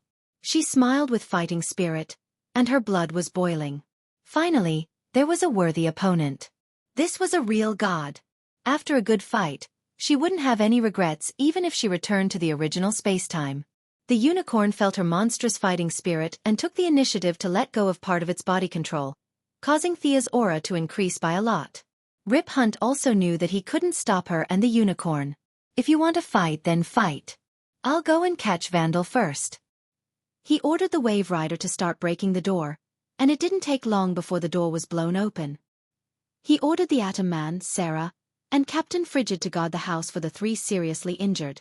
The remaining Firestorm and Heatwave Hawkgirl followed him to catch Grandpa Vandal.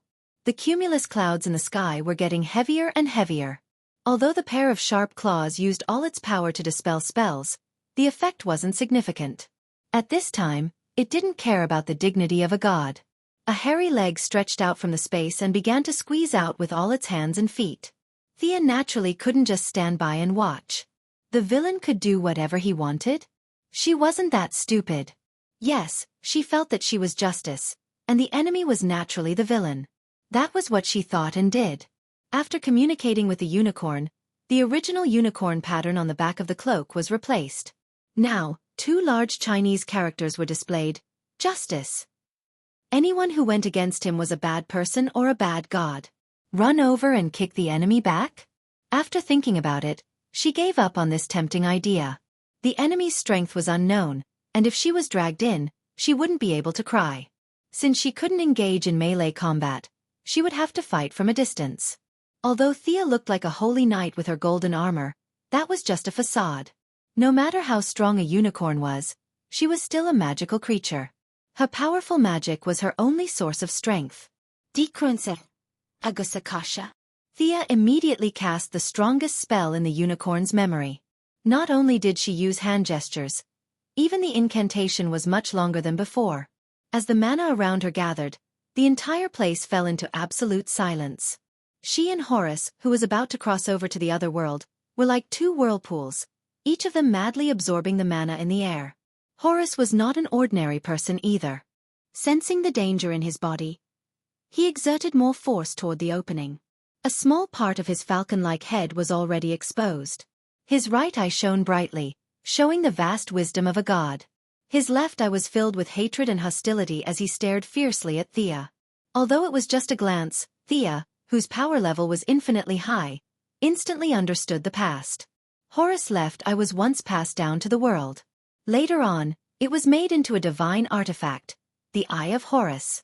This divine artifact was personally found by him and offered to the god of the underworld, Osiris, for safekeeping. Now, his right eye was the original eye of his divine body, and his left eye was probably Vandal's offering. Could his right eye also be made into a divine artifact?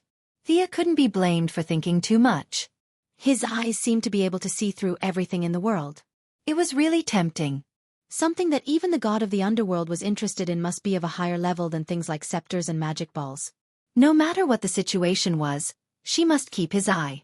At most, she could just grab it and run away. As for Vandal's eye, she would leave it to him. Thea was afraid that she would have nightmares if she looked at his fierce gaze. After 3 minutes of chanting, the spell was finally ready. Perhaps this world was a technological world, but the casting of spells was extremely jerky. Otherwise, even if it was the first time Thea cast it, it wouldn't be so strenuous. Burning cloud. She pointed at the figure of Horus in the distance, and a large cloud of fiery red energy instantly covered the god who was trying to climb out. A large amount of heat and light energy gathered in the cloud, and countless explosions occurred every second. The energy after the explosion would not dissipate, but would gather and explode again in the sealed cloud.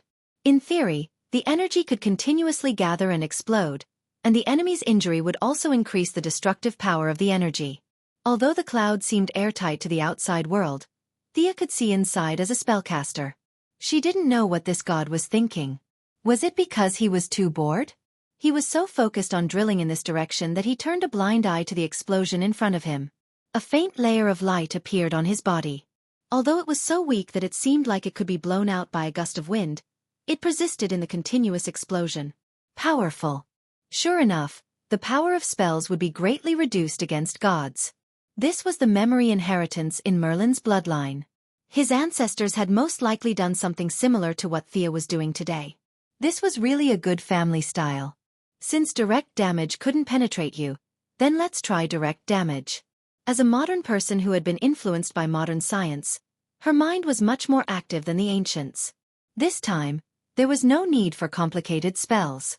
It was a pure contest of energy. Thea gathered all the light energy in her body between her fingers. After repeatedly compressing it, she pointed 2 fingers at Horus, who was still acting as a target. Magic beam cannon.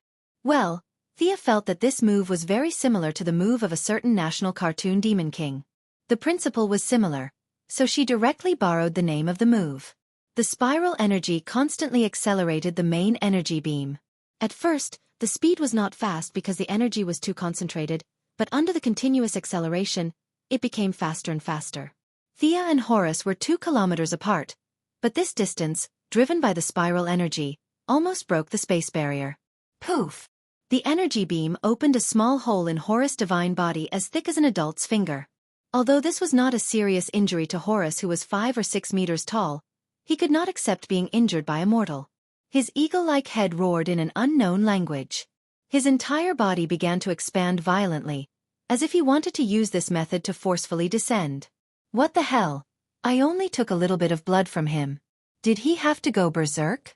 Thea was definitely not lying. It was a drop of blood.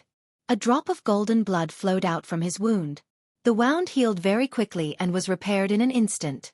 However, the drop of blood fell to the ground uncontrollably. The blood of a god! Thea was a little tempted when she saw the drop point. Generally, this was the foundation of the protagonist's flight, not to mention that this was her own spoils of war.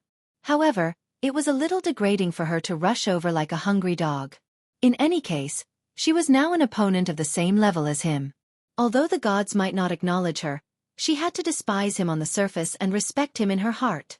After memorizing the drop point of the blood, Thea did not stop and continued to fire. Poof! Poof! Poof! After 3 consecutive shots, Thea was exhausted. As a target, Horus was even more exhausted. Chapter 167. Thea had no time to pay attention to where the god's blood would land. They must be in the same area. The two were fighting in the air, and the Earth's rotation wasn't that fast. Huff! Huff! She gasped for breath. She had consumed a lot of energy, and her mental strength had decreased by at least 15%. After a few concentrated shots, she realized that she couldn't stop this god from entering.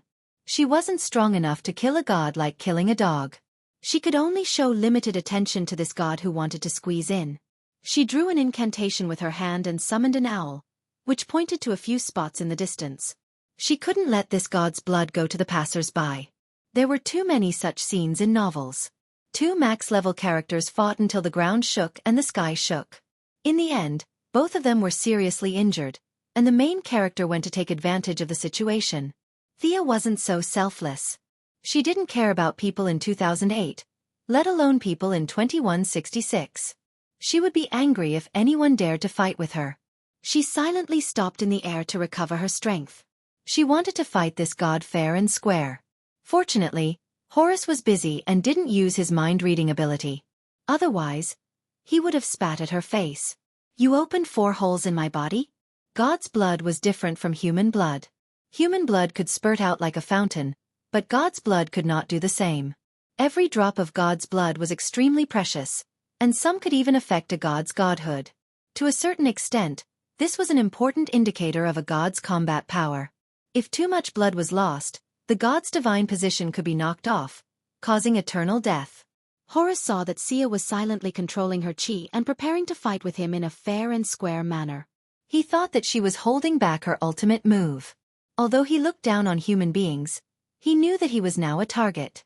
The woman in golden armor opposite him could totally kill him.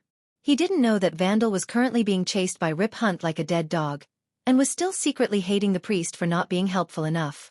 Seeing the god in such a difficult situation, he didn't continue to provide support. As long as he recovered a bit more strength, he would be able to enter the prime material plane from this place where the god slumbered. He finally made up his mind to cut off the connection with his original habitat and break through by force. With a roar, Horus's divine power circulated wildly. His god's body, which was 1 size larger, swelled up again. Aha! Ripples visible to the naked eye rushed in all directions.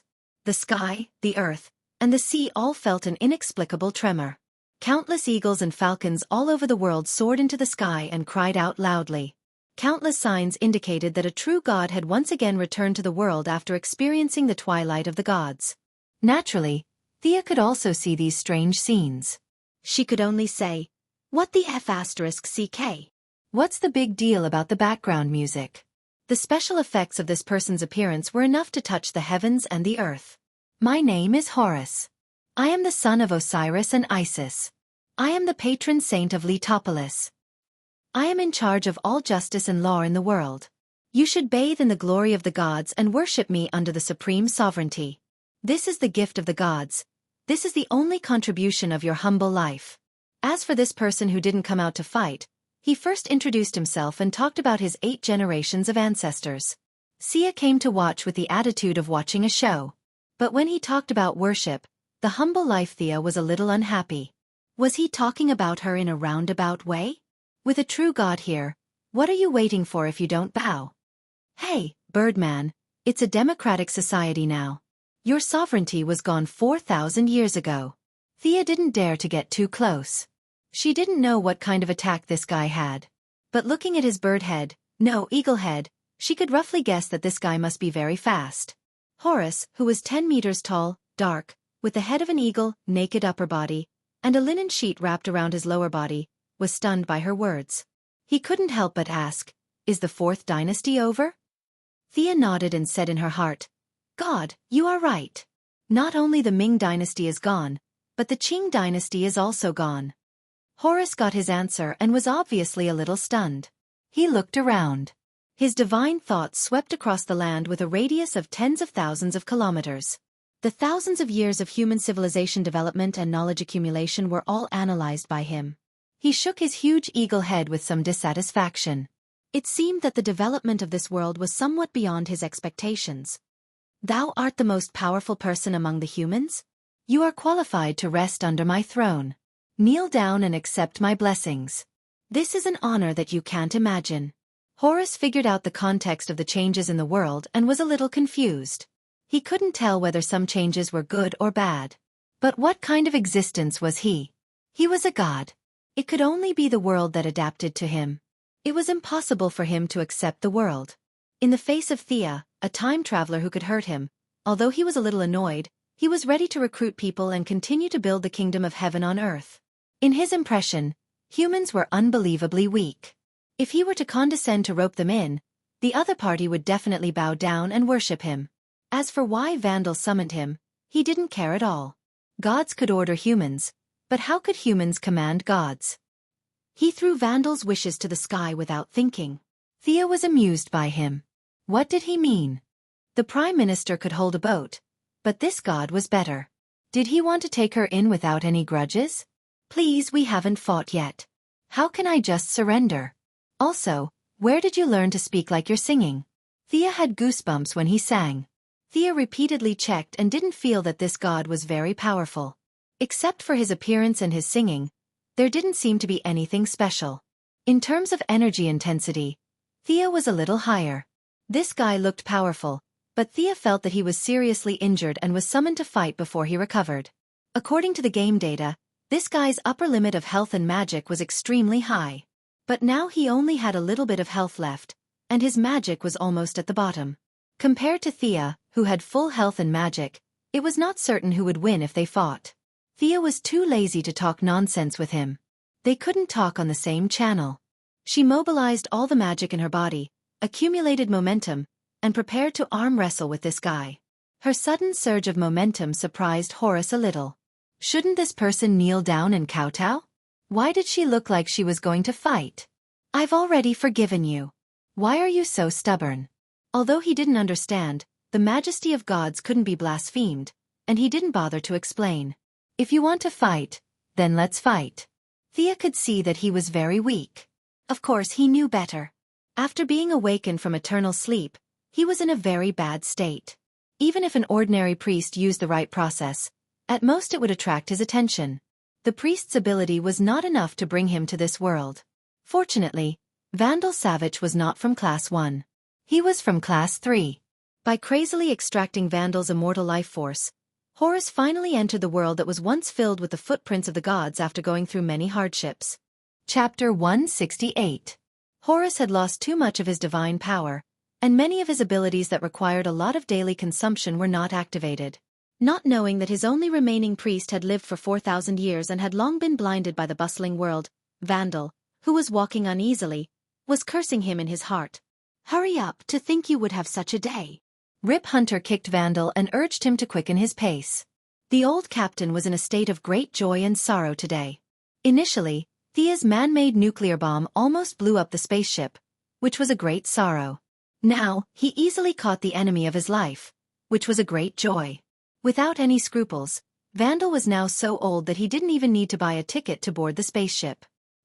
He didn't have any intention of taking care of the old man and dragged him back to the spaceship like a sheep. The spaceship quickly took off. It had no choice but to take off. Horus was 10 meters tall and stood on the ground like an iron tower. Thea was also hovering at the same height, staring at him full of fighting spirit. These two could fight at any time, and the ground was too dangerous. Is this a god? The Atom Man, who had been fighting with the giant robot, had been badly injured. Now that he had just recovered a little strength, he was helped by Kendra to the display screen to watch the news of the arrival of a god. This was not seen in Star City in 2017, and he looked at the tall and majestic Horus with some interest. It was unknown whether it was a coincidence or his gaze was too wretched. Separated by tens of thousands of meters in the spaceship's display screen, Horus's eagle eye quickly glanced at him, and there was a trace of divine power in his eyes.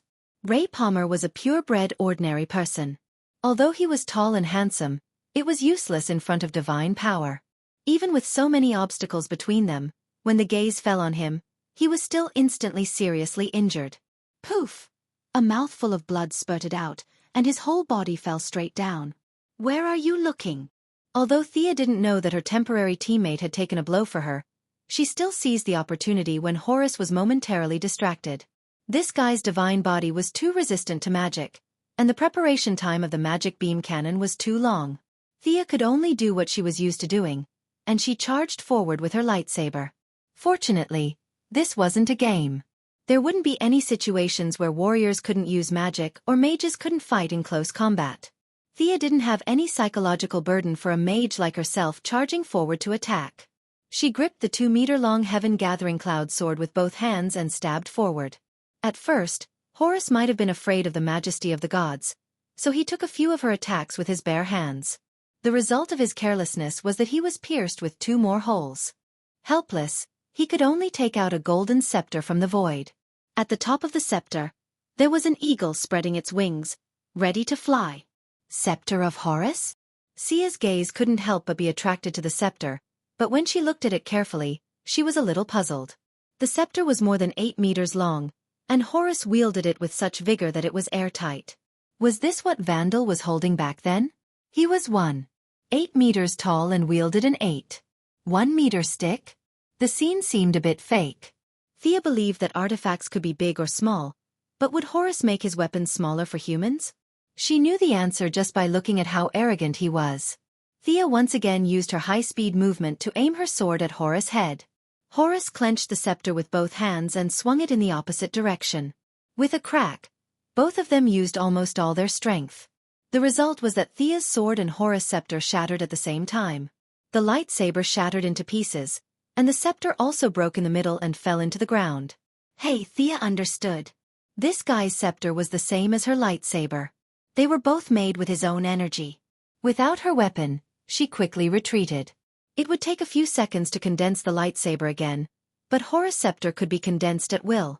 Thea's control of energy was far inferior to these gods who had lived for countless years. Human powerhouse, do you want to see the distance between you and the sky? Do you want to know how shallow you are? Let me show you the authority of the gods. Horus did not rush to attack. His divine power began to spread in all directions. Wherever the divine power passed, high-rise buildings collapsed instantly, and asphalt roads broke.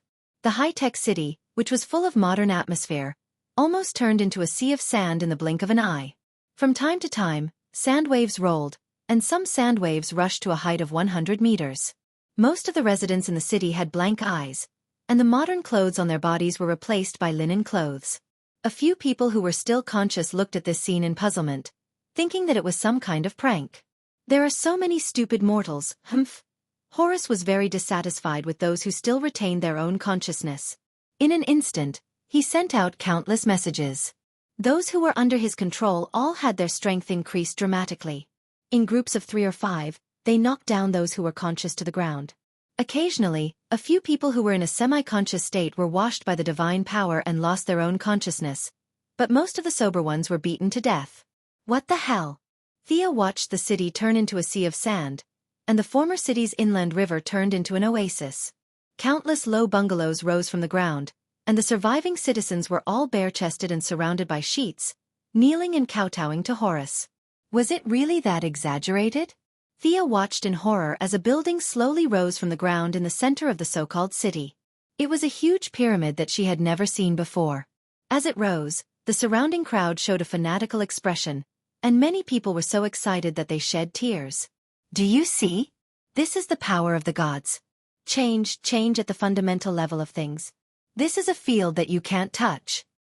Horus looked at the fruits of his labor and was very happy. It was a joy that came from the bottom of his heart. That's more like it. Those messy high-rise buildings just now were too messy. If humans lived 100 meters in the air, wouldn't they look down on me, a god? This was not normal. Thea did see his so-called power of change. The city turned into a sea of sand, and the inland river into an oasis. Given some time, she could also do it. It was nothing more than a few topographical changes. Turning the citizens into idiots could also be done with a large-scale suggestion spell. However, the changes of some animals made her a little frightened. She saw a few dogs turn into camels, and a kitten turn into a leopard. This was not a transformation spell that changed the appearance, but a fundamental change that she couldn't do. Not to mention the pyramid that was still rising. How did it change from invisible to tangible? All these questions made Thea a little confused. She was already preparing to retreat. Whether it was returning to her own timeline or continuing to hang around with the Legend Squad, it was better than fighting this non-human. Using her psychic power, she quickly found Rip Hunt and the others in the sky. She prepared to directly teleport into the spaceship. It was time for a new strategic change. Chapter 169. Miss Thea, these people. We have to save them. Isn't that right, Captain? Before Rip Hunter could say anything, the fat old man with a sense of justice spoke first. As someone who grew up under the banner of freedom and democracy, Martin Stein, who had lived for almost 70 years, couldn't accept the idea of brainwashing normal people into slaves. He was so angry that his lips trembled. After saying that, he turned to Rip Hunter for support. Didn't you say that we were going to save the world when you brought us together? You're not thinking of running away, are you? Rip Hunter, who had a handsome mustache, didn't want to get involved in this at all. He just wanted to get his wife and son onto the ship as soon as possible. What happens to the world after that really didn't matter to him. But now that the fat old man was looking at him expectantly, he couldn't do anything about it. This was the pain of a neutral person pretending to be on the side of justice. Before, Thea was forced onto the Wave Rider by all kinds of morals, and she was feeling the same as him right now. She couldn't think of a reason to refuse. Of course, that's what I mean. Rip Hunter could only pretend to be a fat man. Miss Thea, do you have any ideas? After the fat old man unified the internal opinions, he began to ask Miss Thea, who was the main force fighting the monsters. What could she do? These people had been completely rewritten from the bottom of their hearts. Their original beliefs and ideals had been forcefully erased by divine power. To put it bluntly, even if these people were saved, they would have to rebuild their outlook on life and the world. Thea was still thinking about how to tactfully say that they should retreat. Arthas interrupted her in her mind. Sia, we can't retreat. These humans need our help. The unicorn Chunibu that represented her kind side urged her to continue fighting. Thea was also a little helpless. She was currently in a fused state. Without a unified mind, the external body couldn't move at all. Big sister, we can't win, okay? This god really isn't a bluff. Besides, we're not from this world. This guy is not as strong as you think. His divine power is almost exhausted, and there is not much left. Merge with me deeply. I am a divine creature, and I also have a little divine power. Although it is far inferior to his control of the mind, with our magic power, the total amount will be much more than his. Arthas never forgot about the deep fusion between them, and always used this to remind Thea. Unfortunately, Thea, who was a little obsessed with power, fell for this trick. Should he give up his bottom line? On one hand, it was a divine experience, and on the other hand, it was just a bunch of Chunibu. It didn't seem like a difficult choice. Can I cancel the fusion at any time? Thea was afraid that once they merged, they would never be able to separate again. If she had to fight criminals every day like a retard, she would go crazy. Of course, I am also you, or rather, a part of you. We are a whole. You can accept it or reject it. Alright, what should we do? Thea finally made up her mind. Let the world have a taste of her righteous fire. Thea stared blankly at the bright silver helmet that fell into her hands. There was a shining horn in the middle of the helmet. Was she really going to wear it? Also, where did this strong sense of déjà vu of a Lich King wearing a helmet come from? By the way, is there really no harm in wearing this? Stop talking nonsense. Hurry up, that god has already begun to reorganize his army. Thea sighed and secretly said in her heart, I hope that the humiliation later won't be too great. Buzz. After putting on the helmet, Thea's senses instantly froze, and countless real emotions appeared in her mind. There was the warmth of a family, the support of a lover, the growth of children, and the peace and serenity of an old man. All kinds of beautiful thoughts emerged from the depths of her heart and soul. I can do it. No matter what thorns lie ahead, I can cut through them. I am Sarthats. After putting on the helmet, Thea automatically obtained a trace of divinity. Although it was weak and insignificant, sometimes there was a huge difference between having it and not having it. You evil god. You disregard the will of the people. Today, I will judge you. Sarthats, who was emitting a golden light, stood in the air like the sun and pointed at Horus. Although his voice wasn't loud, everyone within a 10,000-mile radius could hear him clearly. As her temporary companions, the legendary party was naturally within the 10,000-mile radius. They looked at each other in confusion. This is too illogical. How can I hear her when she's so far away? The fat old man, Martin Stein, asked. Although Thea didn't give him a direct answer, he was still very satisfied with her current actions. He thought that this little girl was most likely a person of action who wasn't good with words. What a good person, a righteous friend. Now that Thea's large-scale broadcast had naturally drawn out his scientific research spirit, his mind was constantly searching for various theories in an attempt to use science to explain the supernatural phenomenon. At this time, Sarah Lance, who had basically recovered, also rushed in front of the screen. She felt a little helpless, but more than that, she was puzzled. This Thea was like heaven and earth compared to the one she knew. Looking at her current state, even the Ninja Master and Damien Dark wouldn't be able to withstand a single blow from her. Thea, who was infinitely praised by them, was currently competing with Arthas in the bloodline consciousness space. Shut up, stop talking. Don't run, stop right there. The two chased and fought, and Thea finally regained part of the control. She couldn't avoid the Chunibyu, but she could keep quiet. Let's see who's better with our fists. She couldn't make this group of people return to normal, but she could brainwash them again. Using the trace of divinity in her body as a foundation and a large amount of magic power, Thea began to communicate with the memories deep in her blood. It was the legendary final resting place of King Arthur, the Holy Land in Celtic mythology, the central belief of the ancient Druids. The ultimate Elysium in Wales, the legendary island that existed between reality and fantasy, the land of the afterlife and the afterlife, Avalon. Of course, the total amount of divine power needed to pull all the fantasy lands that had drifted to some unknown dimensional corner into this world, let alone her, even Zeus would have to bring a large number of main gods with him in order to do so. This world that rejected magic and divine power was too stubborn. Even a powerful god like Horus had to spend a lot of effort to squeeze in, and the distance was too far. She couldn't even pull a brick in the fantasy land. But even if she couldn't pull the real thing in, with the help of the bloodline, it was no problem to pull the projection of this fantasy land in. Originally, the attributes of Avalon were also inclined to the fantasy and dream type, and for things like projection, it had an innate advantage over the mountain paradise oak forest and the like. Thea pointed to a lake not far away and began to transform the ley lines. Chapter 170. Avalon was an island of dreams, and it had extremely strict requirements for the real environment. The most important thing was that it could not fall to the ground. Thea could only artificially create a large floating island to receive projections transmitted from a distant time and space. Her transformation of the land veins had caused a lot of noise. Horus was a true god, and his divine power was pitiful. Every little bit had to be carefully calculated and controlled. It was not an exaggeration to say that the transformation process was silent and moisturizing. Thea did not have this ability. She used a lower level of magic, and her control ability was much worse than Horus. In the end, it was like a construction site. Fortunately, her magic was endless.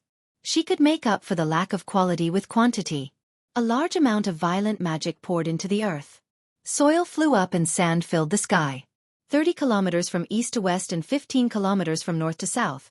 With a total area of more than 200 square kilometers, she dug out a large piece of land and made it into a floating island. A large amount of lake water and trees fell from the sky, mud and sand fell, and rocks flew everywhere. Thea's work was not small. Just as she was preparing to deal with the enemy's counterattack, she glanced in the direction of Horus. She was a little surprised, but it was reasonable. Horus looked down on human beings. Even if Thea was stronger, she was still an ant in his eyes. How could the pride of a god fight without declaring war? The god did not have any intention of sneaking an attack. He looked at her digging and making an island and nodded thoughtfully. Well, since you are not in a hurry, I don't have to be so hasty. Thea compacted all the land on the outer edge of the floating island. Otherwise, when Avalon came, the huge magic reaction would shake this load-bearing land apart. Everything was ready except for the east wind. Thea kept chanting, and this time the chanting was particularly long. The air was silent, and only her voice could be heard between heaven and earth. Boom! At first, the sound was very small, but as time went on, the frequency of the vibration became higher and higher. Even the pyramid that Horus had built was shaken, and a large amount of sand rolled down from the tower. Many brainwashed former citizens were also frightened by this invisible aura and looked around blankly. Just as Horus's huge eagle eye was carefully looking around. Come back! Avalon, the bronze-colored foggy island, the eternal fantasy land. Sia shouted. At this time, she was crazily outputting her magic power. The azure magic power around her rippled, and the sound of a harp could be heard. There was also the faint cry of a banshee mixed in with it. The originally bare floating island seemed to be shrouded in a layer of foggy air. It was impossible to see what was inside clearly. Only through the gaps in the clouds could one see the scenery inside. There was a forest, a lake, and an illusory palace in the deepest part of the island. The people on the spaceship were completely dumbfounded. No science could explain this phenomenon. The Atom Man, who was seriously injured by the divine eye, was a bit like a cockroach. After receiving some treatment in the medical room, he was concerned about the situation on the front line and was now watching the battle with his injury. Looking at the huge island that Thea had summoned in front of the screen, as a die-hard fan of the Knights of the Round Table, he was completely dumbfounded. Even if he didn't know at first, Thea had shouted it out, and it was the kind of regional broadcast type. Avalon! Ray Palmer whispered, his heart full of the excitement of seeing his idol. Captain and everyone, I need your help to deal with this evil god. Thea's voice was transmitted in the spaceship at the right time. Her words were full of righteousness and kindness. Even Superman was at the same level as her. From any point of view, she was the representative of justice and the savior of human freedom. I'll help Jackson, let's go. The fat old man, who had been influenced by liberal and democratic ideology, was the first to respond to her call when he heard that they were going to deal with an evil god. He turned to look at his partner. The black guy was actually a little scared. The scene was almost like the end of the world. After all, he was still repairing his car half a year ago. He had only seen such an exciting scene before in his dreams. But looking at the fat old man's determined look, if he refused, he would jump out with a parachute and a rifle. So he could only nod. The two completed the fusion and turned into the superhero Firestorm. Without saying goodbye to Rip Hunt, they flew out of the cabin door. I'll go help too. The Atom Man immediately put on his battlesuit. Ray, your injury? Hawkgirl called him. It's okay. My battlesuit has a life support system. It'll be fine. He hugged Hawkgirl and flew out with Firestorm. As for whether he was doing it for justice or to see his childhood idol, it was up to him to decide. Ray! Hawkgirl chased after him but couldn't catch up. She could only go back to the command room. She found Sarah Lance looking at her. Send me down. I'll go help too. This was the helplessness of an ordinary hero with no abilities or technological equipment. If they wanted to help, they had to ask others for help. Rip Hunt played dead again and the team broke up. He said awkwardly, "We'll all go. We're legends." The bad guys didn't ask for their opinion, and they didn't object. It was an honor to be able to personally experience such an epic battle. It was indeed epic. Horus had organized an infantry phalanx. He had also summoned many fantasy creatures. Several 3-meter-tall eagle-headed giants that looked quite similar to him were wandering behind the team. Thea's side also had a large group of knights coming out of the swamp, forest, and fog. They were all in bright armor and had different weapons. There were long swords, short axes, and chain hammers. The two chose to fight in this way at the same time.